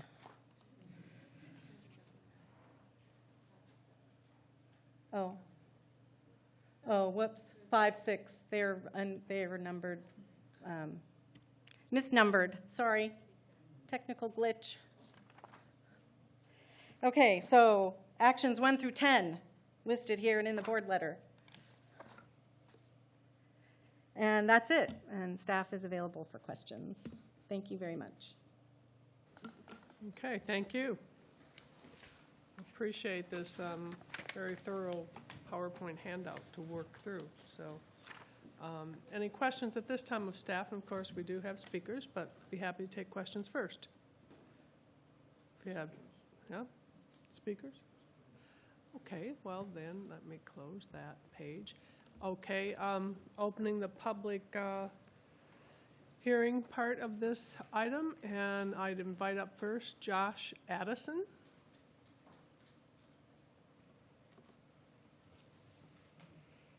Good afternoon. Good afternoon, Chair Long and Supervisors. Thank you for the opportunity to speak with you this afternoon. I think in these sorts of situations, it's good for you to hear from affected property owner regarding the process. And I just wanted to applaud the openness of the process and the opportunities that were abundant to participate. And I want to thank Rosemary and Shelley and Rachita and Kari for working so diligently in including community members and landowners and business owners in the process.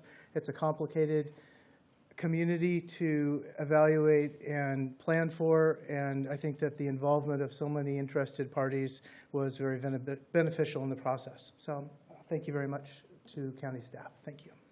Thank you. Coming in to add those comments. Thank you. Chuck Rogers.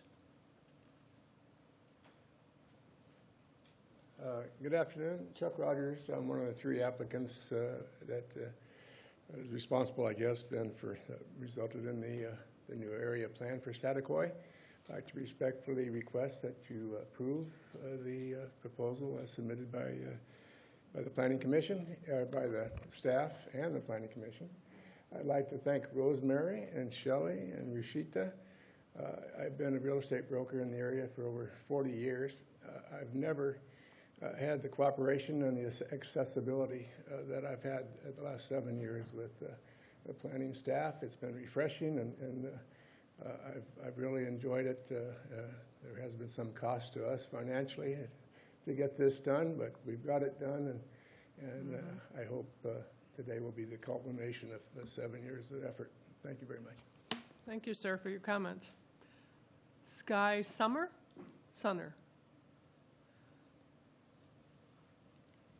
Glasses on, I'd see that right. Sunner, thank you. Hi, I'm Sky Sunner.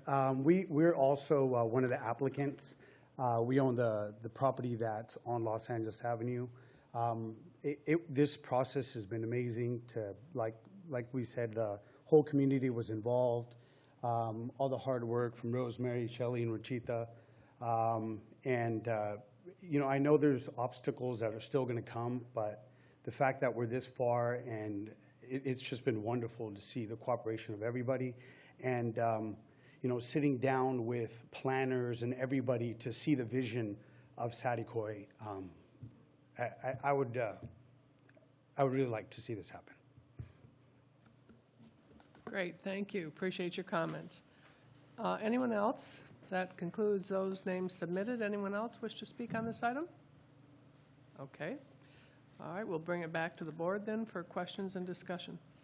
Madam Chair? Yes. If I could.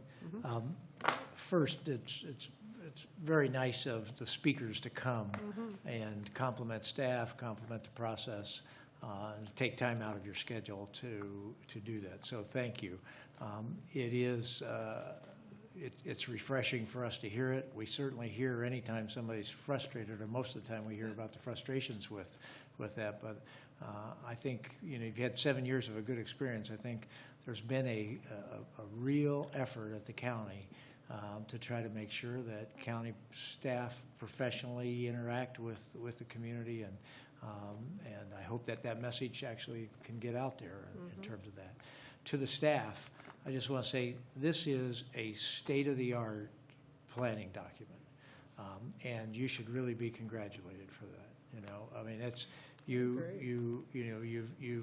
applied this to a low-income community that didn't necessarily demand or require that you do this, and yet you did it, and you should really be proud of this. I had this feeling as you were doing the presentation, it's a little bit like birthing a child or something, You've been at it for so long, and here you are at this. But this is outstanding work, and I really genuinely mean that. I mean, I just have had, all the interactions I've had with it, each time the professionals tell me that's really good, that's the best way to do that, the form-based codes, and what it's going to do in the long run in terms of allowing people to now move promptly and clearly through the process, because they know exactly what we're asking for in this area. They meet these requirements, they've got it, they're approved, they get to move.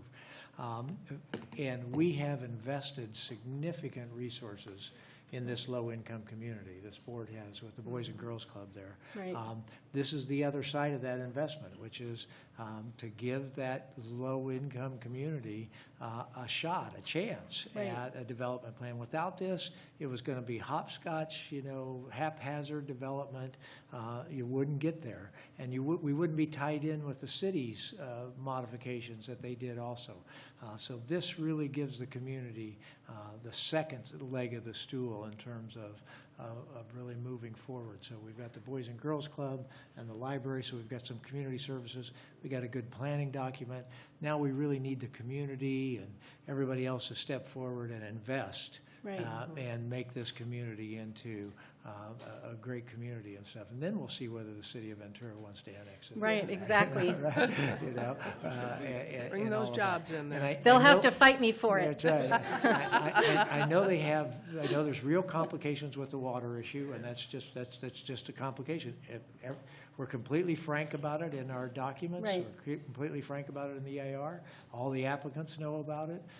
So it's one of those issues. And who knows with water what's going to happen, exactly. But it's one we have to be frank and direct about. So I will certainly be proud. I don't want to cut off any discussion, but I'll just put it out there so that we can then have the discussion to move all of staff's recommended actions with the real strong congratulation of the board for professional work, for a 7-year professional effort that was out there that you should all feel really proud about, when you finish this, right? Yeah, it took us 3 years. They applied for their general plan amendment in 2010, and for 2 years we looked for grants as directed by the board. We got 2 of the grant. We applied for 2 and got 2 grants and started moving in the summer of 2012. But 7 years ago, people started coming. Right. And this process started in terms of people started coming wanting projects. Right. And that's when you guys started to engage, and you came up with this as a solution to that whole request, that is out there, right? So So anyway, I've moved that as a recommended action, not wanting to cut off any conversation of the board. Supervisor Parks? I agree. It is very positive to see this, and the design looks really, brings the community together. It gives a lot of options for best use of space.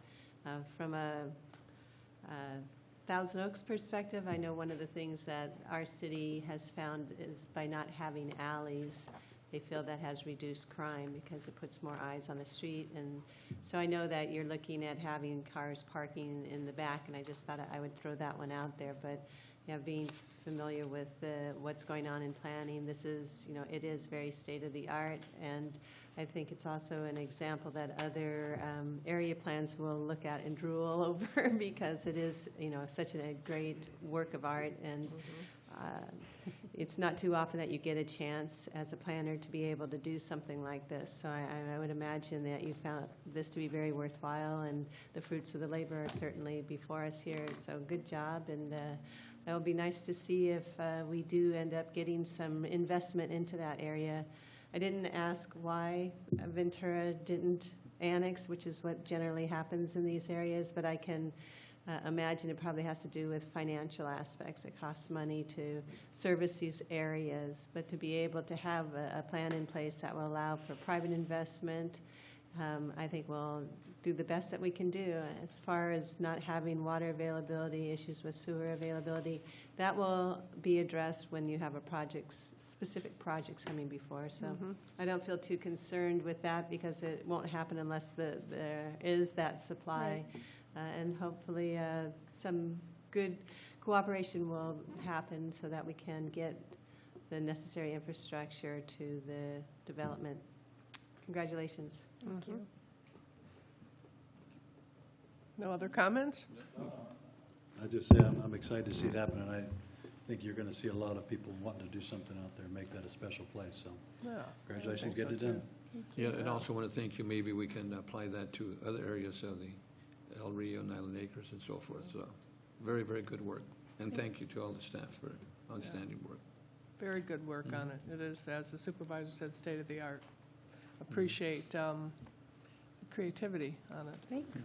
And the property owners and investors who stepped forward to help with this and to speak and engage in the process, too. It was very valuable. Good work. We have a motion and a second. Please vote.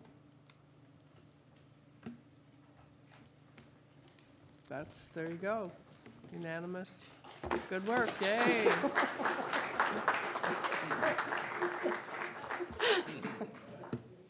Birthing a baby, right? That was a good presentation. Thank you. Great work. Thank you All very of much. planning. Thank you so much for your focused work and energy on this.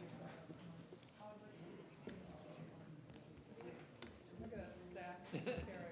You need a little dolly.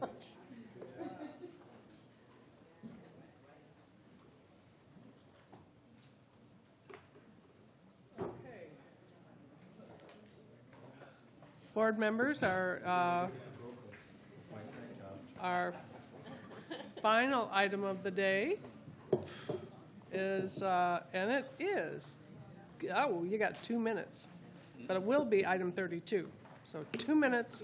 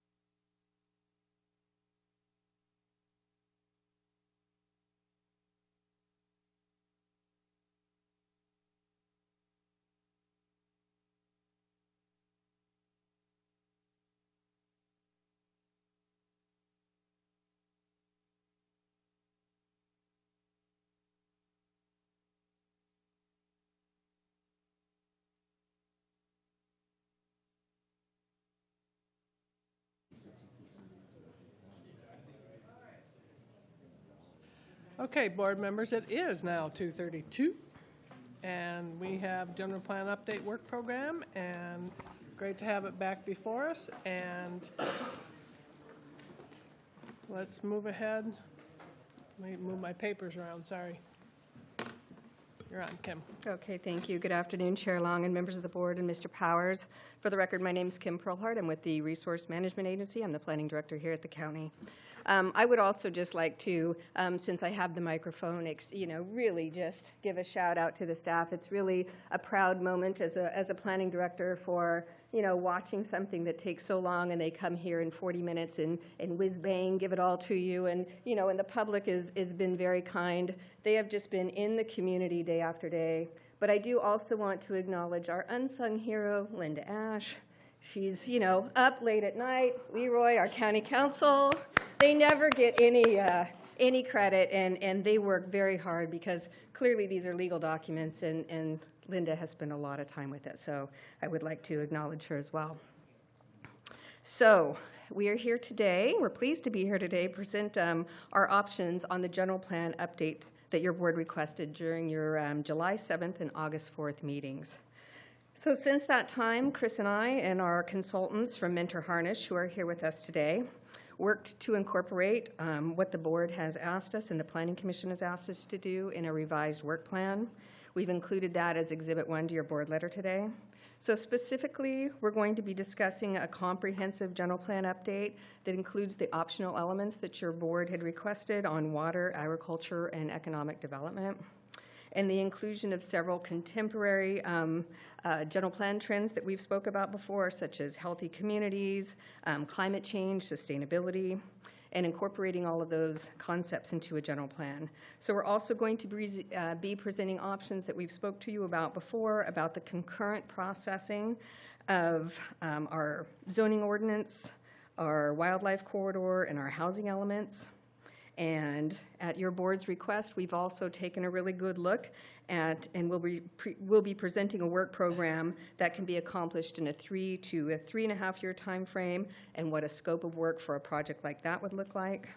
But regardless of which option that your board decides on today, it's our intention to be back before your board in December for the authorization to execute a contract for consultant services as a result of an RFP process. So we are on a timeline, whether it's 3.5 or 4.5 years, we need to get moving. So we do already have a date saved, and Brian Palmer was kind enough to give that date to us already. I believe, I wasn't here at the August hearing, but I think it was maybe Supervisor Parks that asked about the general plan update from all the other cities and what all the other cities were doing. I meet with them about once a month, and we had a conversation. The city of Santa Paula is about to embark on a general plan update. I didn't hear back from the city of Moore Park, but none of the other cities are embarking on any sort of a general plan update right now, but we will be working with them. Camarillo?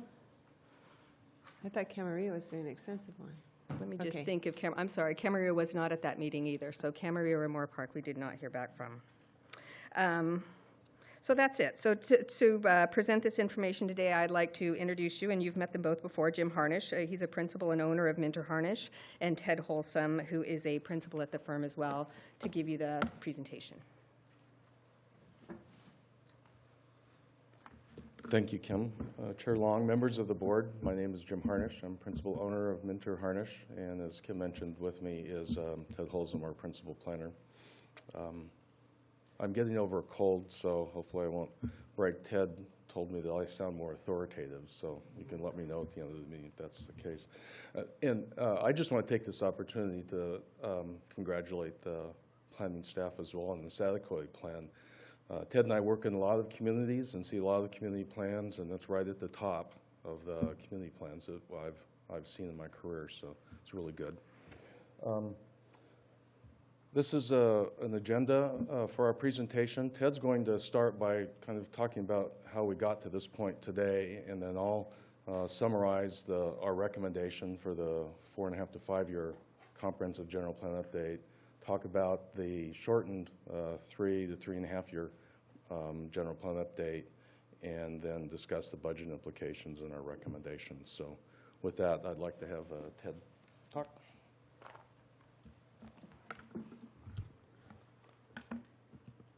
Well, good afternoon, and as Jim said, I'm going to be recapping how we've gotten here and all the work that's gone into the work program process to date.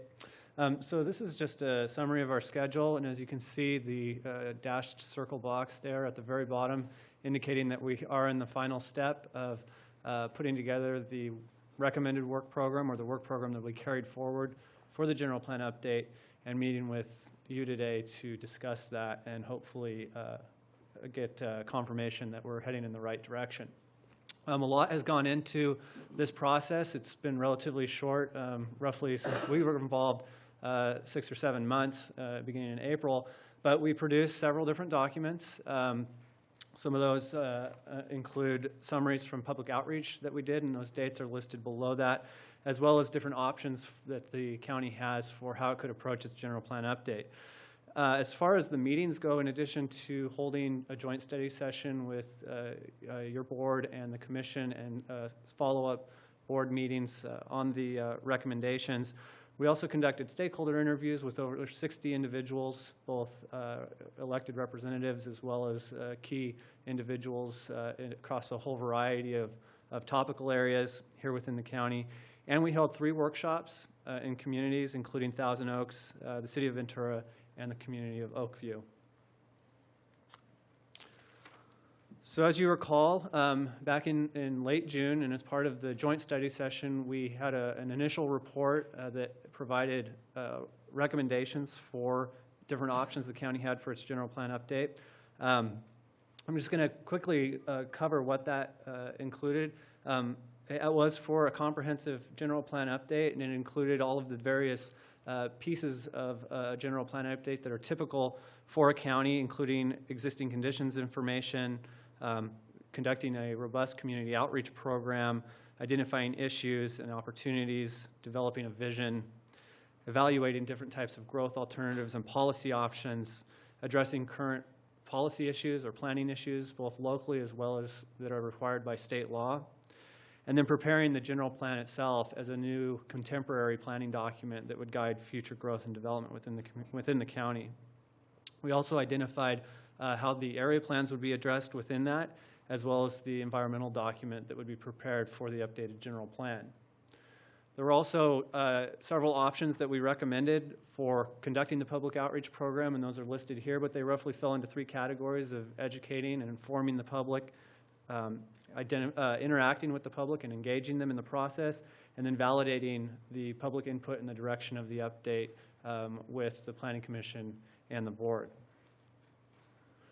We also included several optional items for discussion purposes as part of that.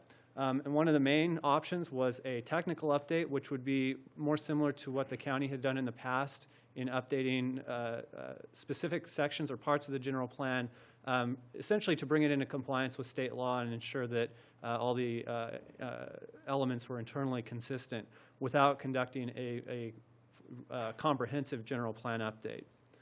We also discussed different types of optional elements that could be included in the general plan, as well as different types of topics that could be addressed comprehensively, such as climate change or healthy communities. And we also provided options for how the area plans could be updated and or incorporated into the general plan, including simply reformatting the plans and making sure that they were consistent with the updated general plan to actually physically integrating them into the document and providing a structure for those community plans and future community plan updates, to finally conducting comprehensive community plan updates similar to what was just approved for the Saticoy area. And right now, your recommendation is the integrating approach. Yes, it is. Yes, and Jim will discuss that in a little more detail. And then finally, we included several public engagement options that the county could consider in addition to those that were recommended as part of the scope of work. And lastly, we included several concurrent planning projects that could be done with the general plan update to provide some synergies between the different projects, including concurrent zoning code update to ensure that the zoning upon adoption of the general plan would be consistent, preparing a concurrent housing element update, or largely preparing the housing element update, which would be required to occur towards the 2019-2020 time period, and then preparation of a wildlife connectivity protection overlay zone. So with that, I'll turn it back over to Jim, who will talk about some of the changes to the work program that I just described.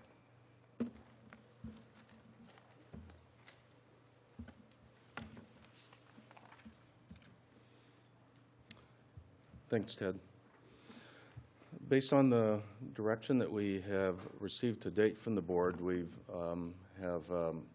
included recommendations that initially address several topics that Kim mentioned, water, agriculture, and economic development, probably in the form of additional elements, but not necessarily required, and that decision doesn't have to be made today, and then address other issues, contemporary issues of sustainability and healthy communities. And each of these issues would be addressed through both developing background information, goals and policies, implementation programs, and also an important aspect is engaging stakeholders in those topical areas to make sure that the issues are being comprehensively addressed and address the concerns of the community. And as I said, those issues could be organized in several different ways. We think, for example, healthy communities is better addressed as a cross-cutting issue through several elements as opposed to a freestanding element, but you can make a decision later to do that at some point in the process. First the Planning Commission and the board would be asked to make that decision. So that's the way the program is set up. It's an interim.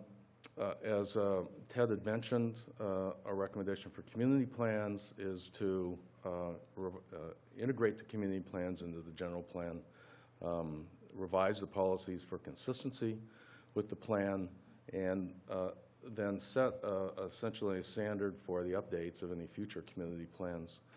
And then the area plans would also be included as a part of the web-based general plan. And I think if you remember, we said there's kind of a point in the land use alternatives process where you may want to consider separately updating one or two of the community plans to address some of the land use issues there. But again, that's a to-be-determined issue. Based on your direction on the outreach options, there is a basic set outreach program, and then our recommendation includes the online town hall surveys, and then scientific phone survey of the community, and then focus groups. And these focus groups would mostly be organized around these key topics. And again, those are to be determined based on the initial work conducted on the plan. Timing is assumed to be 4.5 or 5 years. I think the objective would be to get the plan to the board by the summer of 2020. So the board was interested in understanding what a general plan update would look like on a 3-year update program, maybe 3.5, but we've tried to structure this to 3, knowing that sometimes things don't always go according to plan. So this is what we looked at the recommended work program for opportunities to reduce the time, roughly 18 months. The key, most time-consuming part of the process that isn't necessarily essential, but isn't still important, is reducing the land use alternative process. This wouldn't mean that you wouldn't consider changes, but it wouldn't be as a robust analytical process. I'm getting ahead of myself. Let me go back and say the 3-year plan would have all the basic components of a comprehensive update. They have do the background report, some limited visioning, considering some focused policy options, updating the goals and policies, implementation programs, have a program EIR, and still include public engagement, but in a more limited nature. And I'll talk about why that would be more limited under the 3-year program. So we talked about, I just mentioned eliminating the land use alternative process, kind of ratchet down and focus the policy option discussion. Excuse me. Yes, sir. Can I interrupt you here? If I don't grab this one while you're at it. You say if we go to the 3-year plan, we have to eliminate the land use alternatives. And a different place in the letter, you reference the fact that at the last meeting, the board directed that we didn't want to do the land use alternatives. And so in the 5-year plan, I don't see anything that says land use alternatives. So I've got in the 4.5 to 5 years, there's no reference to I don't see any reference to the land use alternatives component. And then you also reference the fact that we said we don't want to do it. And then in the 3-year plan, you say we won't be able to do it if we go to a 3-year plan. That's not quite adding up to me. I thought we don't want to do it. So what is it that we're not going to be doing that we would be doing that we said we didn't want to do? Sure.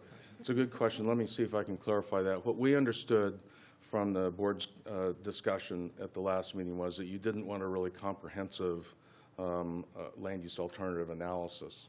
Right. And so we took that out, but we left the potential, and it's really a likelihood that there will be some land use issues come up, that there would be a more focused look at land use issues in specific areas.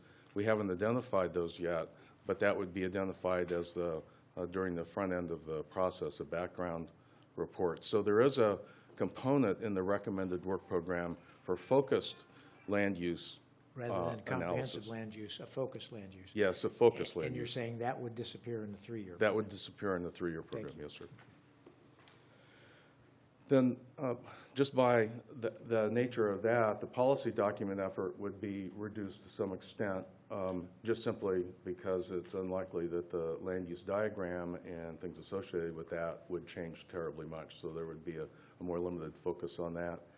And then the integration of the area plans, we think, would probably be eliminated, because that is I'm not sure, a lengthy process, but it takes several months to go through and do a really good review and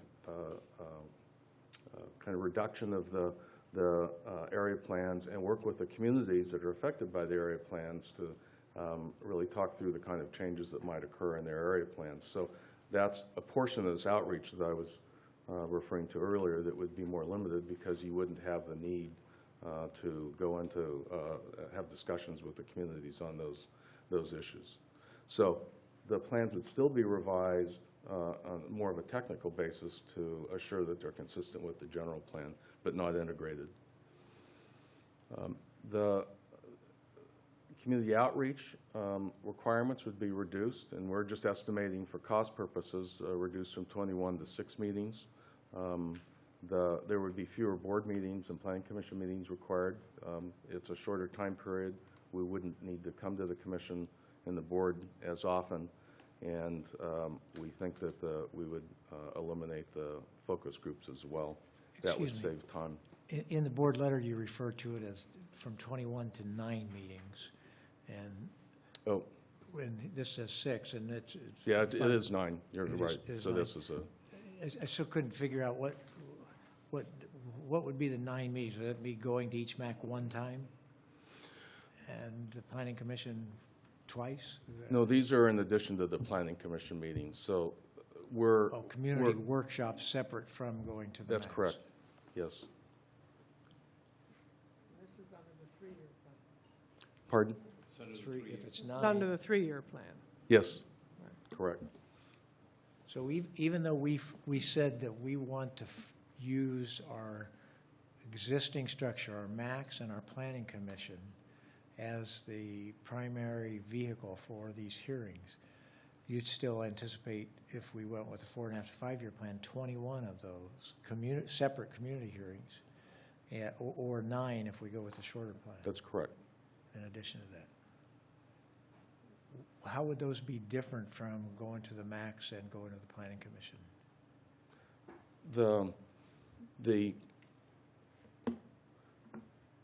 The meetings, the community workshops are at the MACs. Right. So they're separate from the planning commission will have its own set of meetings that would follow on those meetings, right? So the community meetings are at the MACs? Yes, that's correct. So in this 9 or 21, how many of them are MAC meetings? Are they all MAC meetings? Well, more or less. I think there may be the potential of having meetings outside the MACs, but that would have to really be determined based on when the But there are not any planning commission meetings listed in here. That's correct. Right? Okay. Yep. Clarification, are we saying 6 or are we saying 9? We're saying 9. Thank you.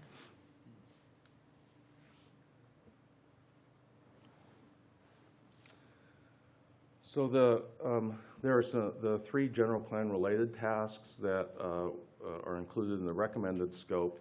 The housing element would drop out really because the plan would be done before the RENA numbers are out and you could actually start it up. This is, I think we mentioned and talk about it later, this is really a deferred cost. So even though it drops out of the 3-year budget, it would come back at some point when the RENA number's out and you could start the housing element.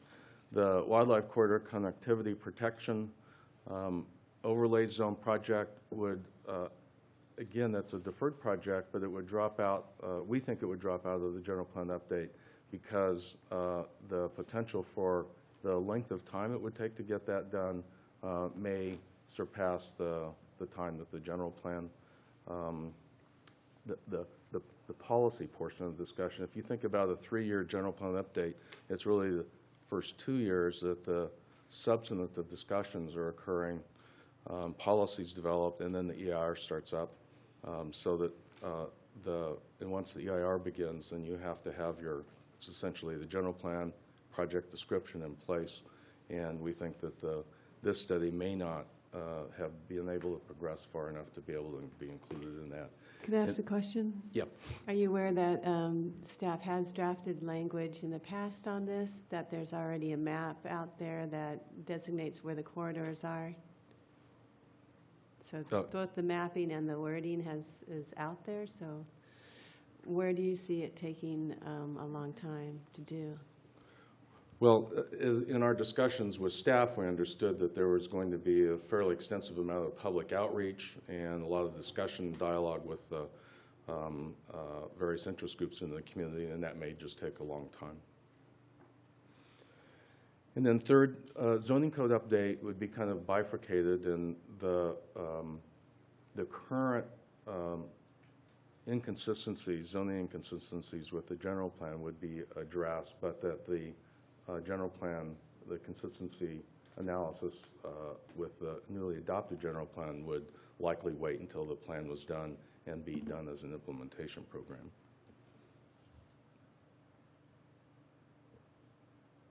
There we go.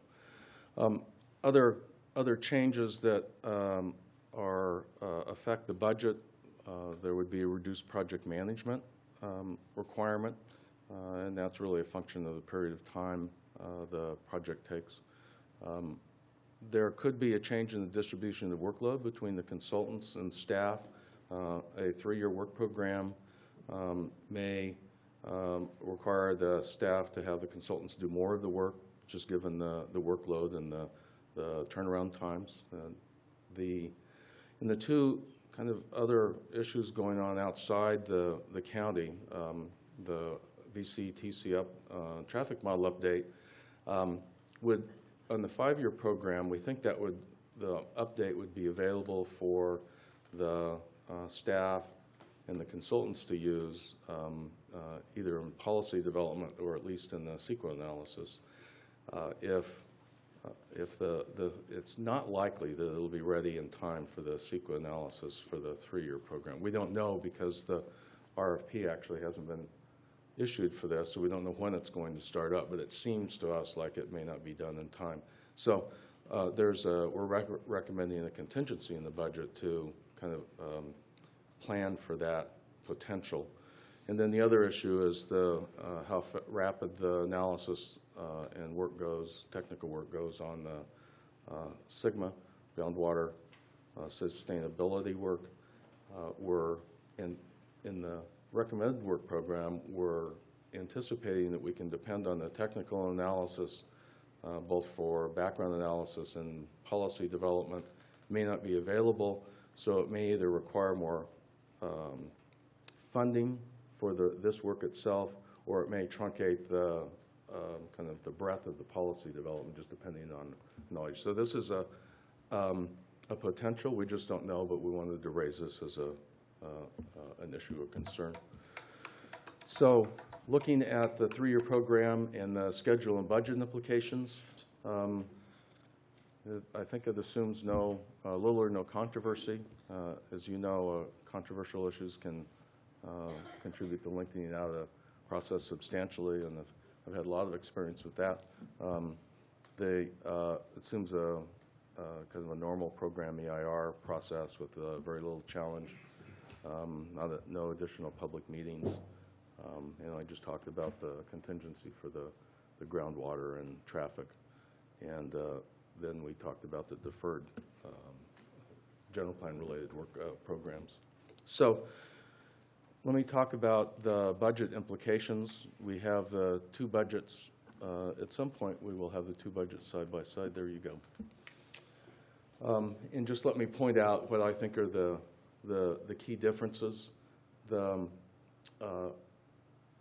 issues, identifying issues, assets, and opportunities would be more limited. There's some connection between that and the policy, looking at the policy options. And as we talked about just a minute ago, the land use alternative process would be eliminated and in favor of a more focused policy analysis. The area plan work would be more limited, and therefore the cost would be reduced on that. The public outreach, 3 years of public outreach rather than 5 and fewer meetings ends up reducing the costs as well. Now, the project management isn't a one-for-one reduction.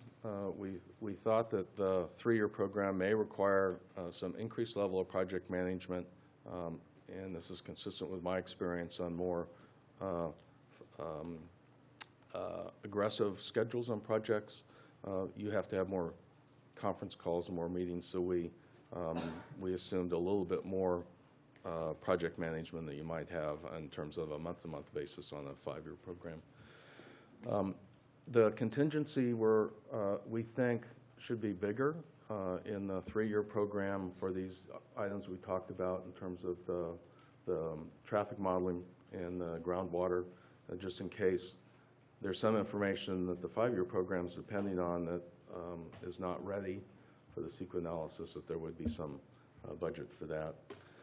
And then the general plan related programs. There are a couple of footnotes here that didn't show up on this, but I just explained footnote 1 on the contingency.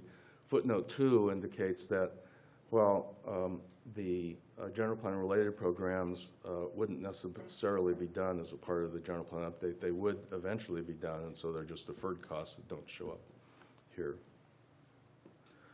That's a question I have. Is it less expensive to do the housing element, or is it going to be $85,000? And this is more for staff rather than you. So staff, could you answer that question? Down at the bottom, we have housing element with the recommended work plan, $85,000.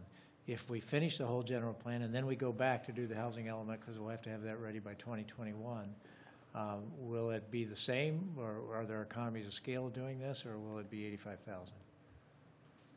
You want me to answer that? Yes. Yeah.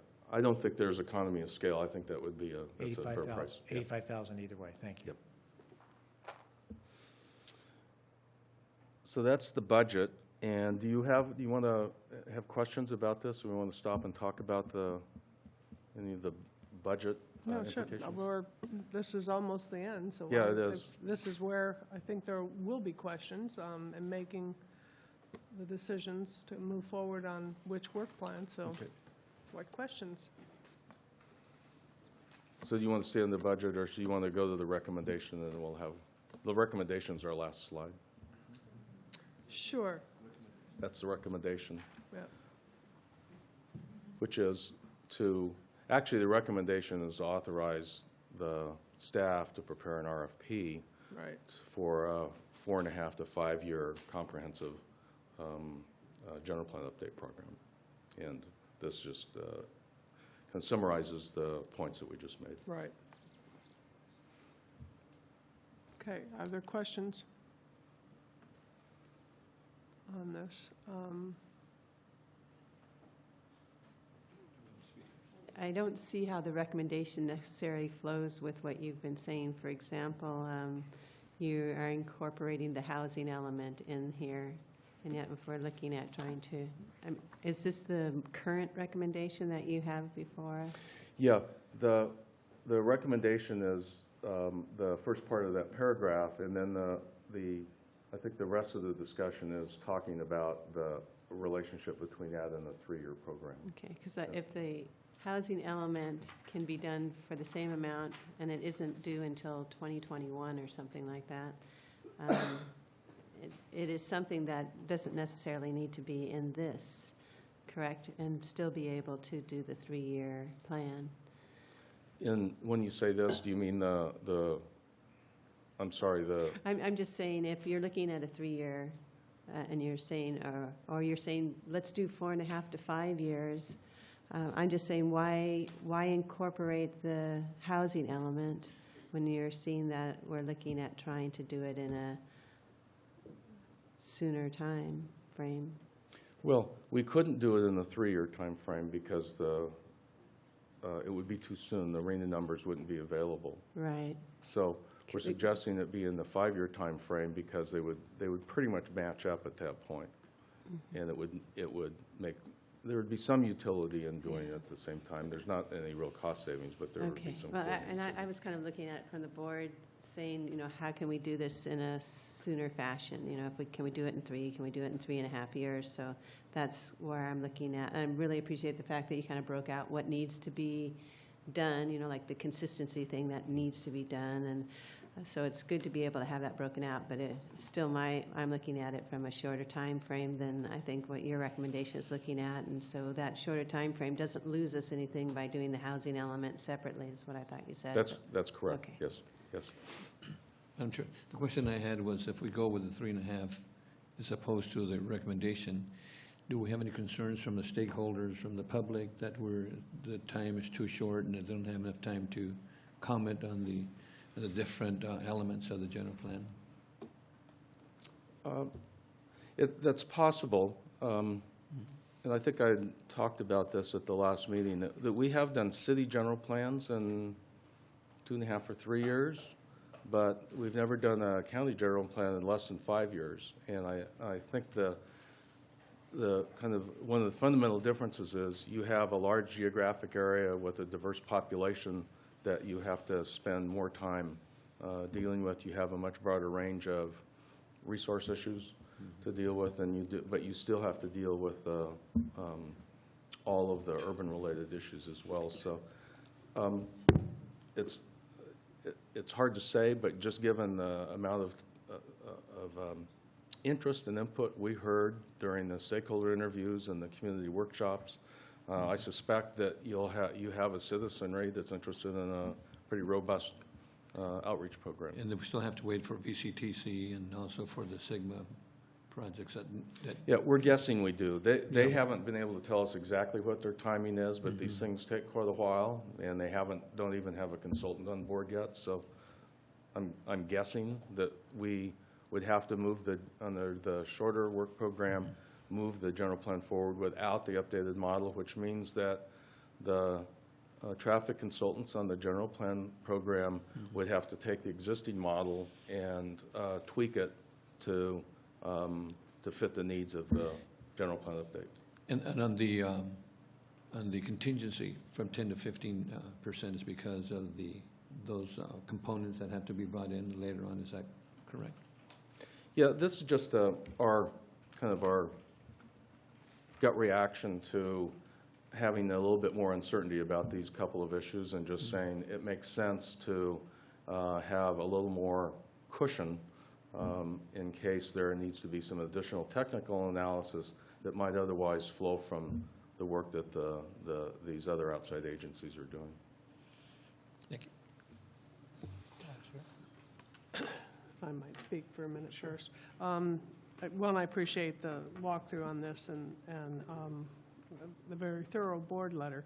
I think the housing element, in or out, doesn't make the big difference, but where I see the significant 2 pieces, or maybe 3, are more with the water issues and what we're challenged with with the new state rulings and the groundwater management plans to be done, sustainability plans. and the VCTC circulation piece would be very important, as we know we're challenged in this county with understanding where and how we're going forward with the transportation needs. And I think where we can bring in the area plans for consistency would be important to every community that has an area plan. And I think this board usually errs on the side of having more public engagement than less. So I know this is an expense no matter which way we go with it, but it's one that we know we must do, and we're committed to do a comprehensive general plan update. So, Supervisor? Thank you. I just want to, you just said something there. I want to try to make sure I heard you right. Did you say you've done some city plans in 3 years, but every county plan you've done has been at least 5 years? That's correct. And how many county plans have you done? Our firm has done 12, and I've worked on 5. So 12 plans, they all took more than 5 years of the county plans, because the county plans are more complicated than city plans? Complicated, not necessarily from a technical standpoint, but from, I think, a communication and geographic standpoint. They're, yep. Great, thank you.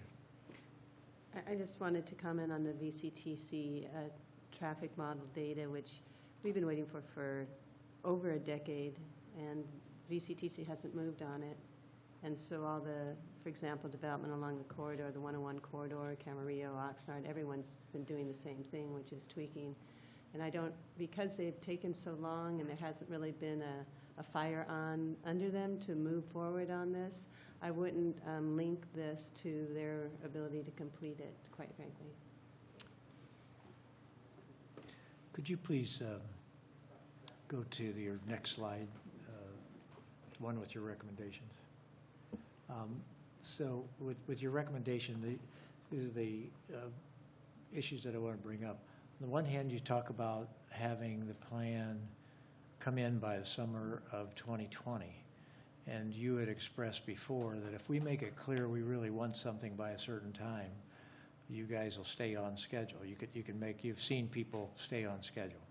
So, and yet, and at the same time, you talked about the clock starts ticking, I believe, in January. Is that when we actually do the hiring? When we talked about that, that's the staff's objective, is to hire a consultant in January. So I'm supportive of your recommendation here to go with this time frame, but I would just like to modify that to just say we recommend 4.5 years for the completion of summer of 2020. And stay on schedule. Now, that doesn't mean something can't happen and you don't have a conversation, but to say 4.5 to 5 years and say we're going to be done in the summer of 2020 means 4.5 years.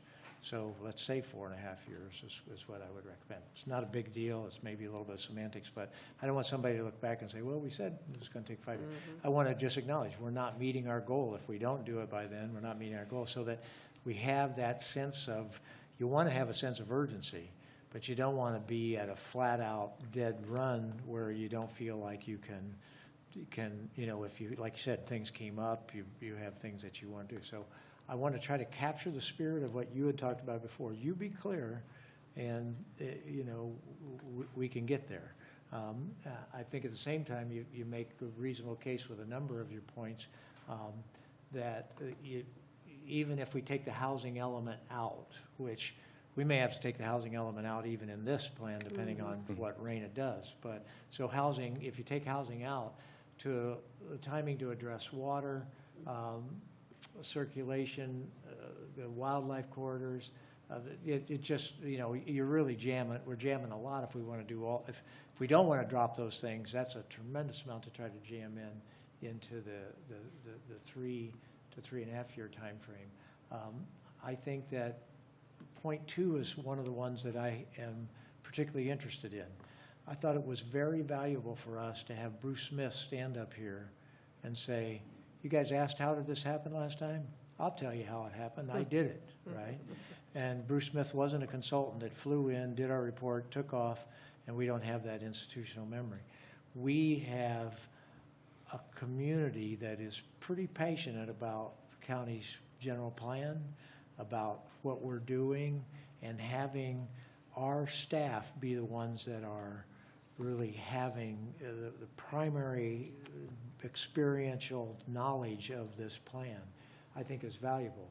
And if we go to a shortened time frame, we've got to bring in more consultants. So that one's a significant one to have in-house expertise in the long run, because I think it properly values how much our community values land use in the special land use. And then, of course, the robust public outreach. Over and over again, the area we modify the most quickly, and the area that is when people say, we need more time. We need more time, but we just got this.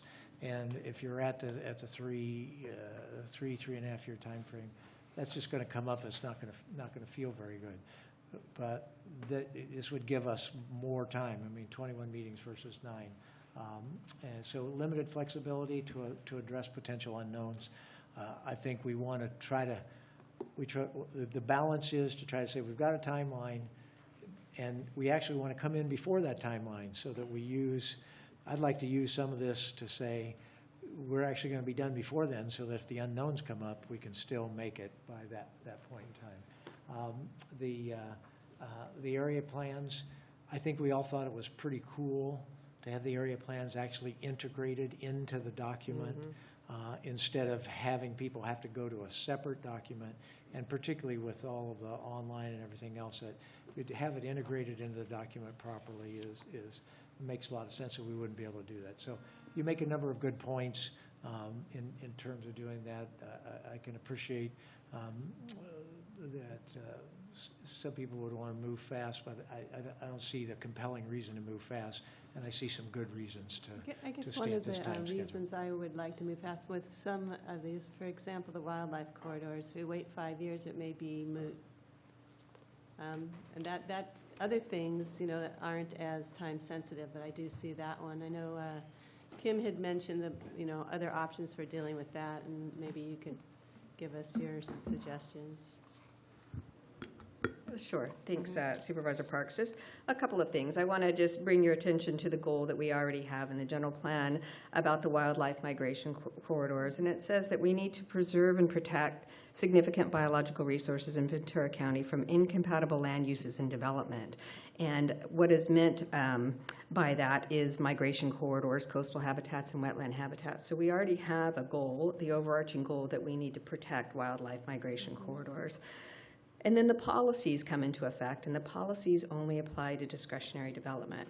So when we have a discretionary development in that mapped corridor area, and we do use it, it is mapped, we address the policy, and they have to mitigate it for it. And if they can't mitigate for it, they have to have a statement of overriding considerations. So in the discretionary realm, we are getting at that through that goal and that policy. What's happening is in the ministerial realm. So the policies don't apply to ministerial. So we could go and amend the non-coastal zoning ordinance, but we would really have to put a policy in here to say, for ministerial permits, is maybe where we should be getting at those, we need a policy that talks about ministerial. So we can do that item here, or we can do that item outside of this 5-year program. So we're coming to you at your request. We'll be back here in November talking about all of the things that our long-range planning section is working on, and this could be one of the things that is assigned to that section with funding, that we would work on that separately. So that could be on a separate track. Its time has come for us to address it, so we really wanted to put it in here saying if it doesn't get addressed before then, we can do it here, but the money is the same, hopefully. And so we have done some work on it, so we can come back and get the board's direction on that to saying, do you want us to address it in a ministerial fashion? And if so, here's the path for that. And if you want us to address it just by standards in the ordinance on discretionary permits using this, we can do that as well. Okay, so you could see that as a separate track, because as we learned, some 80% of the permits out there for development are all ministerial. So that's where the real development is occurring. So that could be an option. You're talking about coming back in November.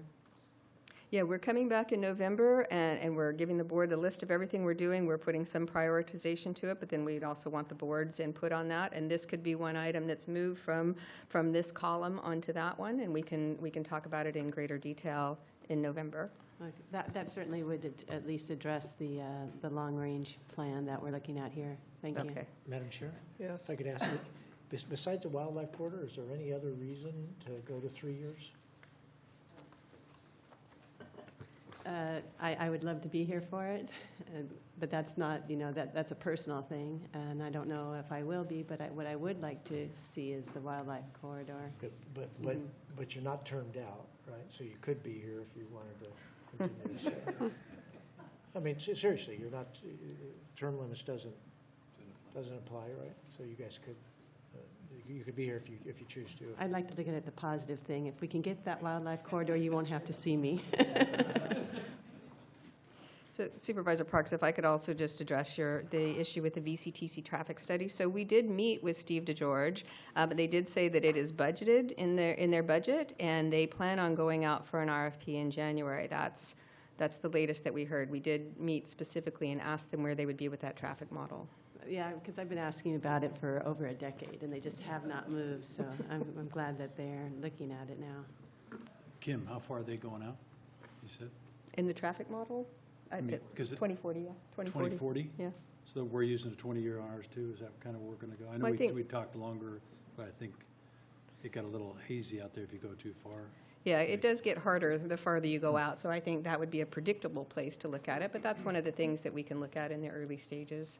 Okay. And I also wanted to be clear on the budget. You know, they're big numbers, but they're still kind of gross numbers. They're right. They're what we know now, but it's not, all of that money isn't consulting money, so I just wanted to be sure for the consultants in the room.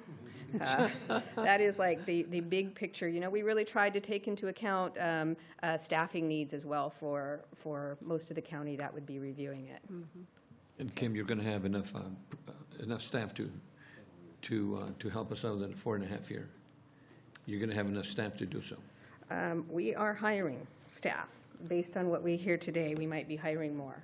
Okay, good. So I'll make the, go ahead. We have speakers. Oh, thank you.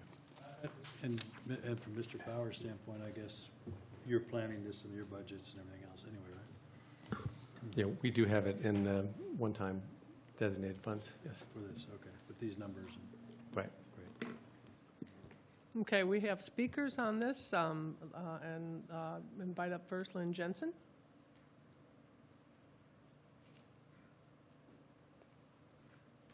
Good afternoon. Thank you for coming in. Thank you so much. I'm Lynn Jensen with Ventura County CoLab, and I just wanted to make a few comments. I had some questions really kind of quickly on the Ventura County, the work program. It's on page 7. They're talking about a policy document, and they have some listed general plan goals and policies. I guess for the consultants, I'm wondering if programs are no longer appropriate in a new general plan. I mean, our current general plan has goals, policies, and programs. Just kind of curious about that. And also, in their list of goals and policies, there wasn't any place, it looked to me, that mineral and energy resources fit. So I just, again, was a little curious about that. I think they're an important part of the county, and perhaps they do fit in here. I just didn't see it. I think one of the things that you guys, I think, have decided is that all of the public outreach is going to be with the MACs, and then perhaps at the Planning Commission. I'm concerned because there's a lot of people who live out here in the county that are not in existing communities, that are not necessarily represented by MACs, and I feel like the outreach needs to include them, particularly when you're considering this wildlife corridor study. And I also wanted to comment on that wildlife corridor study in terms of ministerial permits and whether there's going to be a problem with takings there with landowners that have the ability to build a house on their property, and that's obviously a ministerial permit. So I'm not sure exactly where this is going, but I think there needs to be extensive outreach to people who own land out in the community from that perspective.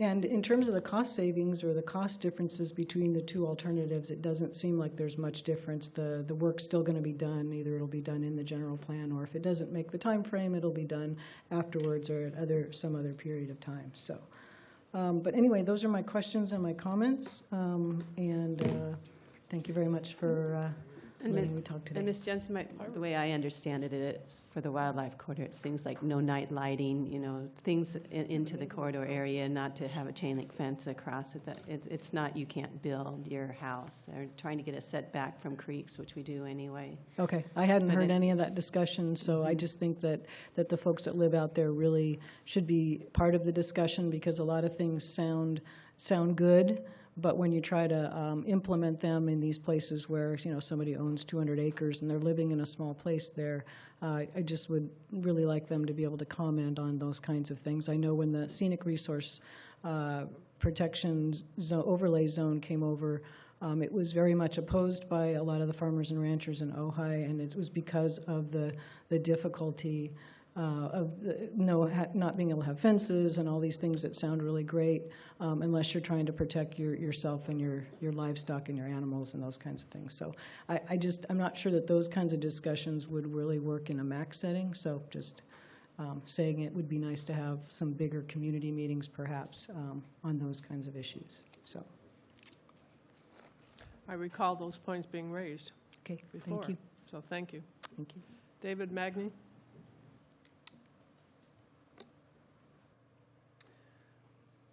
Chairman. Good afternoon. Supervisors. I just want to, I think the general plan update is extremely important, and so I want to encourage you all to take the time necessary to do it right. I think the idea of incorporating the specific plans into one general plan is a great idea, and I want all the issues addressed carefully now, as quickly as possible, but I think the 4.5 years is a reasonable time, and I don't want to see it shortened just because we're anxious about that. I think it's a very important document, and so I want to support that. That's all. Thank you, sir. Any other comments? All right. I could just ask, I know there was a question asked about the mineral and all that stuff. Do we have it in this plan? Or maybe, like I said, it wasn't seen. How do you address that? Sure, I can respond to the questions. One was related to the implementation programs and inclusion. Yes, the general plan update will include implementation programs. That's, for us, we always just kind of shorten it to goals, policies, but that also includes implementation. So that'll be carried forward. The mineral and energy resources, those are typically a subtopic covered under the open space or conservation elements. And we identified that are kind of combined in our suggested outline under environmental resources. And so those topics would definitely be covered there. There'd also probably they'd be touched on potentially in an economic development element as they relate to the economy of the county as well. And as far as the outreach goes, the MACs were identified in our work program and based on your direction as kind of the venue for most of those community workshops. I think we would want to, when you move forward into the general plan update program with the consultant team or whoever's going to be working on the community outreach, the location of those meetings will be very important. And I think looking at the demographics as well as the concentrations of the population will factor into where those meetings are actually held. I do think that the MACs provide a great venue because they're pre-existing, but there could be other areas that also have community meetings. So that's one of those to be determined once you get into the details of the program itself. I'm sorry, the economic development element you said would be under what piece? Or well, I believe that was part of a new element in the general plan, a standalone. I was just suggesting that the economics of the mineral and gas resources as they relate to the county's economy could be addressed there as well, in addition to the environmental resources chapter. Okay, all right, thank you. Madam Chair. Yes. You know, I think going beyond the MACs, you know, we have over in Silver Strand and Channel Islands, we have some neighborhood councils and some other town hall meetings that we can have there. So I think that might be kind of productive, you know, because we don't have a MAC over in the harbor, but we do have in El Rio, 9 acres in my area anyway. So maybe we can set up a couple of meetings over at the Channel Islands, Silver Strand area. Sure. Yep. Thank you. Other comments? Okay, what is before us is? Recommendation? Yes. And I would move the recommended action with the modification that we, this 4.5, 5 years, I'm just going to call it before summer of 2020. This was, I think, accomplishes the same thing. Is before the summer, maybe you get lucky and you get started early in December, you know, and whatever. But so before summer of 2020, they recommended action of the staff with that modification. And I would agree with that if we are pulling out the wildlife corridor for separate study. So it's. Well, I think that was said that that's going to be brought to us for discussion whether or not to pull it out. That's, yeah. And that may not happen until November, that discussion. Did I hear that correct? Kim mentioned that too, in November. Excuse me, Chair Long, members of the board, may I'll jump in here. I think it will probably be both. I think what we would want to do in order to make our schedule to get the ball rolling, we'll be issuing the RFP perhaps as soon as next week. We would probably include that work in the RFP so that we can get a bid on it. But in November, the board can have a discussion. If you wish to pull it out of the project and do it separately, we can remove it from the proposal at that time. But we want to make sure we give an opportunity to contractors to bid on that work. And so does this motion also include the 3 additional elements on top of the ones that we already have? Yes, the recommended work plan that they've identified for the 4.5 to 5 year work plan. The agriculture, the water, and the economic development, 3 new elements? Those are all in that plan, correct? Yes, that's what they have listed. And is before summer of 2020, is that like by June 21st of 2020? I'm just asking. I'm serious. I guess because they said, you know, uncertainty may happen, I think you actually, if you want to get it adopted in the summer, you should actually try to shoot to be done before then. And if not, you get done in the summer. But Okay. I'm fine with summer of 2020. All right, summer of 2020. Summer of 2020 or sooner. How about that, right? There you go. Sooner's always good. That's Under right. budget's always good. That's right.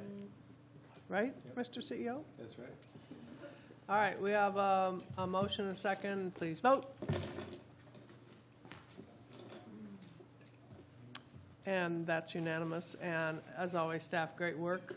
Appreciate they brought it back and answered our questions and gave us the options. Thank you. Thank you. Thank you. Go forth. I haven't seen it.